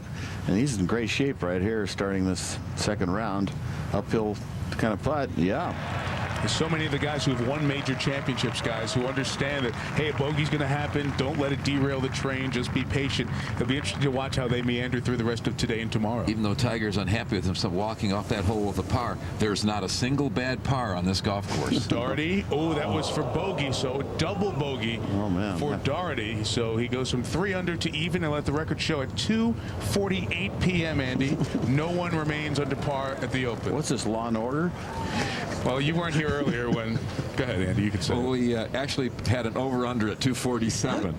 My pick was 247. I said that this morning. I was a minute away from that, but nobody's under. But somebody still make it under. Johnny, we look forward to seeing you with Dan and the rest of the NBC crew coming up 3 Eastern on NBC and then over the weekend. It's a real privilege covering us at Oakmont. Yeah, it is great. And all of us at ESPN, we have much more to do with our colleagues at NBC, but we thank them. It's a wonderful partnership. The 26th year as we cover here on ESPN our national championship, the United States Open. Nobody under par, 4 tied for the lead, and we'll be right back at Oakmont. Okay, let's get you caught up. Nicholas Fost, who birdied the second hole yesterday, playing the second today. This is second shot at the par 4. As Gary Koch has told us, if you just get in this little area around the hole, it's a little bowl. The ball will come back down close to the hole. And he did, in the 35-year-old Swede, 39 in the world rankings. Guy who was in the top 15 in the European Tour Order of Merit last year. Rolled that putt in. Get to even par. Let's go to 14. And Tiger on the tee with an iron. 352 yards. Anywhere at fairway. Bend over, pick up the tee. Don't need to watch that one. All right, so with Fost making that birdie at 2, Murph, along with the double by Doherty and Ben Curtis making the birdie at 4. We have 4 tied at even par for the championship. Woods, Bubba Watson, Pablo Martin starting a group of 4 at 1 over par. So continuing coverage of the 107th United States Open moves over to NBC Sports at the top of the hour, just a few minutes away. And then we come back here on ESPN and ESPN 360. Those of you watching while you're at work online, way to go, at 5 Eastern time. For Chris Berman, Roger Maltby, Andy North, Mark Rolfe, and Terry Gannon, Gary Koch, Carl Ravitch, Bob Murphy, Judy Rankin, Dottie Pepper, Phil Kratzer, Tom Rinaldi, all the women and men on the NBC and ESPN teams. Mike Tirico. So long from now from Oakmont. This has been a presentation of ESPN, the worldwide leader in sports. Here's Scott Van Pelt. And we welcome you back at 5 Eastern, 2 Pacific to Oakmont. Just north and east of Pittsburgh, Pennsylvania's downtown, our continuing coverage of the 107th United States Open, the U.S. Open Championship, as referred to by Chris Berman and Roger Maltby, who'll be by in a couple of minutes. Happy hour, Friday, 5 o'clock at Oakmont. There's not a lot of happy going on right now. It is a full grind fest to get in for the weekend, whether you're in it or to get in to position for this 2007 United States Open Championship. This golf course that has so much history and tradition behind it has had the trees taken down, but the teeth remaining in. Phil Mickelson today showing more frustration than normal. Same true with Vijay Singh. They both shot 77. Jim Furyk of Western Pennsylvania, 6 over par through 36 holes. Some other names are moving up the leaderboard as the afternoon wave. Olin Brown, who's been around in the Open Championship before, using a little clever club work on the greens. The defending champ, Jeff Ogilvy, trying to stay in play. Our leader after 18 holes, 5 over for the day today. Only one man under par. That's Angel Cabrera, even for his front 9. And Tiger has 6.5 holes. Could be the 6.5 holes that determine what a factor he is on the weekend. On a place where legends have won, whose name will be added to the honor roll of champions at Oakmont. It is a beautiful day, a sunshiny day. The temperature in the upper 70s. The wind freshened around the noon hour. It has died down since. What it has done, it took the 4/10 of an inch of rain that fell on Wednesday and taken it completely out of the course. Ergo, Andy North, we have one hard golf course averaging about 7 over par today. It is just... Angel Cabrera is the one player who's been able to do it. Even par, Andy, through his first 9, he started on 10. And this is how you have to get it done at Oakmont. You have to make some putts, and what an unbelievable putt. 8-foot break right in the middle of the hole. That got him back from even to 1 under. That was at 16, his second birdie of the first 7 holes. Olin Brown at 18, chipping. You had absolutely no chance to putt that ball because the fringe would have taken a dead left.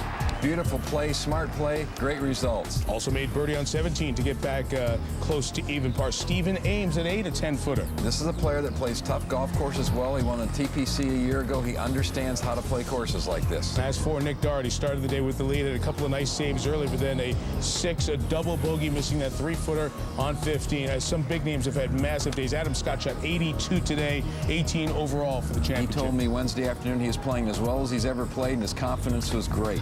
And I wish I could have seen Paul Casey after his round, because, we did actually. And what did we ask him? You see the travails for Scott and so many others, because the question for Paul Casey on this day was, what golf course did you play? He shot 66. Andy, how did he shoot 66? He did it by driving the ball in the fairway. Only missed one fairway, and that was by a foot.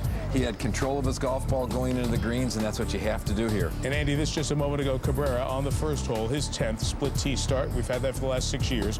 Rolls that in. So Cabrera, we had no one under par as of 2:48 Eastern time. Cabrera got back under par at 4 Eastern, has maintained that for the last 3.5 holes for an hour. So he maintains a one-shot lead over David Thompson, Stephen Ames, 2 back are Bubba Watson and Peter Hansen, and on back through Aaron Baddeley and Justin Rose. We mentioned the great round for Paul Casey today, and here he talks about his 4 under par 66.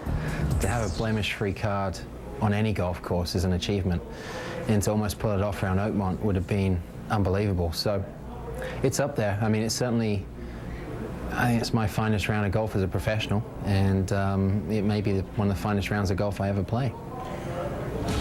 Now he's going to have to try to follow that up over the weekend. Here, Andy, here are the stats, and maybe the 2 top fairways hitting greens and regs show you how much the golf course has dried out. It has dried out enough that it's just that much more difficult to put it in these fairways that slope. You can hit some good tee shots and miss the fairway. I think the putts per hole is very interesting in the fact that almost half the holes are averaging over 2 putts per hole, and these aren't greens that you're missing half the time. So the putting has been atrocious. Players react to this course that's playing almost 2 shots more difficult today. It's impossible. I mean, you can't. I mean, it breaks you. You know, there comes a certain point where you can't carry anymore because you'll go insane. This is a place that's very proud of how difficult their golf course is. I'll venture to guess that 99% of the members can't play this golf course very well. I wish there was some sort of way to describe it, but it's really, you know, people talk about putting on their kitchen floor at home or in their driveway, but it's, I think it's a little more severe than that. You know, I think it's Oakmont, and what, you know, they're notorious for is, you know, building a hard golf course and having their golf course play hard. It's kind of like putting on a garage floor with some undulation to it. I think the best thing, this is what tells you about this tournament, is that when the caddies checked in, they gave him a gift pack of stuff.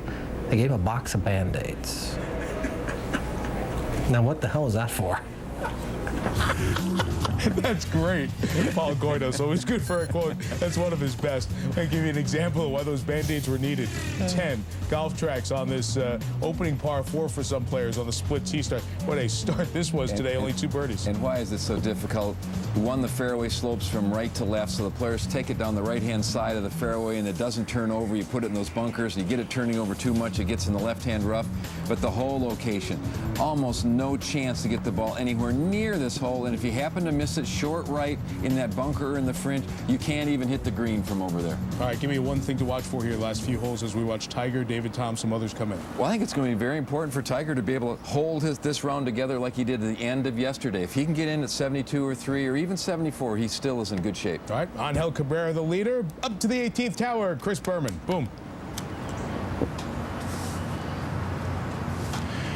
Thank you so much, and welcome back to second round coverage of this, the 107th United States Open Championship, at both picturesque and horrific, depending from your point of view, Oakmont Country Club. If you're a golfer trying to shoot under par, it can be done. We've seen it can be done. It's just hard to do it. Our coverage continues here on ESPN with Tiger Woods on the 3rd for a birdie. Jimmy Roberts. Well, Chris, Tiger trying to get one back after that bogey on 2. There can be said there's something such as a good bogey. That was it. He'll have that left for par. To 12 now for Stephen Ames for par. This will slide pretty hard to his right. Never high enough.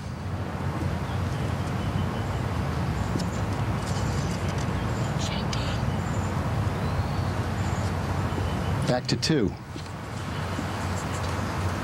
And Terry Gannon with you. Judy Rankin out on the course, and good look back up the fairway at this second hole. And Angel Cabrera with the lead at 1 under, 2 bogeys, 2 birdies on the card today, Judy. And you know, it seems, if anything, that the wind is a little gentler than it was 2 or 3 hours ago. And it's that nice time of night when it's easy to get a good look at the flagstick and get a good feel for things. He had a perfect little iron off the tee, 135 yards up the hill. And 2 straight days. Yesterday the wind picked up in the early afternoon hours, and then benign conditions about 5 o'clock Eastern time.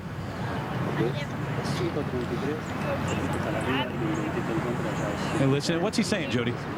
I would translate that for you. You know normally I would, but I'm just a little off today. It's been a long day, I understand.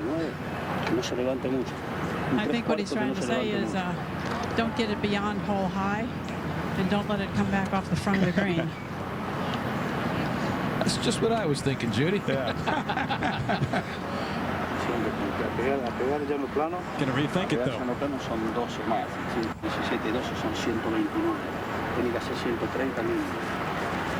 That little breeze is back down from the green, so back in his face.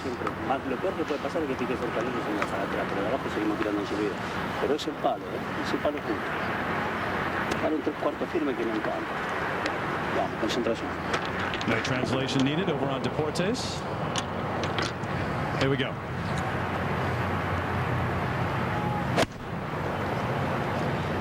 I believe that's a big swing with a pitching wedge.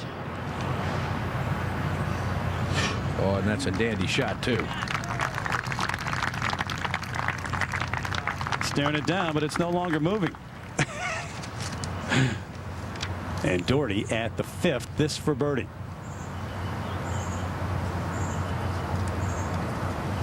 Will it curl? Oh, man.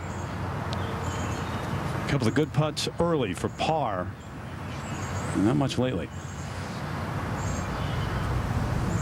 Bubba Watson has birdied 2 of the last 3 here on the green. A lengthy par putt.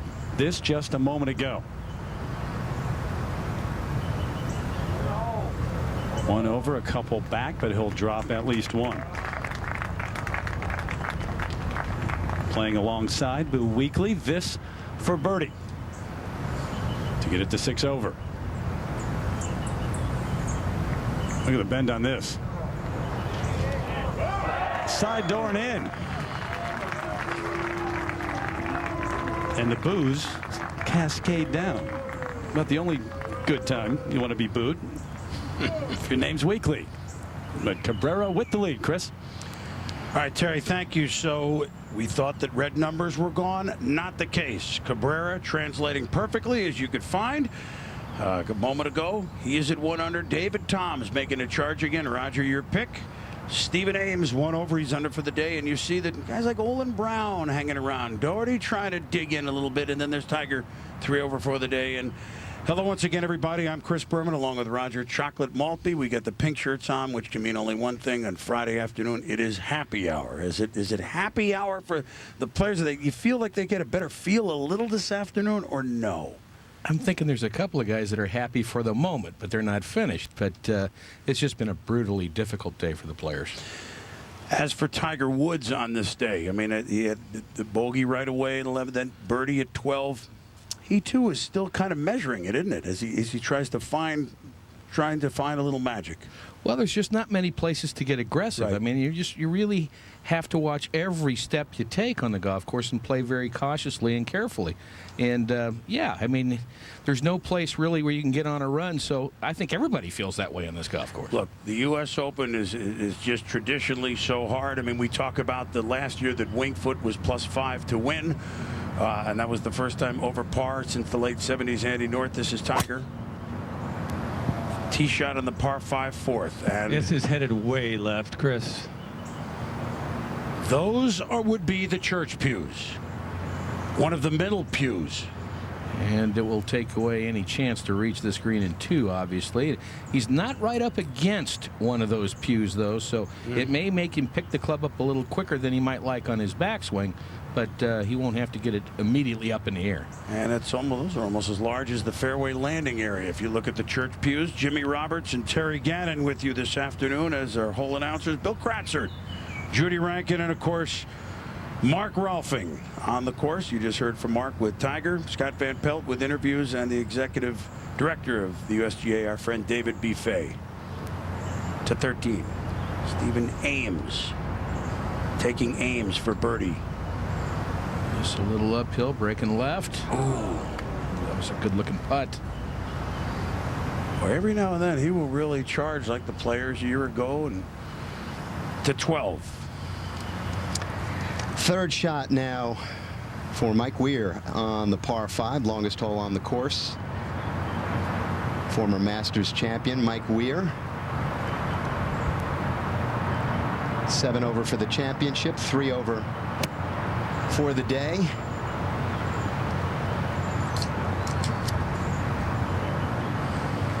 Safely on the putting surface. About 20 feet left of the hole. Will stay for David Toms. Toms, who started well yesterday and then bogeyed 5 of the last 6 holes, got a little something going today. A 72 yesterday. 2 under for the day, even for the championship. Not bad. Well, I think, Jimmy, this if it just gets right of it a little bit, you're putting up at it. So that's fine. A little misleading. It looks like the hole's right in front of the green. There's nothing in front of the green. It looks like a very simple shot. In fact, it's not. This green runs away from the player so hard that if you hit it a little too hard, if it takes a skip past the hole, you know, your ball can go 40, 50, 60 feet more past the hole. So it's still a very, very delicate shot here. Only 30% of the field hitting a par 5 in regulation, and that right there is a pretty good shot. So David Toms, the former PGA champion, will have a reasonable shot at birdie. Get it to red numbers. We go to 16. The par 3 just a moment ago. Graham McDowell.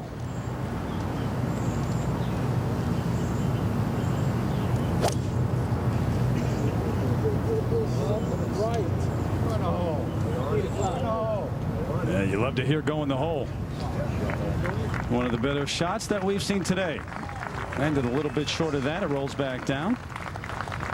Back to the second. Luke Donald now, Judy, with a birdie opportunity. He had a very good shot up the hill. He's left himself below the hole and a good opportunity, and he certainly needs to make one. It has not been a good start today.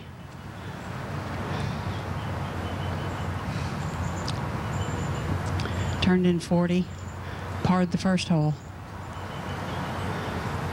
Judy, I think he's one of the players I would have thought before the championship began would have a game that's well suited to Oakmont. Yeah, well, he's an excellent driver, hits a lot of fairways. He doesn't have the length that some people have, but he's got just enough length. Pretty good with this club as well. Not good there.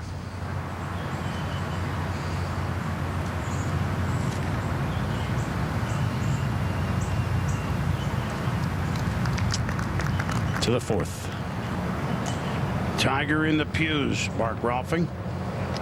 Well, he's got about 18 inches, I would say, before the tall grass there, Chris. And Raj, I would think with that distance, a safe shot would be a 9 or a wedge.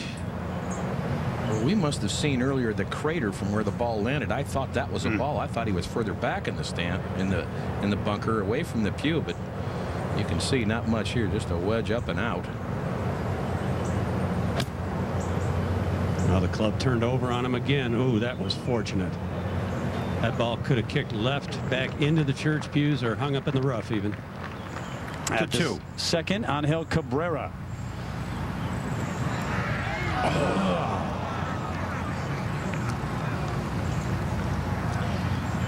I believe that ball was up above the hole, a half an inch from it, and crossed all the way below.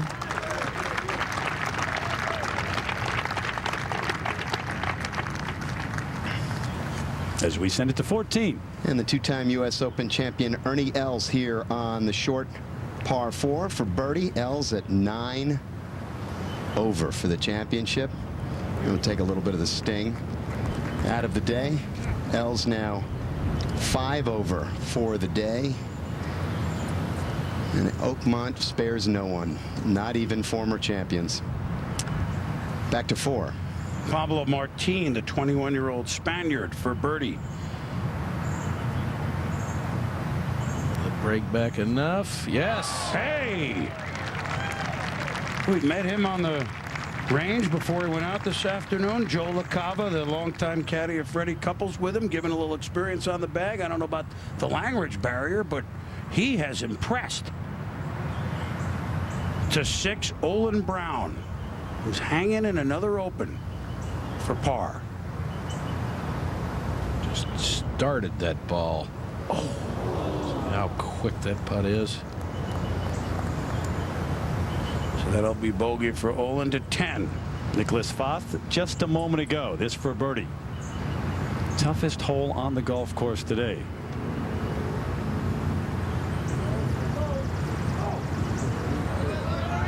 Or maybe not.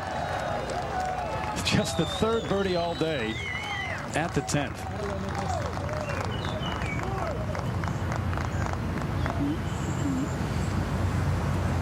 They don't call it happy hour for nothing. On the tee at 17, Bubba Watson, longest hitter on the PGA Tour, drivable par 4, but a pink shaft. Can't believe Ian Poulter's not using that. Yeah, exactly. Or Shinjo's hat. We have pink shirts. It's the day. Yeah, no question here. Driver in hand.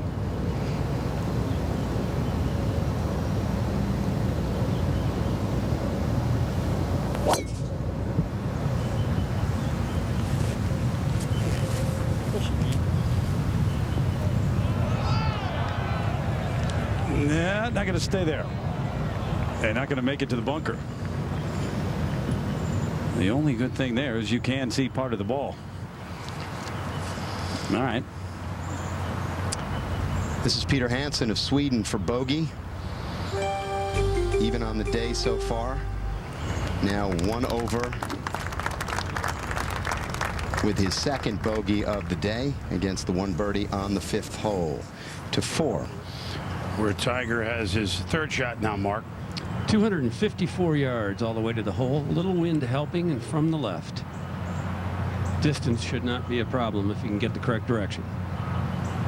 Can't really aim this at the hole, though. I really needs to play this ball into the center of the green if possible. Hit it, Win. Hit it. Hit it hard.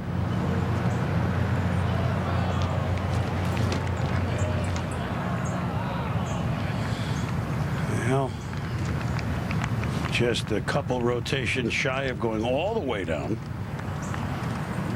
Still not a bad play and not a tough angle to play from. So all in all, a reasonably successful shot. I hear it, Oakmont. I mean, you yell for the wind to help you. You yell for things to just 14. Stephen Ames playing backward, Billy. Well, the ball did not release down into the bunker, Roger, and it was such a severe downward slope that he could not move the ball forward, and that was his only option. Well, that's the first time I've seen that this week. One of the few things I've heard the players have some comments about is the grass keeping the ball from getting down into the bunkers at times. Here's Tom's for birdie on the 12th. We saw the nice approach just a moment ago. So Tom's to get into red numbers.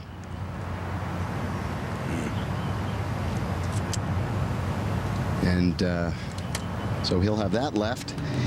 Will David Toms, a par on this hole, likely today, a bogey yesterday, but David Toms the pick of an awful lot of people because of his game. Nice comeback after a tough finish yesterday. Tough conditions here at Oakmont. Once again, we'll be back with more second round coverage. Oakmont Country Club.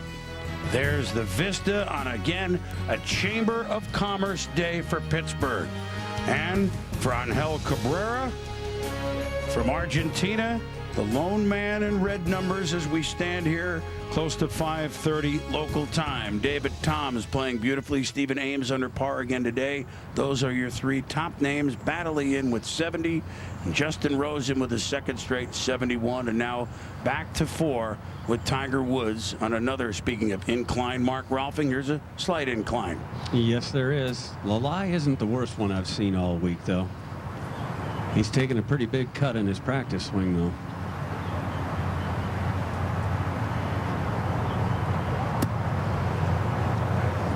Decided to carry that ball most of the way to the hole, and might come back some. No, not really. So good 9-10 feet left there for par. Now to 13, where David Toms is on the tee of the par 3. Cut right in front of the green. If you could, you'd like to keep it a little right of the hole, underneath the hole if possible. It's a tough pin up front, Roger. You and I were out there for a while. Yeah, a little bit downwind. This ball now looping around, trying to come back some. I don't believe it'll come back too far. Over to 3. Well, Angel Cabrera has driven it into trouble. Judy, how bad is it? Well, it is very thick rough, but advantage a strong man. It is only a 109-yard shot up the hill now.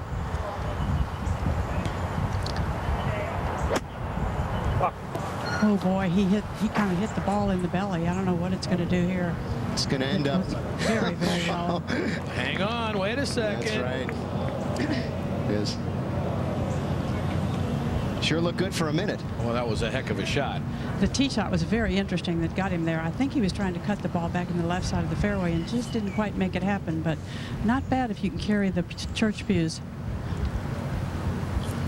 Ahead to 4. Tiger for par. Well, Roger, I think you were right. It's in the 9, probably 10-foot range here. It's going to be a quick one, too. It's got a little bit of right break in it. The wind is right at his back on this putt. Yeah, there's nothing that makes a pro golfer hotter than bogeying a par 5. Certainly with his length, if he gets the ball in the fairway, yeah, he's got a shot at putting it on this green in 2, giving himself a eagle or certainly a birdie opportunity, and now struggling to save par. This last hour and a half really is not going to make him happy. I think starting at 15, the 3-putt there. Of course, bogey at 18, then bogey at 2, and he's on this sort of every other hole in trouble now. Well, it's amazing how many times he summons something up, these par putts, and just kind of stares them down and wills them into the hole. See if he can draw on that again.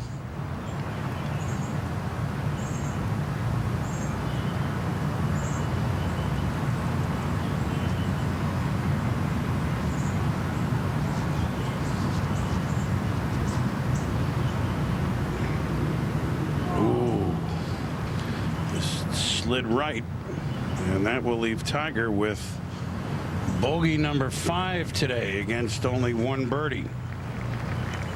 So Tiger now 6 shots off the pace of Angel Cabrera to 16. Brad McDowell now for birdie. A couple of wins on the European Tour. The man from Portrush, Northern Ireland.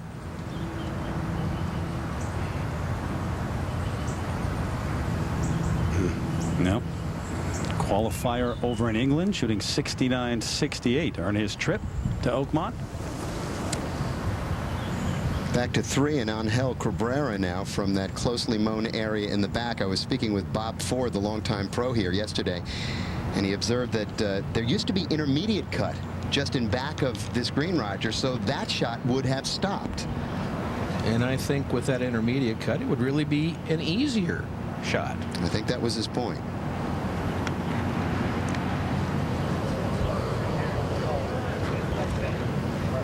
Well, it took quite some time to choose that play of bumping and running it up the slope. Meanwhile, on 14, this is Stephen Ames for bogey, Bill.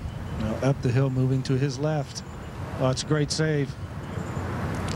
In the category derisively saying. And just prior to Ames playing, this is the former British Open champion Ben Curtis at +7 for birdie. So Curtis in his Steeler hat. That'll get some applause around here. Back one hole to 13. Yes, now a downhill slicing birdie attempt. Very quick. Tough to hit this putt high enough. He's going to lose it low to the right.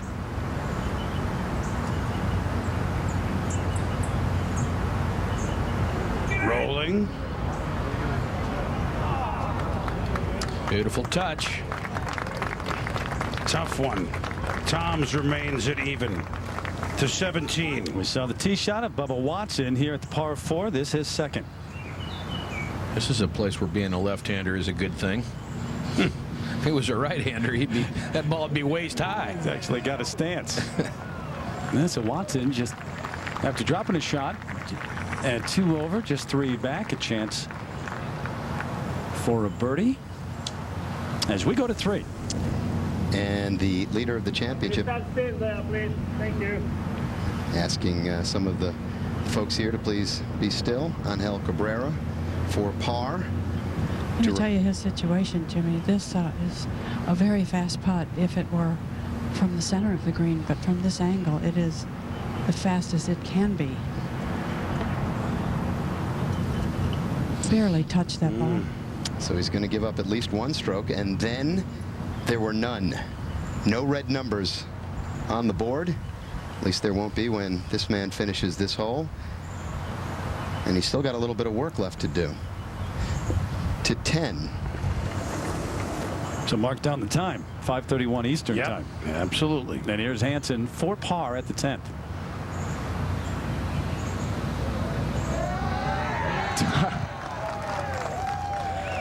Been hard to come by at 10 today, especially from that distance. And we go back to the 5th. Tiger, who's hit only 4 fairways today. And with the 2-iron here, trying to get it in this fairway. Okay.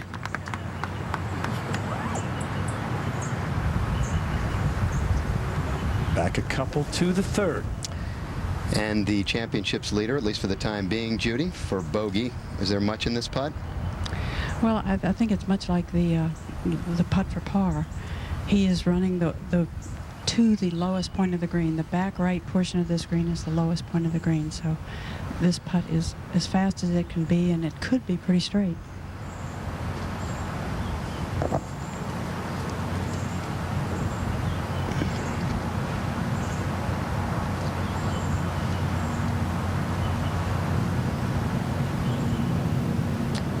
Nicely done. So Angel Cabrera, again, we're saying it an awful lot today. Nice bogey. Going to need an awful lot of saves like that, but there are now no players in red numbers. Cabrera tied with Toms, top the leaderboard of the 107th U.S. Open Championship here at Oakmont. And speaking of David Toms, he's on the 14th tee, and Bill Kratzer has now joined this group. On this whole playing down breeze, so just an iron. Heard Scotty Nizer say that maybe favor right center. Fairway pitches from right to left. Toms with a birdie on this hole yesterday. Thank you. In his round of 72. And Jimmy, you kind of take out that finish that he had yesterday, and he's probably played the best of anyone in the championship.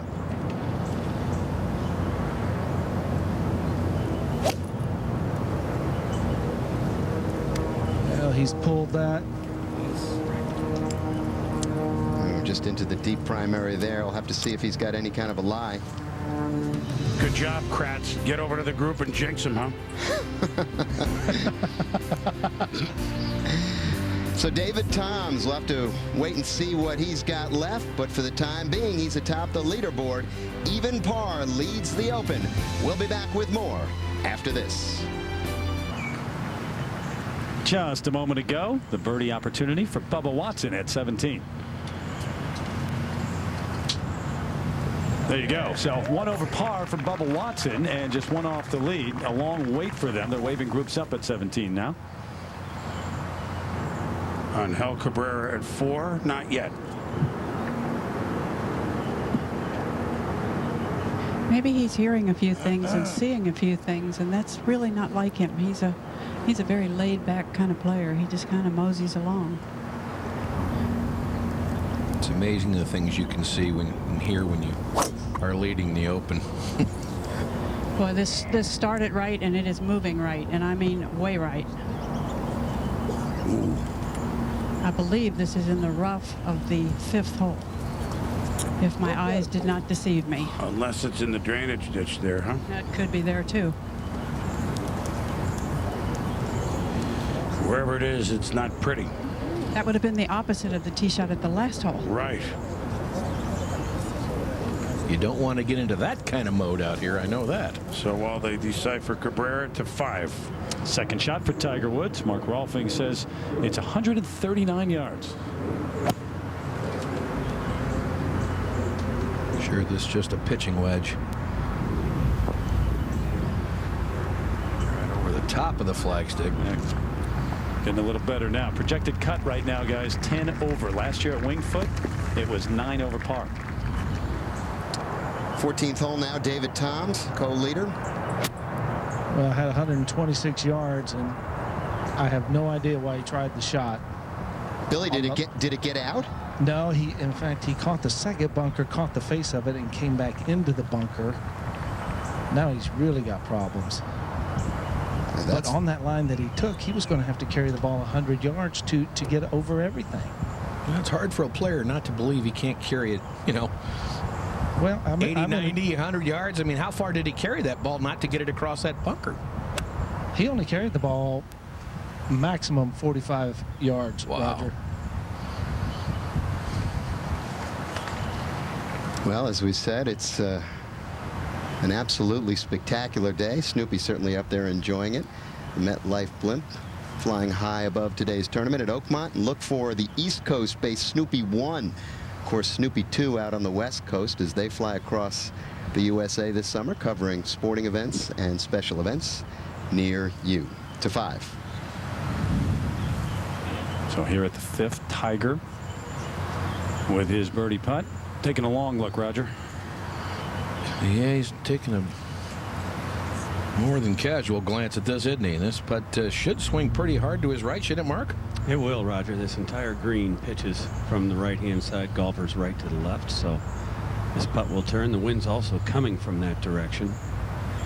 And it really wasn't a particularly good place to leave it for a shot that short for Tiger. There's only a few places on the entire golf course here at Oakmont where you can be aggressive, and that was one of them, and he hit it right over the top of the flag, as you said. He absolutely has to get this putt high enough. If it gets going a little bit low at all, it will race right down the hill.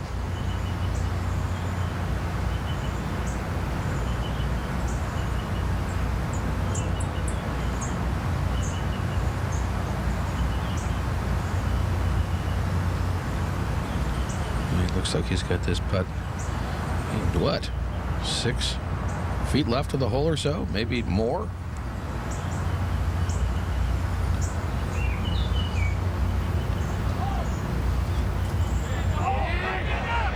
Speed.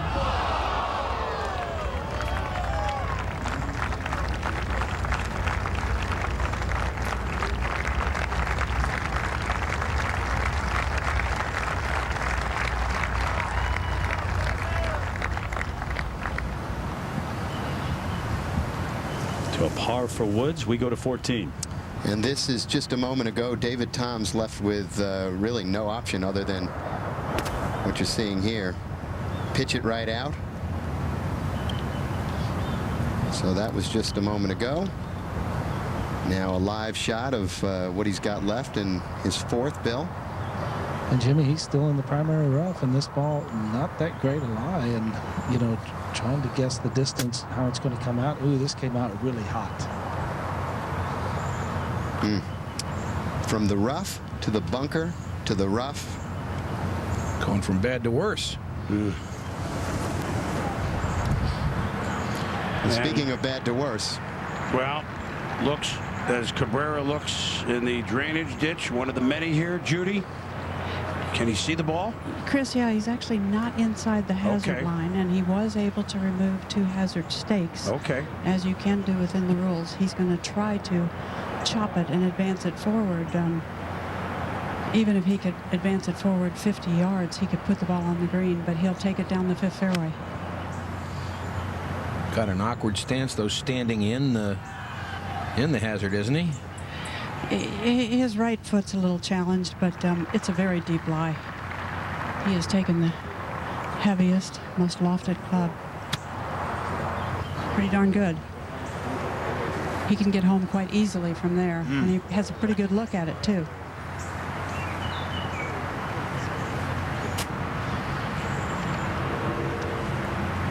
So it's like we all do, right? We play it down the other fairway, sometimes a better angle. You advance it where you can. Right. You know, just try to play to some place where the grass is short.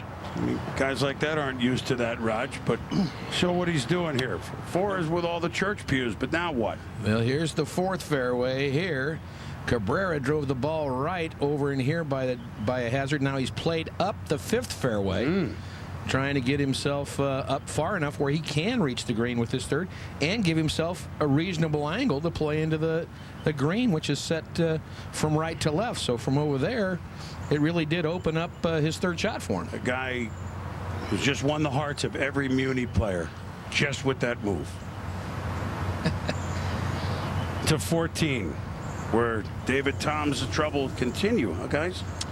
Both the players atop the leaderboard a little wayward. This is 5th shot, Bill. And the ball, yeah, well, you know, it's not sitting all that cleanly. And this is the kind of shot that, you know, you've hit 4 shots already on a hole that's, you know, just a 3-iron and a wedge. And it's the kind of lie, Jimmy, that you can kind of come up 10 or 15 feet short. Just kind of stuff it in front of you if you don't get a good clean hit on it. It's kind of where all the players exit this green anyways to go to the 15th tee, so the grain going back against him. Be a nice place to chip it in. Ooh, look at it go. Oh boy, but more left. So that for double. Wow, 7. We're Nick Doherty, our leader going into the day. 2nd shot was in the bunker. This for par now.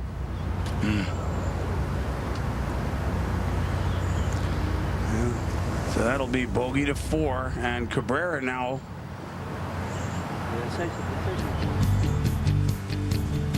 He's in the 5th though, Raj.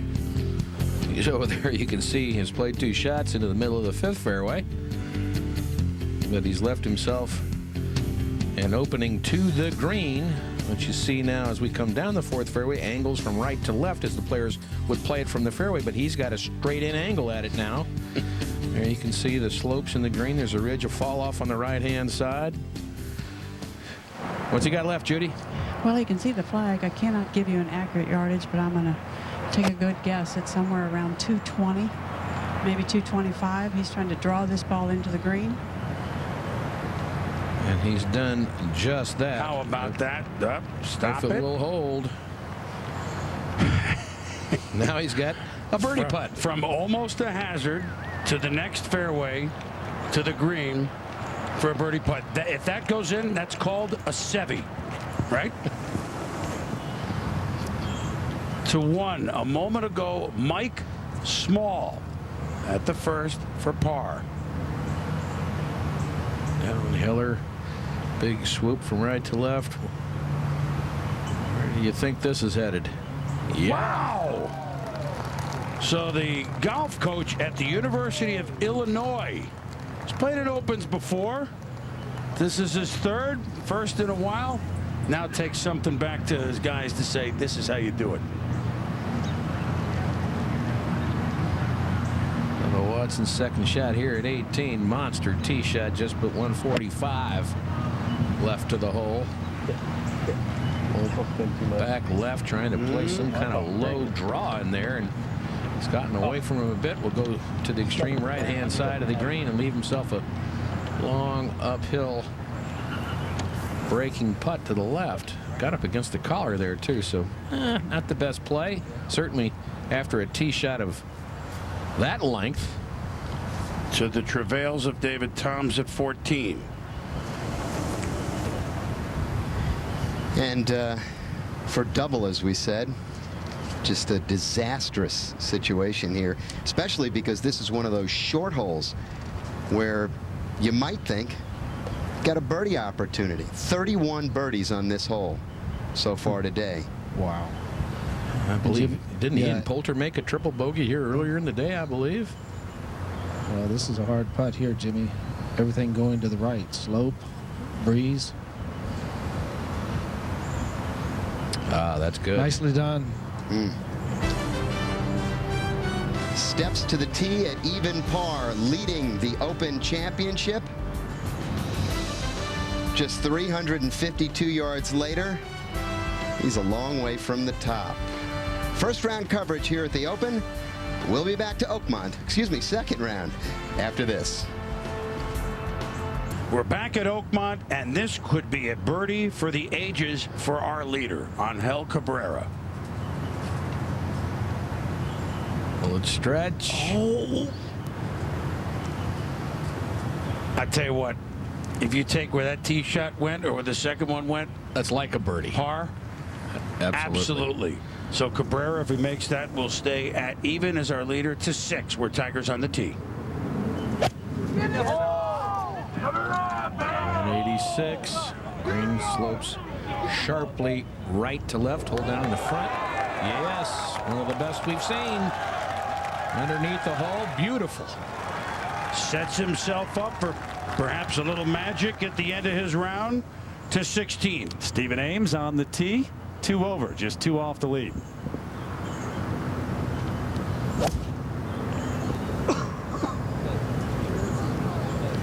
Ames staring it down in his 6th U.S. Open. That's why. Hang on. So a run at it to get to within 1. To 18, where the pride of Baghdad, Florida, Bubba Watson for a birdie and a share of the lead. Took a hop coming out of that fringe. Still pretty good. That's a good effort from down there. He's shown people that he's not just some heavy hitter, huh, Raj? Well, you might not have been, one of the names you'd pick to be an Open contender. You might now. To 8, where Olin Brown. Par 3/8. Trying to just look at this now along the ground. Boy, Olin's played well around the greens, hadn't he? Yes, he has, and that was well executed. Played well a couple years ago at Pinehurst, the pride of Washington, D.C. and Occidental College. Olin Brown. You see that just Cabrera with that par, that amazing par, the Seve par kind of, is the only man at even. Second round scoring. Who shot under par today? Well, we had Paul Casey with 66 and Stephen Ames still doing it. Even par, there are 3. Over par, everyone else. Scoring average over 77. Double hockey sticks, huh? Hard to imagine. It really is. To 6. Our defending champion, Jeff Ogilvy.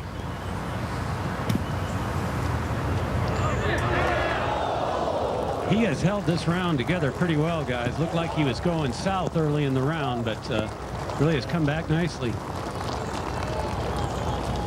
With 3 birdies in a row, was at 7 over at one point. Now is at 4 over, which is very much alive. We've gone from Bubba to Boo at 18. Here's one that'll swing to his right through a little bit of a valley, and then the last bit kind of uphill, and then will move pretty good to his right in the area of the cup as well. For par. Just hit a little too hard, but not a bad effort. Boo will. Good putt. Yep. Good putt. Boo will have a 75 today, along with his opening day 72. He'll be here for the weekend. To 15, the mini church pews, where David Toms is between them. Better than being right up against the lip, but still no bargain being on the grass. Part of those pews. And, it's in struggle mode now, isn't he? I mean, if the 3 and 4 of the church pews at the Vatican, that's St. Patrick's Cathedral over there at 15. Stephen Ames at 16 to get within 1. Right to left.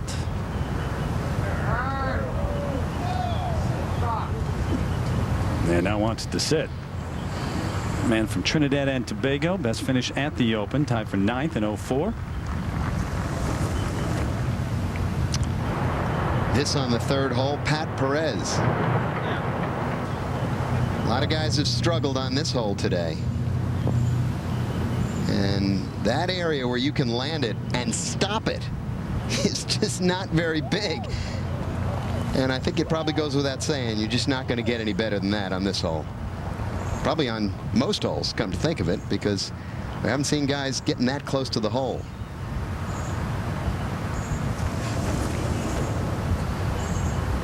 To 6.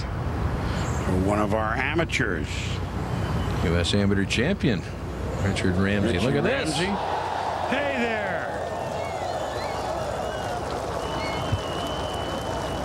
Pretty good on your 24th birthday. We saw Funk with Magic on his birthday yesterday. Happy birthday to Richie Ramsey. 24. Do you remember that, Raj? When was that? What kind of crack was that? Oh, same boat as you, pal. That was a long time ago. No, I don't remember much at 24. Here's Tiger. He has not had a lot of short birdie putts today. In fact, only one shorter than this. That was at the 13th, and he missed it. A little bit of left-hand break here. Take advantage of a good shot. Yep, there you go.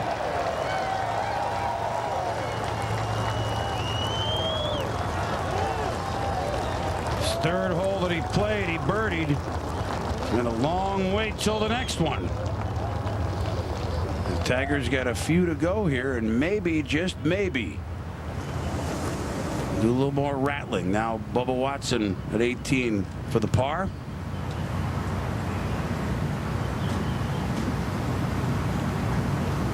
We have another little chat here.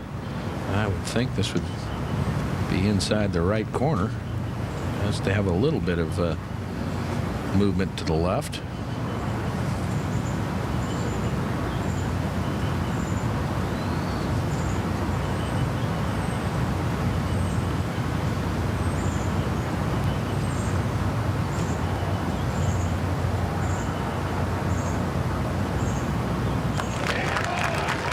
What a Thursday, Friday for Bubba Watson. And if things stay the way they are right now, he would be in the final pair tomorrow. We got a way to go. But 71 posted with his first day 70 puts him 1 shot off the lead with Cabrera treacherous holes to go. David Toms behind there. You see Tiger Woods now at +4 as we return to Oakmont in a moment. All right, Carl, Andy, thank you very much as we reach 6 o'clock local time. Angel Cabrera, the lone man at even. And he played the 5th fairway to get to the 4th. Oh, he's in the 5th fairway to get to the 5th. Terry? Yeah, Bobby knows this spot. I thought maybe he'd aim for the 4th fairway. From 153. Okay. Cabrera averaging 322 yards off the tee today. Can you imagine that twosome? You mentioned it could be Cabrera and Bubba Watson, the longest hitter on tour. Now Tiger on the tee at 7 off birdie. Nice. Pivot. Beautiful look here off an elevated tee, and this is going right.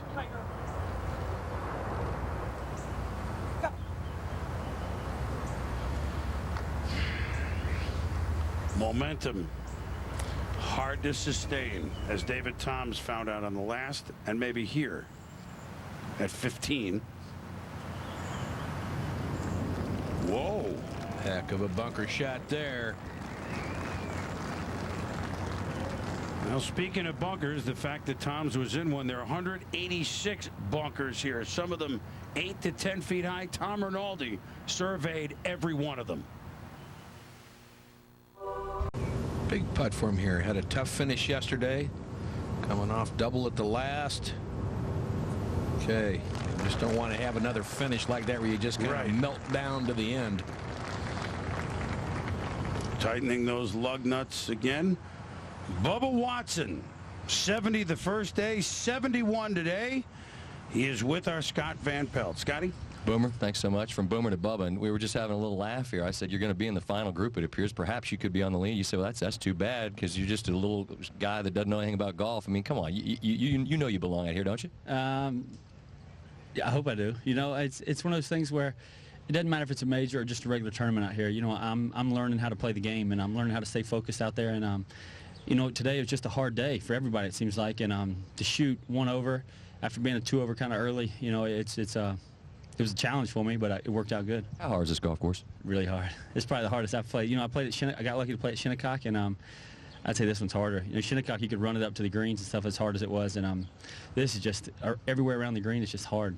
I know you're kidding about not being, you know, the guy that doesn't know anything about golf and not feeling like you belong, but on some level it will be uncharted water for you to go off and maybe the last group in a major on Saturday in a golf course like this. What do you imagine that the emotions will feel like? It's going to be just as hard as it was today. You know, on 18 right there, that was the hardest tee shot I've ever faced right there, and I wanted to somehow make par, and to go when I saw it come off the club face right down the middle. You know, I wanted to cheer, but you know, it's just Friday. But you know, for a guy like me, I mean, that was a big step. You know, it's just one day closer to my goal, and 2 more days, and hopefully something good would happen. Great planning. As we send the action out to 5, just in case you were wondering, on the par 3, the 8th 280, he hit a 3-iron, garden variety.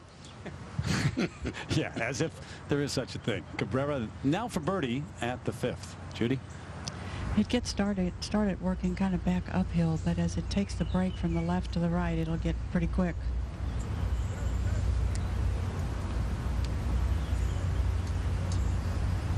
Exactly right. Tiger Woods at 7. Just laying it up out of a terrible lie over here in the rough, Chris.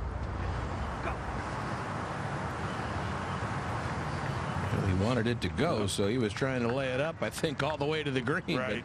Well, it was going to be a good 25 or 30 yards short. I think maybe he wanted it to get into the bunker. Could be. So while Tiger ponders, now to 16. David Toms at 2 over.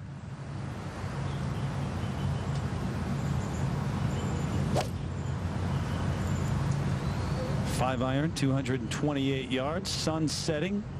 More difficult to see. Will it stop? Yeah, but a long way from the hole. Sightline's difficult here at Oakmont anyway. Blind shots, semi-blind shots. Nicholas Fost on the par 3 13. Seemingly one of the few holes where you can get yourself a makeable birdie putt like that. Fost from Sweden with a chance at a bird. He's at 3 to 17. Stephen Ames laid up off the tee. This is second.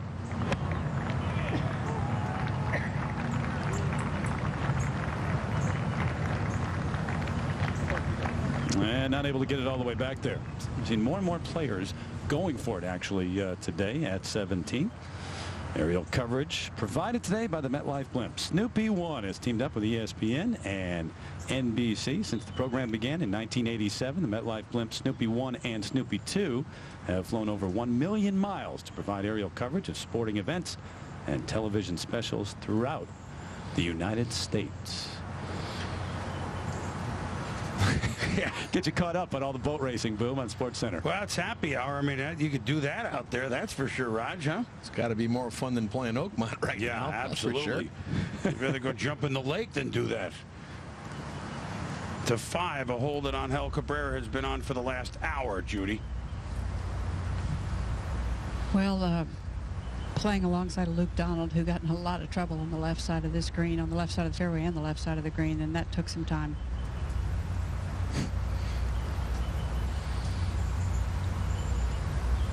Oh, there you could see the movement even on a putt of that length. Had to get it off the hole on the right. Just dove across the cup. Wow. And so nobody even. Do we even synchronize our watches now? 6:10 Eastern. Nobody. Even at even par. Bubba Watson now in the lead, share the lead after Cabrera bogeys. So while he and his caddy discuss, Foss now for the birdie. Birdie's 13. Nicholas Foss to get back to 2 over. Tiger. Dug it out of a poor lie pretty well.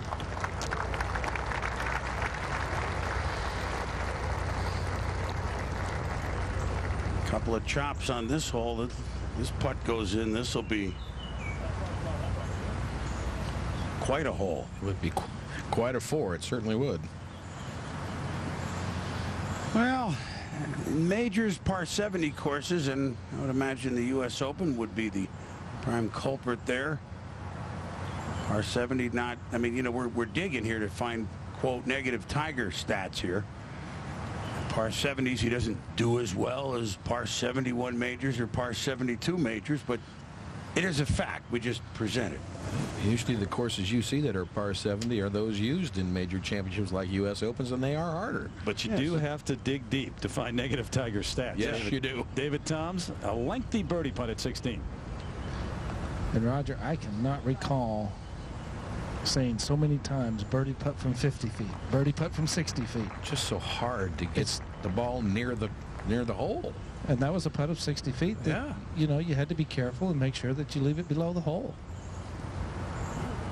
Defense. The course has players playing defense an awful lot. Rarely do they get the feeling that they can take a chance. It is Pittsburgh, you know. All about defense, isn't it? Absolutely. To 12. And this is the sweet Peter Hansen for birdie on the par 5 to tie for the lead.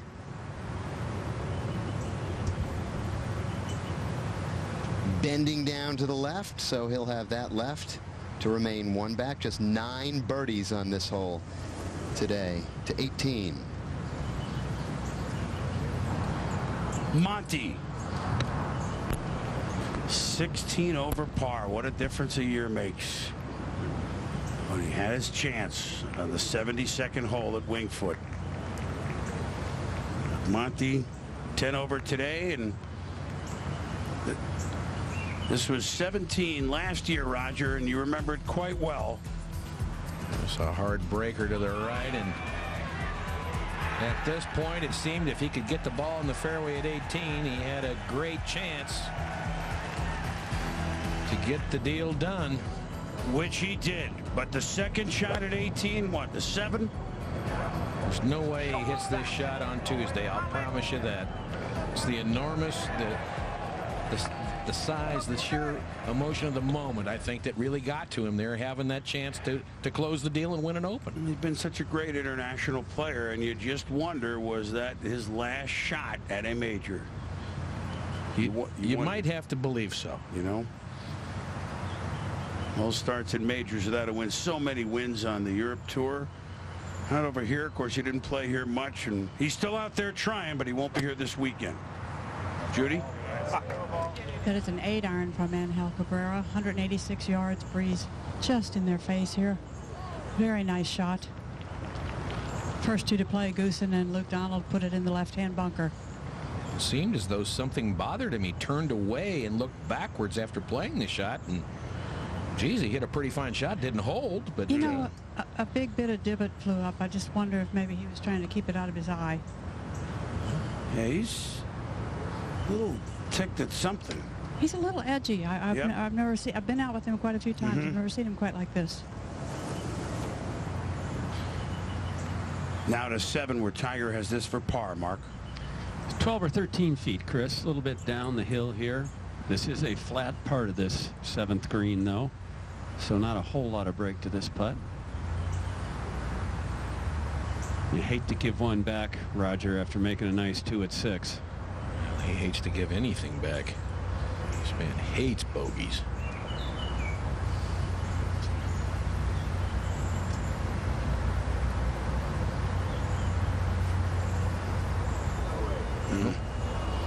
Never moved. Yeah, it looked like it moved out a little right to me. It was certainly, it fooled him. To 16. Meanwhile, David Toms for par. Straight up the hill, Terry. I can't believe there's just a whole lot in this putt. Well, he saw something or pulled it.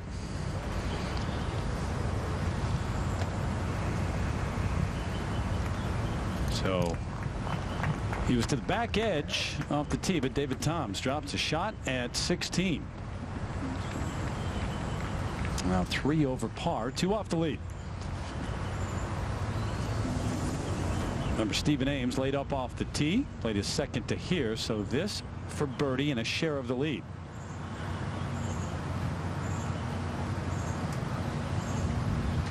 Stretch. Not quite enough.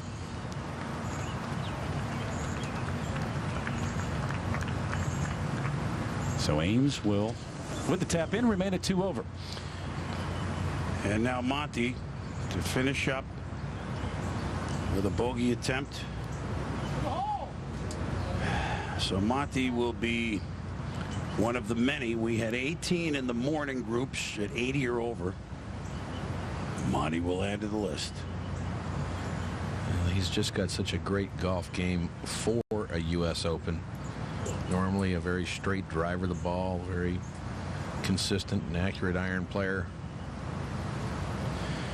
Sometimes you just don't have it. Too bad. Felt almost worse for him last year than for Phil. And just knowing that Father Time not on his side. So he will not be here for the weekend. He'll come back to give it another shot. But Bubba and Angel are 1 over. Baddeley in the house. Casey in with a 66. The round of the championship thus far. We'll be back.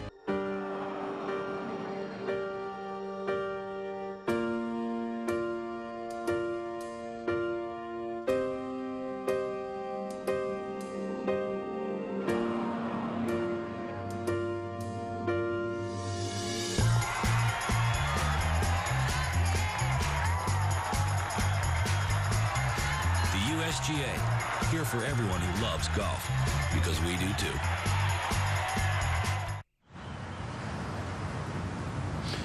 Back here at Oakmont, Angel Cabrera, who had the outright lead for much of this afternoon, has this at 6 to get it back. Double breaker. Just waited too long. A good effort. He had it pretty well figured. It just waited a little too long to start that break back to the right. Now 13. Peter Hansen, 29 years of age, from Sweden.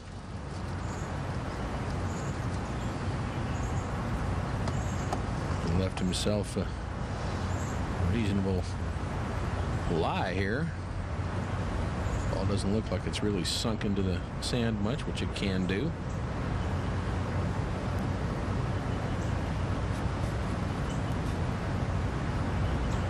And ooh, almost magic. Pretty good play there. To 9. And this is your first round leader, Nick Dougherty. 3rd shot on his 18th hole, the 9th. Slept on the lead at 2 under par. See if that wanders back a little bit. Obviously, that's what he had in mind. Well, it's not stopped yet. Look at this thing keep crawling down that slope. You know, a lot of people wondered how he might hold up. 17 now. David Toms on the tee. So many of the players trying to reach this green. Not Toms. No, just an iron to the wide part of the fairway, and I think a good play because the breeze just kicked up into his face. Yeah, I've had that breeze in their face throughout the day, and left to right. Toms coming off the bogey just a moment ago at 16. And this is Nicholas Foss at 2 over for the championship. 1 over for the day. The birdie putt to tie for the lead. As we said before, good number of birdies here. Now it's up to 35, so it's either feast or famine. You got to hit the fairway in this hole. I guess you got to hit the fairway in every hole here.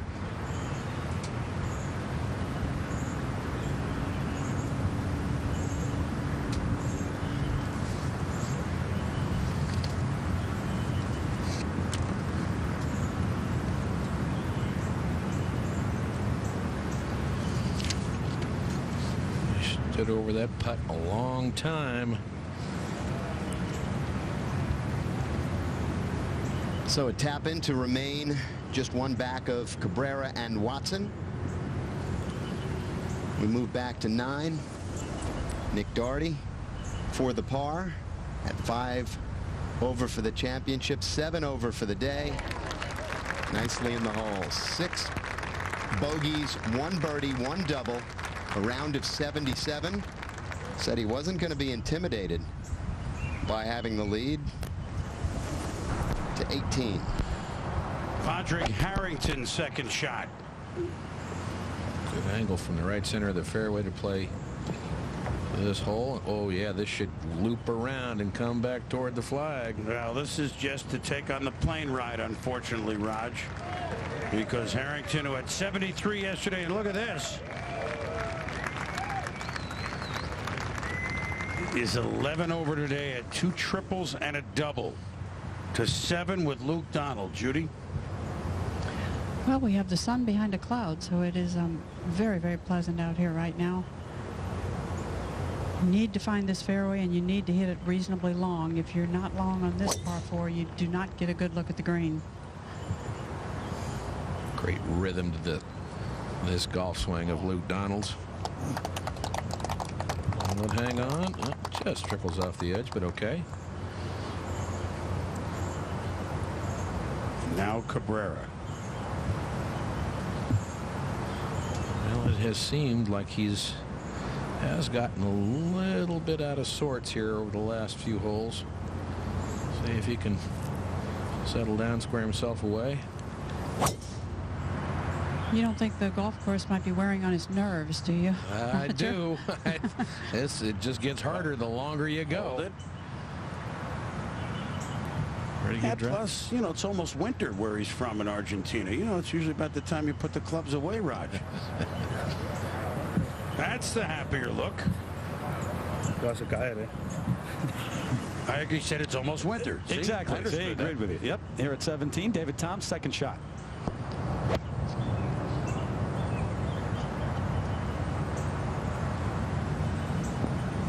Got it back there. Wow. Yeah, stayed right on the edge.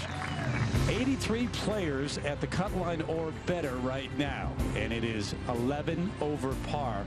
Guess who's right on the number and probably watching? Phil Mickelson. He's made the cut in 30 straight majors.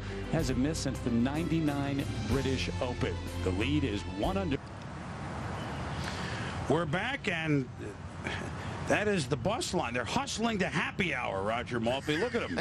They've seen enough. My God, I've seen enough rounds in the 80s. Meanwhile, Tiger Woods, he's hoping for a couple of happy holes on 8. And that last one was not a happy hole. Good looking shot here, though. This is right at the flag. I don't think it's not going to chase up from landing that far back. Looks like a 3-iron to me, Roger. 280. That's a long 3-iron. I don't think that was his hard two. At least it wasn't sort of the trajectory of that hard two. The 13 where we saw Peter Hansen out of the bunker, and now look, Ma, no Hansen. Impressive. Nice par. Up and in there, yes. So he remains one shot off the lead, and now at 8 playing with Tiger is Jeff Ogilvy, who, as we've told you, really got himself back on track. Although coming off bogey, now this on the par 3-8. Trying to run it up. And a little bigger hop certainly than did Tiger, and that is nice. About as good as we've seen. Ernie Els, his third at 18. His legend began here at Oakmont 13 years ago when he won in a playoff at the Open, beating, among others, Monty, who you saw a moment ago, and Lauren Roberts. Shades of his championship in 1994. A double and 5 bogeys and 1 birdie there for Ernie. The 17. And David Toms trying to prove you don't have to drive the green to birdie 17, Billy. Yeah, about 12 feet just on the fringe. Just a little right to left putt, Terry. Pretty nice little fit to get back to this hole location tucked in this back right-hand corner. Well, that was right all the way. Yeah. Now the bogey at 16, he was left, and this one he pushes. Cabrera at 7, Judy. Well, even though the ball is not in the fairway, it sits very nicely. It's a good lie.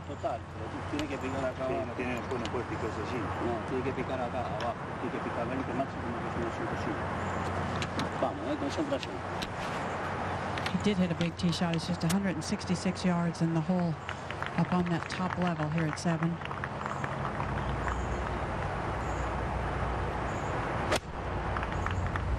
Set up well left of the hole.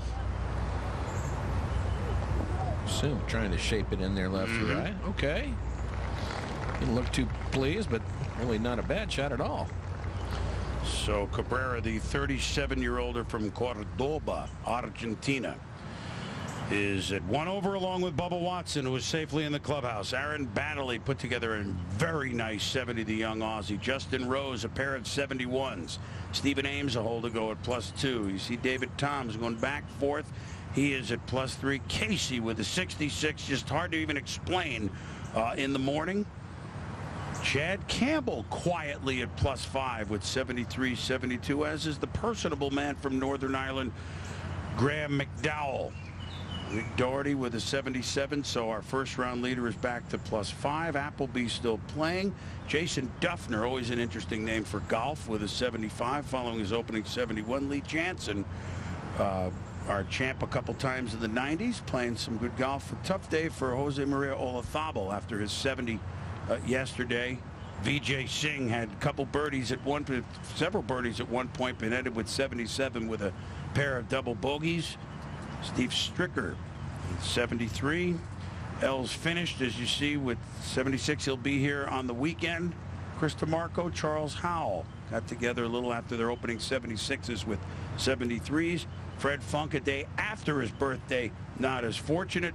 Poulter will have some more pants for the weekend for sure. J.J. Henry, 78, following his opening 71. Ken Duke, who had the lead for the first 10 minutes of this championship there.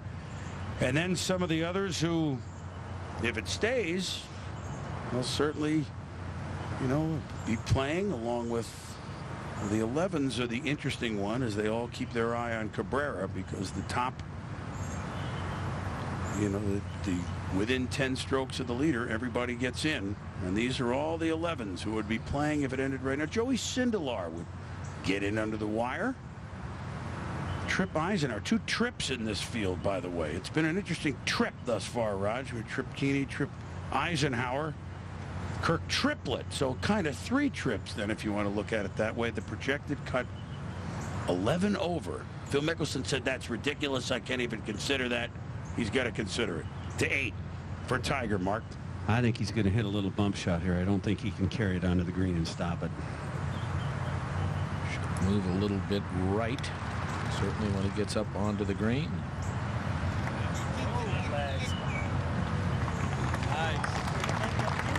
Okay, good shot. To 17. You mentioned that number, 11 over. KJ Choi for birdie to get it to 11 over. There it is. 2 birdies in a row.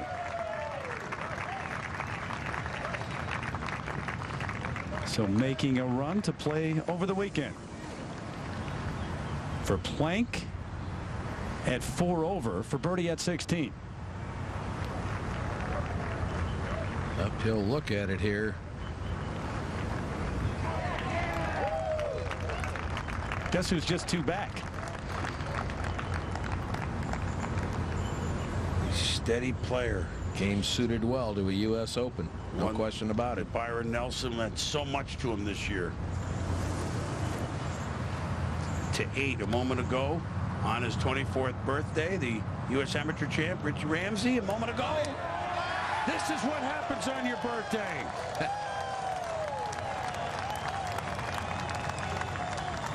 They play those more than we do in Scotland, certainly.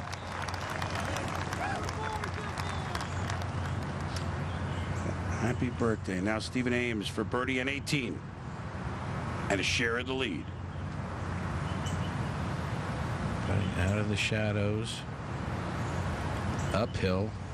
He'll move left.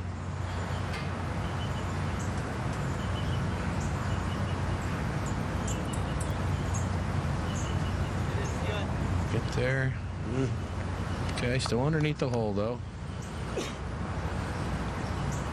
Aims to try to clean that up for par. Ogilvy now, Mark, for birdie. Trying to get back to 4 over.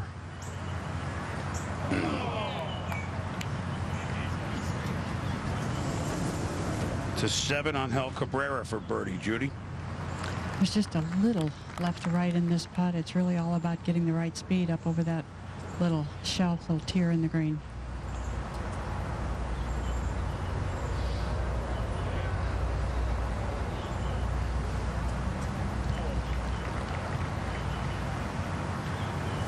Back to 8 now for Tiger. Got to go a little bit up the hill here, Roger, but I think it's a putt. He probably needs to start just outside the left edge, maybe split the edge. Should have a little pace to it, though, so it doesn't fall off the edge to the right. That's not usually a problem with Tiger. You don't usually see him kind of ease into a putt, certainly from this distance. We'll strike these pretty firmly most of the time. Good acceleration there. Good stroke.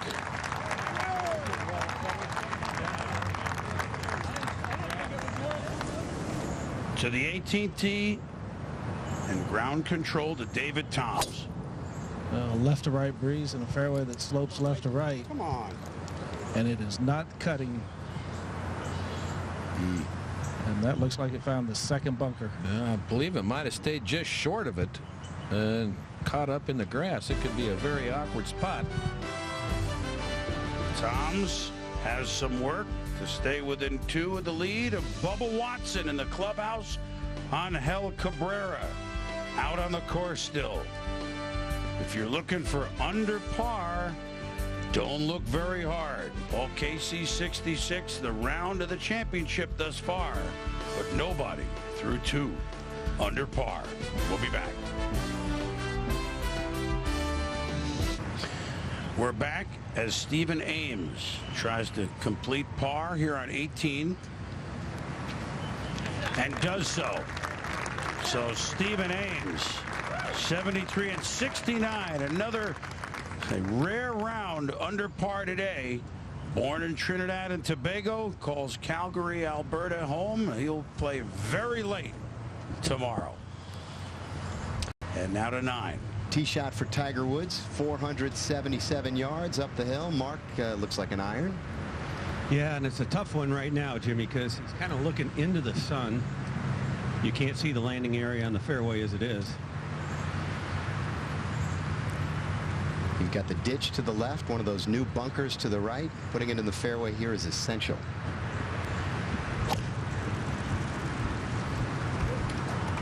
Well, he appeared to have sawed it off nicely. Will it stay in the fairway, though? It kicks right. So technically not a fairway. Tiger only having hit 5 fairways today. We move back to 14. The par putt for Peter Hansen. Small move to his right. So Hansen drops a stroke. He will drop 2 back of the leaders to 18. Ben Curtis at 18, so often wearing the NFL colors of the locals. And when you wear Pittsburgh Steelers colors in Pittsburgh, you're a hero.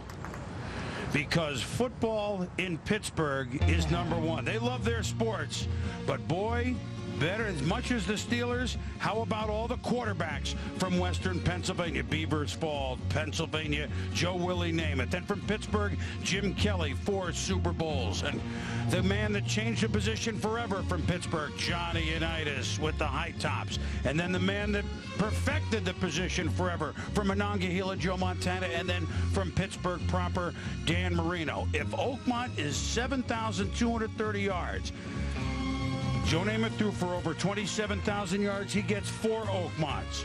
Jim Kelly of the Buffalo Bills over 35,000 yards, 5 Oakmonts. Johnny U over 40,000 yards, 6 Oakmonts. Same for Joe Montana, 6 Squirrels, 40,551 yards. But the man with all the records, Dan Marino, 61,361 yards, gets 8.5 Oakmonts.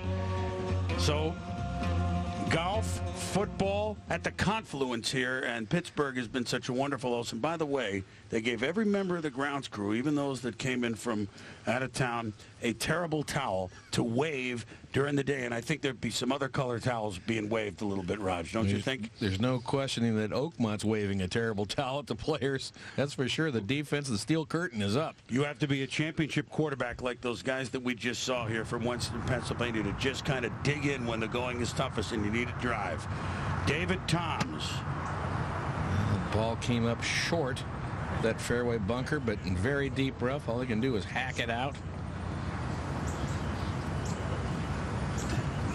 Tough finish again today for David Toms, struggling these last 5 holes. Guys walking around the galleries as we look at for Plank second at 17. It is Steelers country. I've seen more than one Steelers tattoo, and those are on the women. For Plank, who won the '84 U.S. Amateur Championship, perhaps a U.S. Open here in '07. And this is Pablo Martin, the youngster. 71 yesterday, a birdie on the closing hole, finishes at +7, halfway home. Rounds of 71 and 76, a great smile, and look ahead to the weekend. KJ Choi, 18 on the cut line, birdied the last 2. Needs to make par if he can, it seems, to make the weekend play. Never has a struggle to be +11 after 2 rounds. And you still have to grind. Yes. David Toms. 116 yards all the way back to the hole. And you're right, Roger. Tough finish yesterday and again today. It would give him a big lift, Billy, if he could get this up and in. Well, a back hole location, very difficult to get it all the way back to the hole. Sure is. Well, he's done that and left himself a makeable shot at par. To 9. And this was just a moment ago. Jose Maria Olazabal, a 70 in the first round. Missed the fairway here on his drive. This for bogey. Gets it in the hole. You think this round doesn't wear on the players? Look at that. Whipping the crowd into a frenzy. Sergio Garcia finished at 14 over par. Back down into the fairway live now. Tiger Woods, second shot. Mark? It's got 217, Jimmy, back up this hill. The wind is at his back. It's a pretty good lie for the intermediate rough, though. He will try and bring this in a little bit left to right, I believe.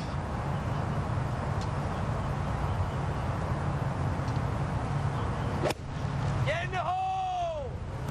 That was a mighty lash. God, that was way up in the air, but just over that knob to see how much it rolls. Should wiggle to the right some.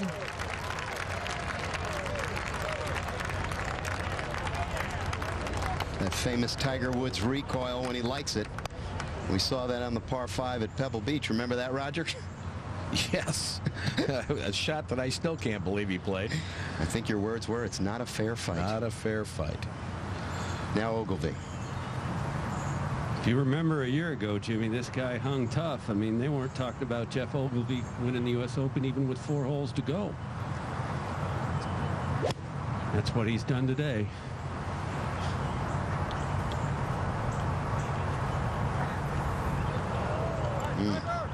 Not a good miss. No, he's missed to the green and short-sided himself.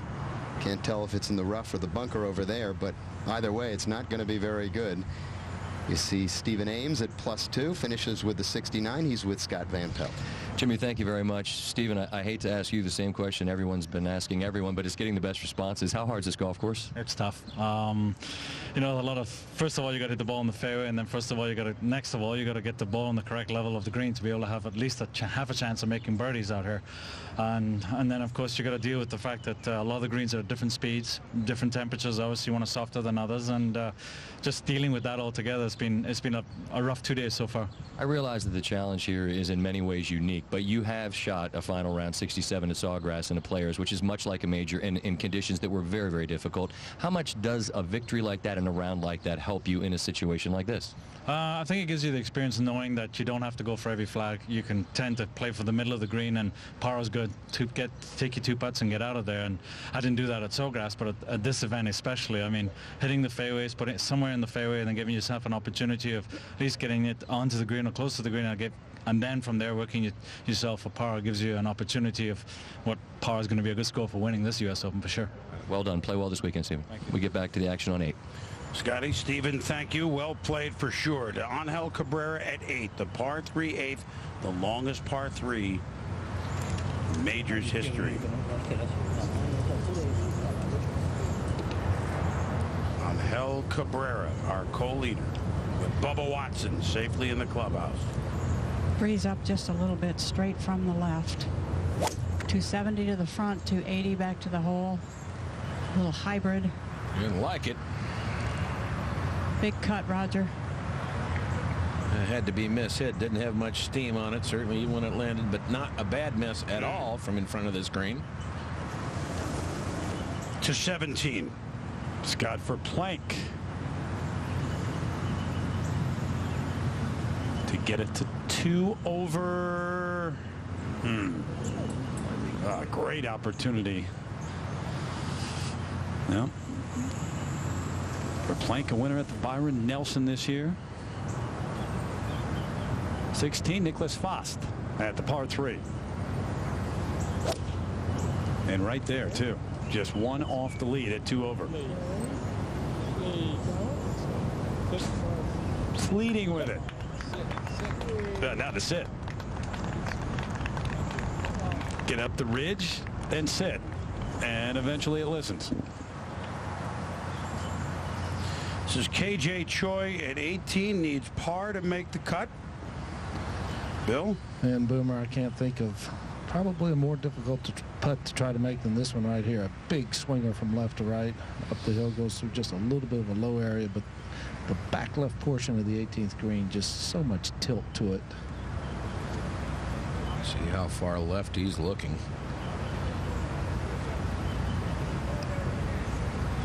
Maybe a good 8 to 10 feet of break here. Go ahead.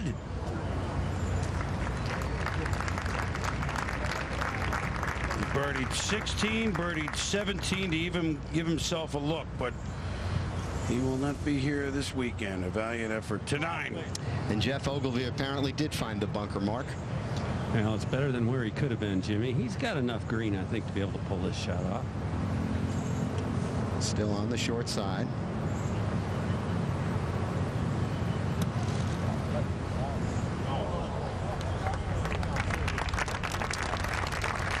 So Ogilvy will have that left for his par to remain at 5 under, 4 back of our co-leaders, Bubba Watson and Angel Cabrera. Over to 18. And David Toms. Now Bill. Well, certainly on the proper side of the hole, going straight back up the hill, and I would have to think this might be one of the slowest putts at Oakmont. You got to give this a wrap. It does move some left.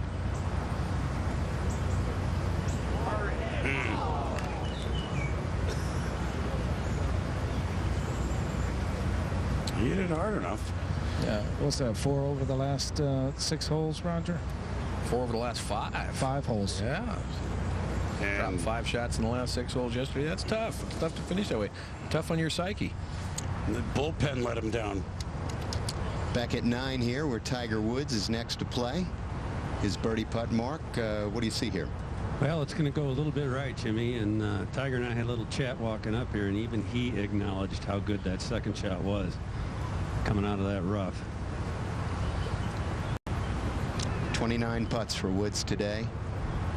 You know, his missed fairway stat is going to be a little misleading because he hit some wild ones off the tee, yes, but he also put it in that intermediate rough, I'm going to say 4 or 5 times. We should report also that David Toms did make the bogey putt at 18, and Mark mentions the missed fairways. Tiger having hit 5 fairways today, but as he said today, certainly on this hole, just the intermediate cut, so not missing by much here.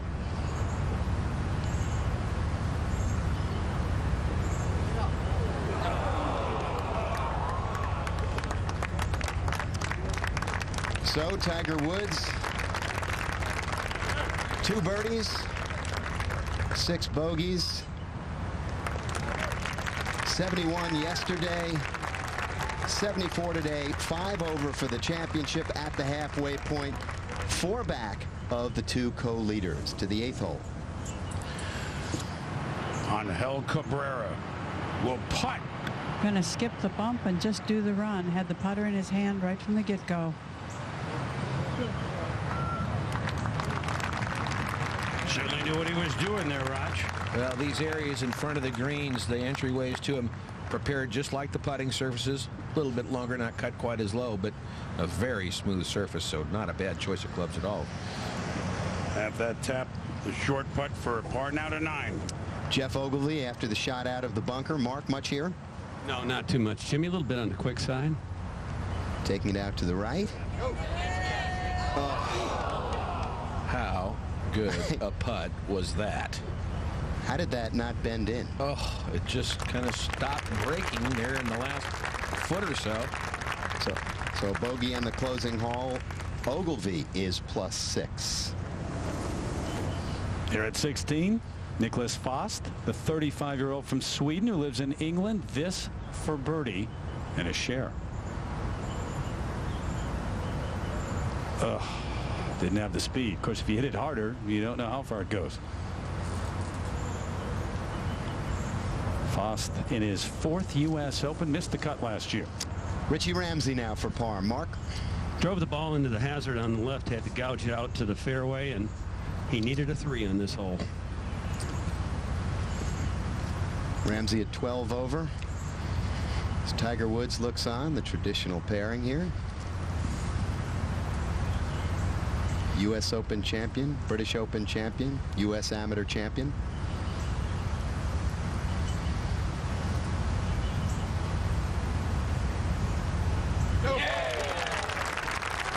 Pretty good up and down right there. But it's going to be 1 short. Let's see if he acknowledges the crowd. I mean, he may be a little bit too worn out at this point. I think he's had it.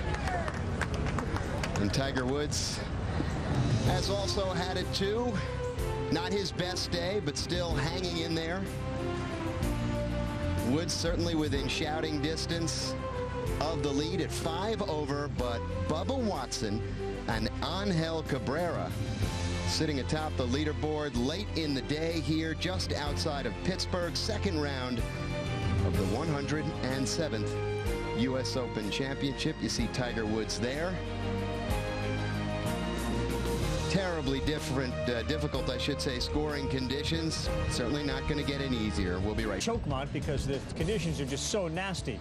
Consecutive cuts made. This is what's on the line. As Phil Mickelson waits with eager anticipation to see what Angel Cabrera does on his final hole. He is the one that really holds the key to whether this streak continues for Phil Mickelson. Right? Not fair to call it, Oakmont. This is just a nasty test, and it's proven itself today. Well, the golf course is very difficult. The players knew it was going to be very difficult before they even got here, and the golf course is now back to how it was earlier in the week. Firm, fast, dry, and very, very challenging. It's absolutely got the players so confused. They're just trying to survive. USGA officials said they'll be out, and they will be watering tonight, and they're going to likely water tomorrow because there's not a great fear that they're going to lose control, but they realize they need conditions to stay the way they are today. If they do, will there be anybody under par over the weekend, or is this over 5 over like last year? This is an over par winner, depending if the wind blows. The key today is the wind blew 10 to 12 to 15 miles an hour for about 4 hours.